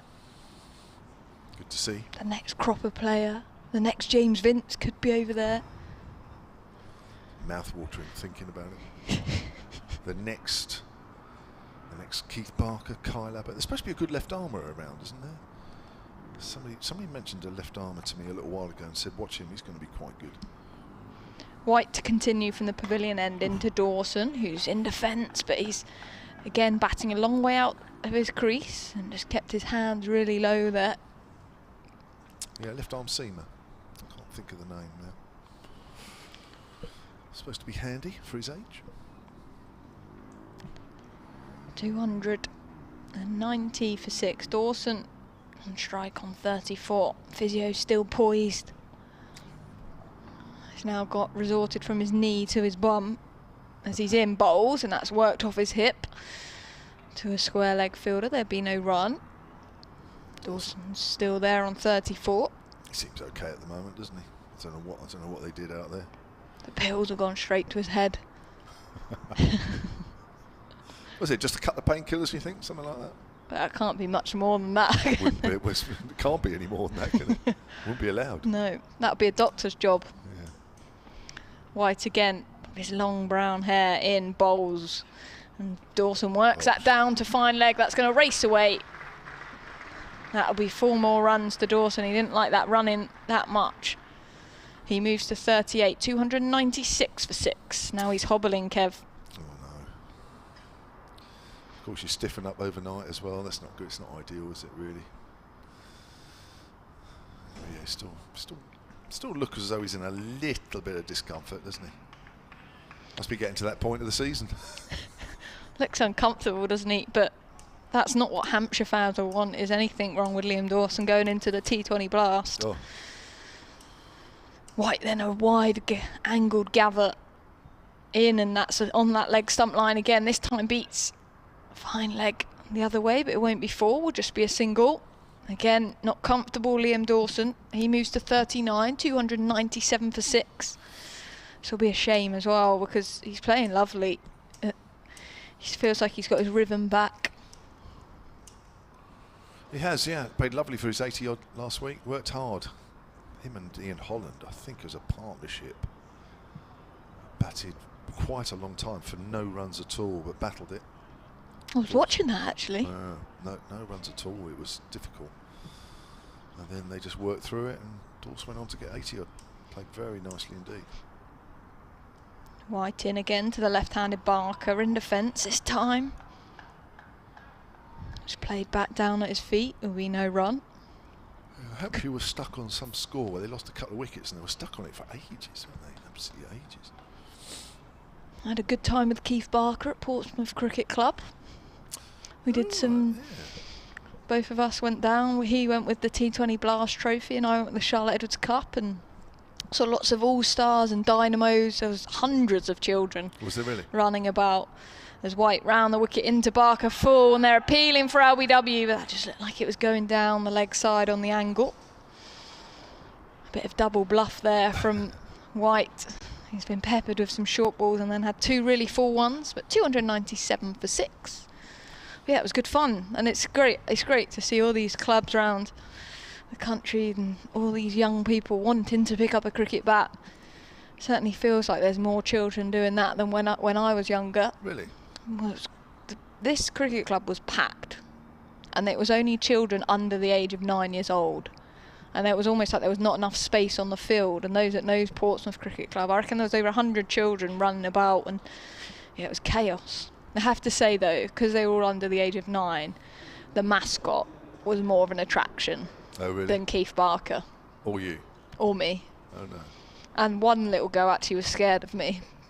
Really? Because I'm really scary, and I felt really bad. How sad. I did get around in the end. Yeah. I bought the trophy to her as opposed to That's the nice. mum really wanted a photo. Here's Tom Taylor then. Bowls. Buckingham's had a break, or having a break, as that's a length ball pushed out on the offside by Liam Dawson. Oh, so they weren't scared of the mascot, but scared of you. Well, the mascot's like a big teddy, isn't he? Well, I thought he was a hawk, wasn't it? Was it? Yeah, it's like a hawk, was but the he's mascot? like a teddy. Oh, Do you know right, what I I see, mean? yeah. He's not a bear, but he's A hawk. fluffy and looks friendly, whereas I clearly don't look at either of those. Here comes Taylor again. Dawson leaves that one alone. So What did you actually end up doing then in this session? So went round and joined in some of the all-star stuff, which was like throwing a ball up in the air, see how many claps you can do. We did some batting off a tee. We didn't bat, but they batted. And then the under-9, their actual under-9 team was playing a bit of a incredible game, and I had a little bat with some girl, and Keith had a bat as well. And I won't say what happened when I bowled at Keith. Hang on, I think I saw something. That's turned down to fine leg. Dawson picks up a single, takes him on to 40, and it's 298 for 6. You got him out. You won't have seen it. You'd have heard it from me. I'm still waiting for the video footage from actually the Hampshire media people of, my first wicket for the season in the bag. Won't they hand it over? They're being a bit protective of it, but it's in the pocket. If Northampton want me to have a go out there, more than happy. So maybe Keith Barker's sort of put an injunction on it. He said he doesn't want it released. Probably. No, it was an epic delivery. Let's sell it as that. Was it? Oh, good stuff. Caught a slip. Oh, great catch from the kid, but really, that must have been a fantastic moment. Actually, not just for you, but for the child as well. Yeah, no, it's good. It was good fun. Keith tried very hard to get me out as well. I was a bit scared then when I had to face him. Did he sort of let you have it a little bit? That's outside the off stump, but he's trying to dab that down and misses. Did he get wound up because you'd got him out, so he thought he's going to try that a little bit harder? Well, he started signalling. He was like to get all his fielders to move as if he was going to bump me. Oh, right. So I was a bit petrified, I can't lie, but he's a lovely man. He wouldn't do that. Yeah, he's top man. So he didn't get you out? No. Did you get any runs off him? A few. To be honest, I was trying to whack it as high as I could so the kids would try and catch it. Taylor's round the wicket to Barker. Barker gets wrapped on the thigh pad. I think that's going for 4 leg byes. Yes, signalled by the umpire. And that takes Hampshire past the 300 mark. 302 for 6 and another bonus point. In the old days, that would have been 3 bonus points batting, but now it's only 2. 89th over, the 300 up for Hampshire. The physio is still poised there. Number one, he's in a t-shirt, so it must be freezing. Number 2, I wonder what his thought process is. I just think he dare not. The way Liam Dawson was getting a little bit, he dare not look at the game. Barker works that square on the leg side where there's a gap, moves on to 8. 303 for 6, and we've got 7 overs left in the day. We're going to go way over 6 o'clock, whereas at one stage it looked like that maybe just a few minutes over 6 would have been the norm, but we might even be here till 15:15. Let's put all your schedules back. Grandad Kev, what's he going to do? Had to get it in there. I'm surprised it's taken you this long. I don't want to be the person that breaks the news. Do you not? No. Should I have said something? You should have. I feel like all the listeners will be deeply pleased for you. Well, that's very kind if they are. Yeah, I became a granddad overnight. Yeah. So it's now me and Mal don't have to joke about. No, you don't. Going to be a granddad. It's official. Grandad Kev next to us. Hopefully you'll sort of just forget about it. It was white to Barker. That's a thick outside edge to backward point. So a few oohs and ahs, but landed safely. Yes. That's how we shall address you from now on. Are you really? Grandad Kev. Gotta get used to it. I'm going to deliberately not work with you guys anymore. we're not getting any shifts, Mel. We're out. No, I just won't turn up. White in again from the pavilion end to Barker bowls, and in defence to mid-wicket will be no run. There's 2 slips in play. We haven't seen big cordons even with the new ball. And there's not been lots of fielders in there, but that's probably the nature of the pitch. Yeah. You're more likely to get some dismissals in front of the bat. Yeah, a couple off the edge early this morning all sort of fell short. One may just have got on the full to Emilio Gay, but it was been a difficult one for him to take, trying to get his fingers underneath, but nothing's really looked like going there.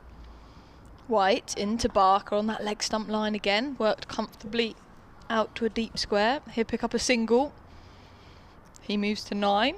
304 now for 6 Hampshire. Dawson's alongside him on 40 off 66. Yeah, it's not been the most enthralling day's batting in a way, and I think you're right. I think the pitch has a little bit to do with that, not being a stroke play wicket, has it really? And it's been a workman-like 304 for 6, isn't it? Hampshire have worked hard for that. Credit to Northampton, to be fair. White charging in again. Dawson advances and tries to work that into the onside. He wants a quick single, but Keith Barker's not interested. He's there looking back at the pavilion. Floodlights still on. Same conditions. A few seagulls flying overhead. A few people in the ground. Well, that was mentioned the other day when the Vipers were down at Hove. Somebody mentioned that. They said there was no seagulls, and yet there's always seagulls at the ground. And there wasn't one during your game there. White into Dawson again, advances down the pitch, just plays it back, and it'll be no run. Maybe that's where we went wrong then, or maybe it's because it was a bit sunny, wasn't it? So they were down on the beach where all the fish and chips and ice creams were that they could nick, as opposed to watching the Central Sparks versus the Southern Vipers. Maybe that didn't appeal to them, or maybe our kit's too bright this year that it scares them away. A lot of people have said that your kit is very, very luminous orange. Is that the right word? White to Dawson down the leg side. There's an appeal for LBW, and it's going to be signalled leg byes. That went very fine. But 4 more to the Hampshire total. 308 for 6. 6 overs now remain in the day. Yeah, a lot's been said about your new kit.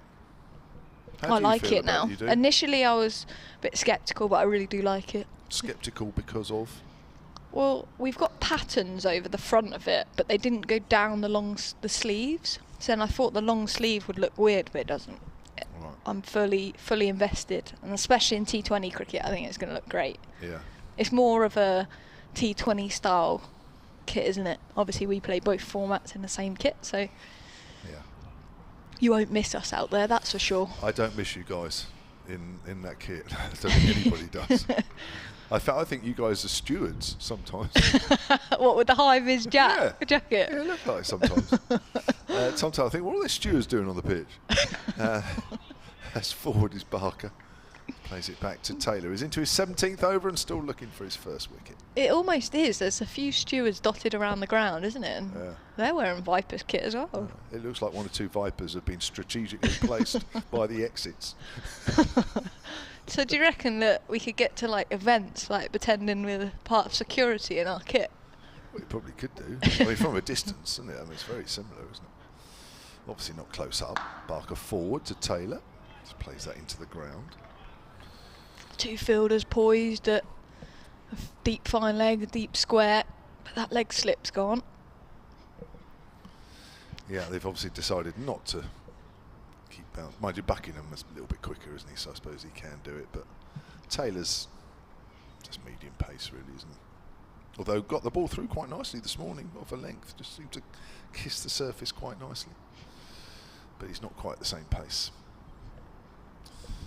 Here he's round the wicket, right arm over, runs away from us and bowls. Barker pushes again, forward, quietly.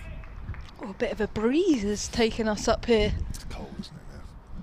Yeah, paper of notes is flapping in the wind. It is. So's the flags. The burgundy Northants flag above the away team dressing room. Just about see the blue Hampshire one. But they're not really... They're not there, are they? No, they must be a bit sheltered there. Minimal movement. Definitely get a little gusts coming in here, don't you? To the camera gantry. Here's Taylor again. And Barker gets a beauty. There's an appeal for a caught behind. Not out, says the umpire. That looked an absolute ripper of a ball, and just turned Keith Barker around, angled in, bounced, seamed, swung away. My word, where did that ball come from? It's too good. Whoa, that is too good. It's like a big leg break to Keith Barker, that one. Yeah, speaking of leg spinners, the yes. Northants leggy on debut bowled a lovely first spell, a bit more Alex Russell, a bit challenging on his second spell, a few loose deliveries that James Vince got after, but it looks promising. Yeah, he's wicketless today, isn't he? That's pushed up towards mid-on, got 1 or 2 to turn.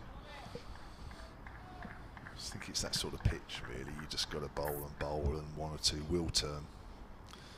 Fielder, sorry. I was going to say, fielder down and out. Oh gosh, yeah. Jack White, I think they're probably warming up to bowl. So what's Russell bowled in total in this game? Let's have a look. Sorry, James Sales it is. Was it James Sales? He's bowled nice. Sure, yeah. Russell 14 overs, none for 63. Yeah, Barker pushes that to Sales. In the covers, end of the over, 5 to do. 308 for 6. Dawson's 40. Barker 9. The 2 wickets that have fallen since tea. James Vince for 95, and then with the second new ball, Ian Holland for 4. And it is James Sales coming into the attack. He's impressed me, actually. I was saying earlier to Andrew that for me he's an exciting young cricketer as an all-rounder. He's put some gutsy performances in, and he was saying how the balance of the side looks better when James Sales bowling well and bowling overs. Yep. And he's certainly done that so far. 10 overs, 3 maidens, 17 runs, 2 wickets. The wickets of Fletcher, Middleton and Ben Brown. So he's been useful with the ball. That's not bad when you think, because it's only his 11th first-class match, when you think that he's 9 in total have cost him 41 apiece. That's pretty impressive today. Sales in bowls, and that's an edge through to the keeper, but into the ground. And he's only 20 as well, isn't he? So he's got time. Got time to develop, time to either put on another quarter of a yard of pace, maybe half a yard of pace, time to develop his batting. Develop something, yeah. That's right. It's good when you've got an all-rounder that does, at this young age, to do this both skills pretty well. Certainly a lot of potential to develop. Yeah, he's certainly better bowler than his dad. That is for sure. James Sales in again, and that's outside the off stump, but that's driven beautifully by Liam Dawson through a vacant cover region. 4 more to his total. He moves to 44, 312 for 6, Hampshire. Lovely shot on the up. Bit of width though. It doesn't seem to be showing too much effects, or does he? I'm just keeping an eye on young Liam Dawson there. Oh no, maybe he's just favouring it a fraction. He's glute. No, he's stretching it again. There he is, isn't he? Yeah. He'll be getting some treatment. Oh, the physio's gone from the top end of the ground. He's not worried. No, he thinks gone. He's gone. Yeah, he's gone. See, 1 or 2 of the ground staff are just sitting by the cover. Maybe they're just sitting there ready for the end of the day.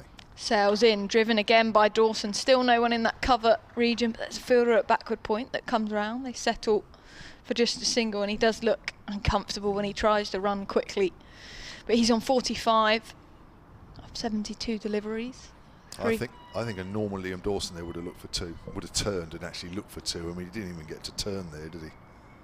Yeah, look at him do some extra stretches again. 313 for 6 then. Hampshire won the toss this morning, chose to bat. James Vince has top scored 95. Northampton have shared the wickets about. Both sides really need to search for a win at this stage. Hampshire with a loss against Warwickshire here, and then a draw at Kent last week. It's a challenge for that championship. They want a win here, and Northants has Sales in, and that's driven by Barker. It's gone through the backward point. That's racing away to the boundary. Fielder's chasing after it, can't get there. Uses the advertising boards to help him stop, but that's 4 runs to Barker. He moves to 13. Northants had 2 tough results recently. Lost by 9 wickets against Surrey. Oh, sorry, I'm looking at the wrong one. Lost versus Notts by an innings and 25. And then drew versus Somerset. Just the 1 win so far against Middlesex. So I want to turn things around and find that first win. The Sales into Barker, left alone outside the off stump. Will be no run. What do you think you make of the Hampshire season so far, and where they stand at the moment with the county championship, with Surrey going so well. Who's going to beat Surrey? That's the trouble, isn't it? It's Surrey, isn't it? You can't look any further than Surrey. And that's going to be a problem for anybody, no matter who puts a run together, no matter who does what this season. Sales to Barker, pushed into the offside, will be no run. That's the end of the over. 4 overs remain today, 317 for 6. I don't think you can ever rule out Essex. Obviously Warwickshire look pretty decent this year. They've got a good, strong seam bowling attack that can take advantage of conditions that are even half in their favour. Nottinghamshire have done pretty well, considering they started with a poor defeat here. First game of the season. I think that's pretty much... Lancashire, I'm surprised. 5 matches and no wins. Really, they would have been one of my teams this year. All draws. Yeah, and they might still be. You know, as I say, they might still put a run together. But it's Surrey. Who's going to beat Surrey? Well, this is it. You know, I think, you know, it doesn't matter what you do. Like last year, really, with Hampshire. It didn't matter what they did, and they put together a serious run, didn't they, during the summer? Serious run. Here's Taylor. Bowls to Dawson, who pushes that towards mid-on. They'll take a single. He's definitely not running at his quickest. He's on 46. 318 for 6. Hampshire 2 wins, 2 defeats and a draw. You know, it's okay. It's okay. Surrey, you know, where would you expect to win that game? No. Warwickshire, they got caught a little bit. I mean, as well as Warwickshire did, and they did particularly well here. Hampshire got caught in terms of Warwickshire had the best of the bowling conditions both innings. Rushworth was on his day, wasn't he? Rushworth was hard work, to say the least, as Taylor bowls to Barker. Plays that back to the bowler, and you know, at times when you got Chris Wokes at the other end backing that up, I mean, that's hard work. That is seriously hard work. So, but even so, you've got to get through those situations. I said it at the start of the season, I don't see anybody beating. Whoever gets ahead of Surrey wins the championship, but it's just getting ahead of them. Just don't see it. They're too strong. I suppose it depends on injuries, depends on England call-ups, but here's Taylor, and there's a drive to backward a point. I suppose Ben Folkes staying is Surrey's gain, isn't it? I suppose a lot of counties would have hoped that maybe he's off. I mean, the depth they have in their squad is ridiculous, isn't it? So it almost doesn't matter to an extent. They've got lots of good keepers. Obviously, they lose Ollie Pope for sure. Now it's vice captain, which that's a move that I really like from England. Yes. Yeah, that's an interesting one, isn't it? Barker forward, plays it back to... Is he vice captain at Surrey? Wouldn't know. No, I wouldn't know. No. I don't know. So maybe England have just sort of stepped in and said, you're vice captain. He always gives sort of that persona, doesn't he, that he knows a lot about the game. He's quite a calm head. He certainly has leadership qualities, and it's nice that they've given that opportunity to a young player that's got a bright future in England colours, that's for sure. There's Taylor again, and turned away down to fine leg. Barker moves on to 14, and it's 319 for 6. Yeah, I suppose they obviously see something in him. Maybe it's not his right time yet at Surrey. I suppose with all the England stuff to worry about, it's probably not ideal making him vice captain anyway. Would it have somebody that's... there probably is an official vice captain, I don't know. But have somebody that's around, that's what you want, isn't it? There's no point in somebody who's around quarter of the season, half the season, third of the season, whatever you want to put on it. Taylor over the wicket to Dawson, who turns that neatly behind square on the leg side. He's jogging a single. He's happy when he's doing that. Doesn't really want to be pushed any harder than that, and I don't think, knowing him, he will be pushed any harder than that. 47 he moves on to. 320 for 6, 3 to do.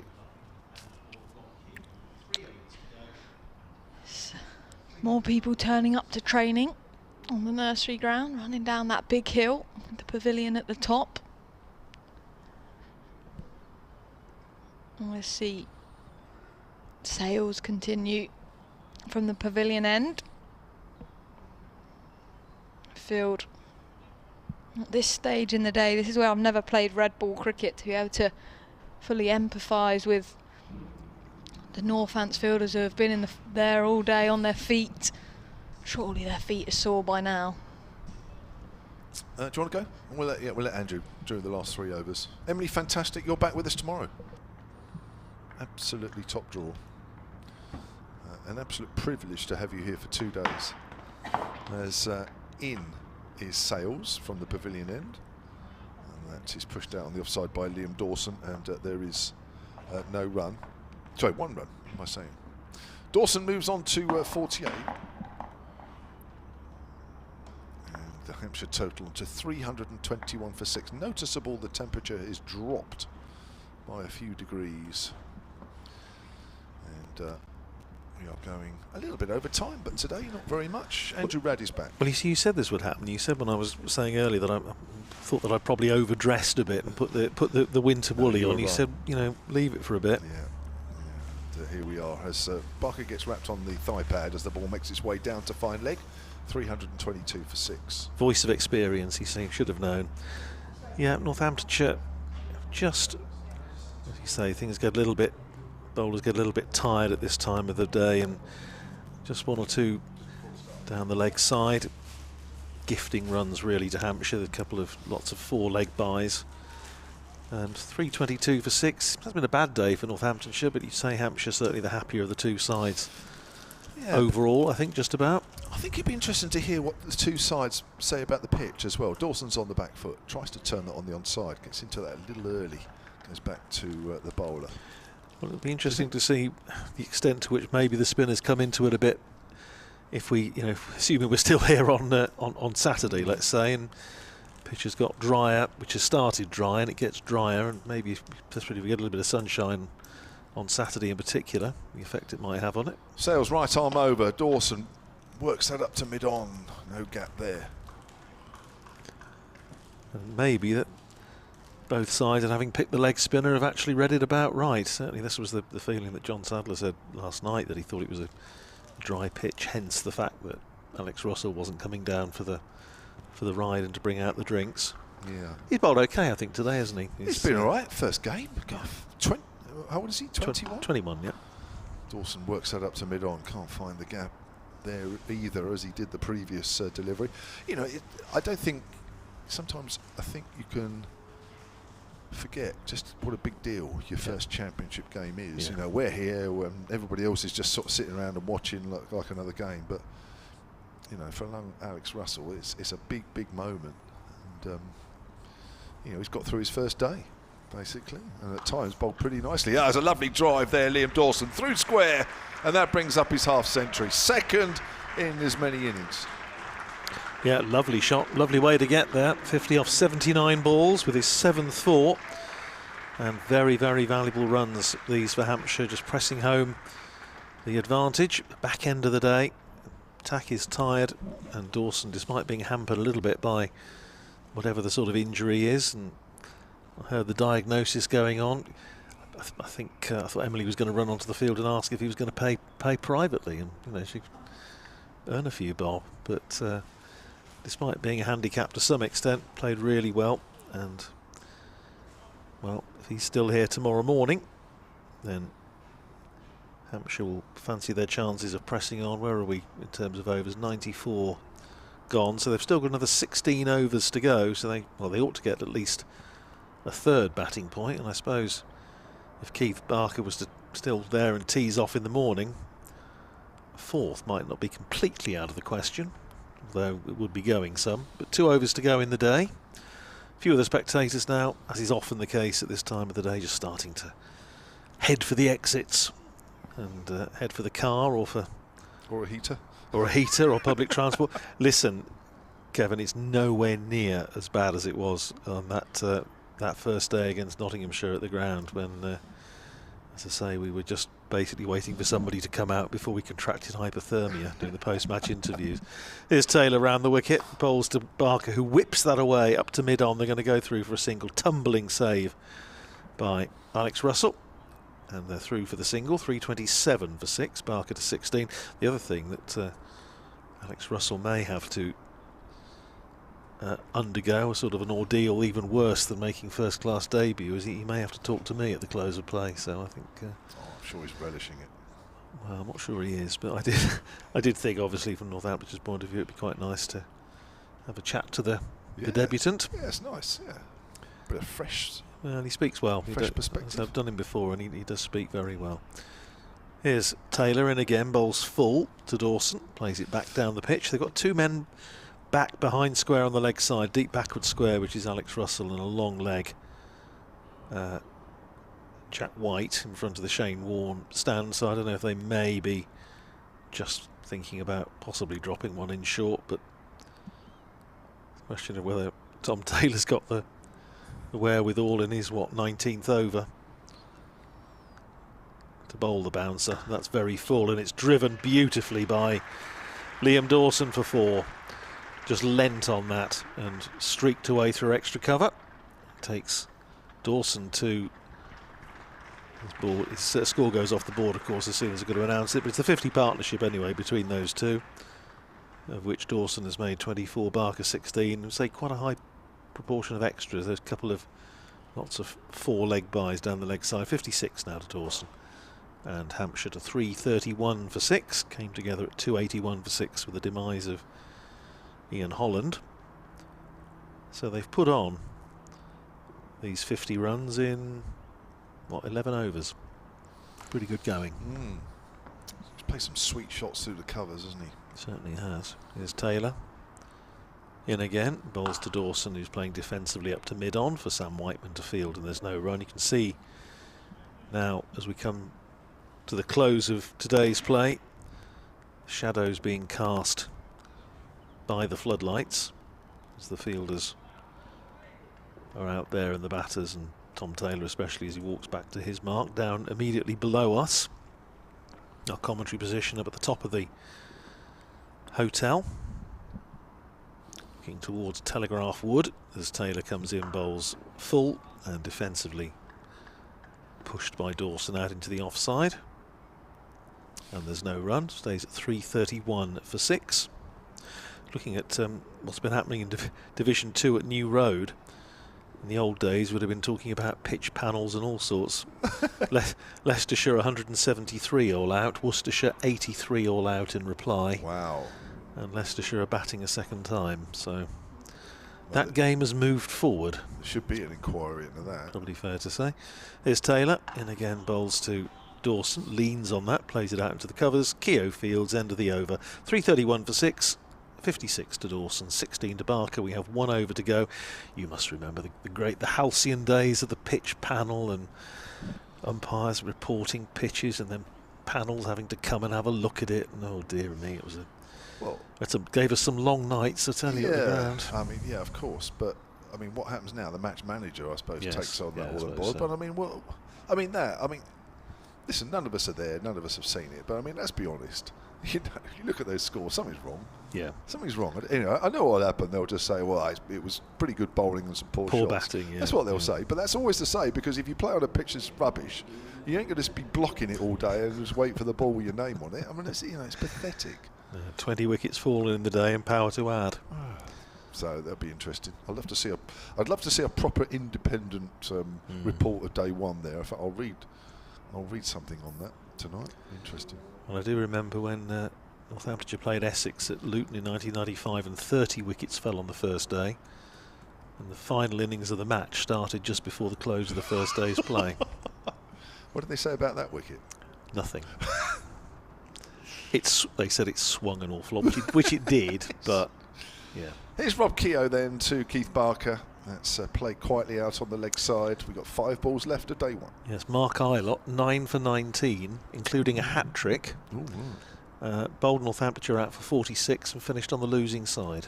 Mind you, he did used to take big hackfuls of wickets when it swung, to be fair to him, didn't he? Yeah, and I think of Paul Taylor at Dean Park at Bournemouth, who we were talking about this morning. Yeah. Thoroughly enjoyed himself there at 92. They did swing it, yeah. Barker pushing forward again. Rob Keogh's getting a little excited, perhaps because the ball's on the straight. Not to say that he doesn't bowl straight, I'm just saying at this time of day you're just looking for something. Keogh, just the 1 wicket today. The big one of Vince, as that's quietly played out on the offside. Vince looked pretty decent for his 95, worked hard for that, 180 balls. Just got the thinnest of outside nicks to a ball that probably just went on with the arm from Keogh. As Barker pushes forward out on the offside. It's been a little disappointing, isn't it, the last hour or so with the gloom. It's been lovely and warm generally during the day. It's probably been a bit more than an hour actually, probably most of the last session. Outside the off stump, Barker leaves alone. Yeah, Liam Dawson's taking the gloves off, so he's done his job for the day. 1 ball to go. Here it is from the pavilion end, and Keogh Bowl slightly quicker, turned away square on the leg side by Barker. No run there, and that will be a maiden to finish day 1 with Hampshire 331 for 6.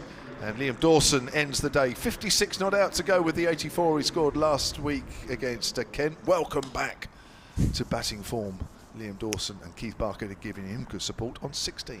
Yep, so an interesting opening day. I think probably marginally Hampshire the happier of the two sides. I think runs on the board in first innings, it's hard to really overestimate the importance of that, and thanks to James Vince, Ben Brown, Fletcher Middleton, Liam Dawson, just runs all the way down the order really. Vince will sure will take most of the headlines for his 95. From Northamptonshire's point of view, decent bowling figures all the way down the card really. I think James Sale's probably the pick today. 12 overs, 3 maidens, 2 for 32. Jack White very good again. 20 overs, 6 maidens, 2 for 65. Wicket for Rob Keogh. Wicket for Jordan Buckingham. Tom Taylor good without a great deal of luck. 19 overs, no wicket for 37. And Alex Russell on debut, settling into the first class game, 14 overs for 63. So 331 for 6 as the deafening hover cover is fired up. Thank you very much. Thank you, Mr. Andrew Rad. Thank you to Emily Windsor. They'll both be back tomorrow, as I will, with the commentary of day 2, which will start just before 11 o'clock. Hope you've enjoyed it today. We've had a bit of fun. We'll do it all again on day 2.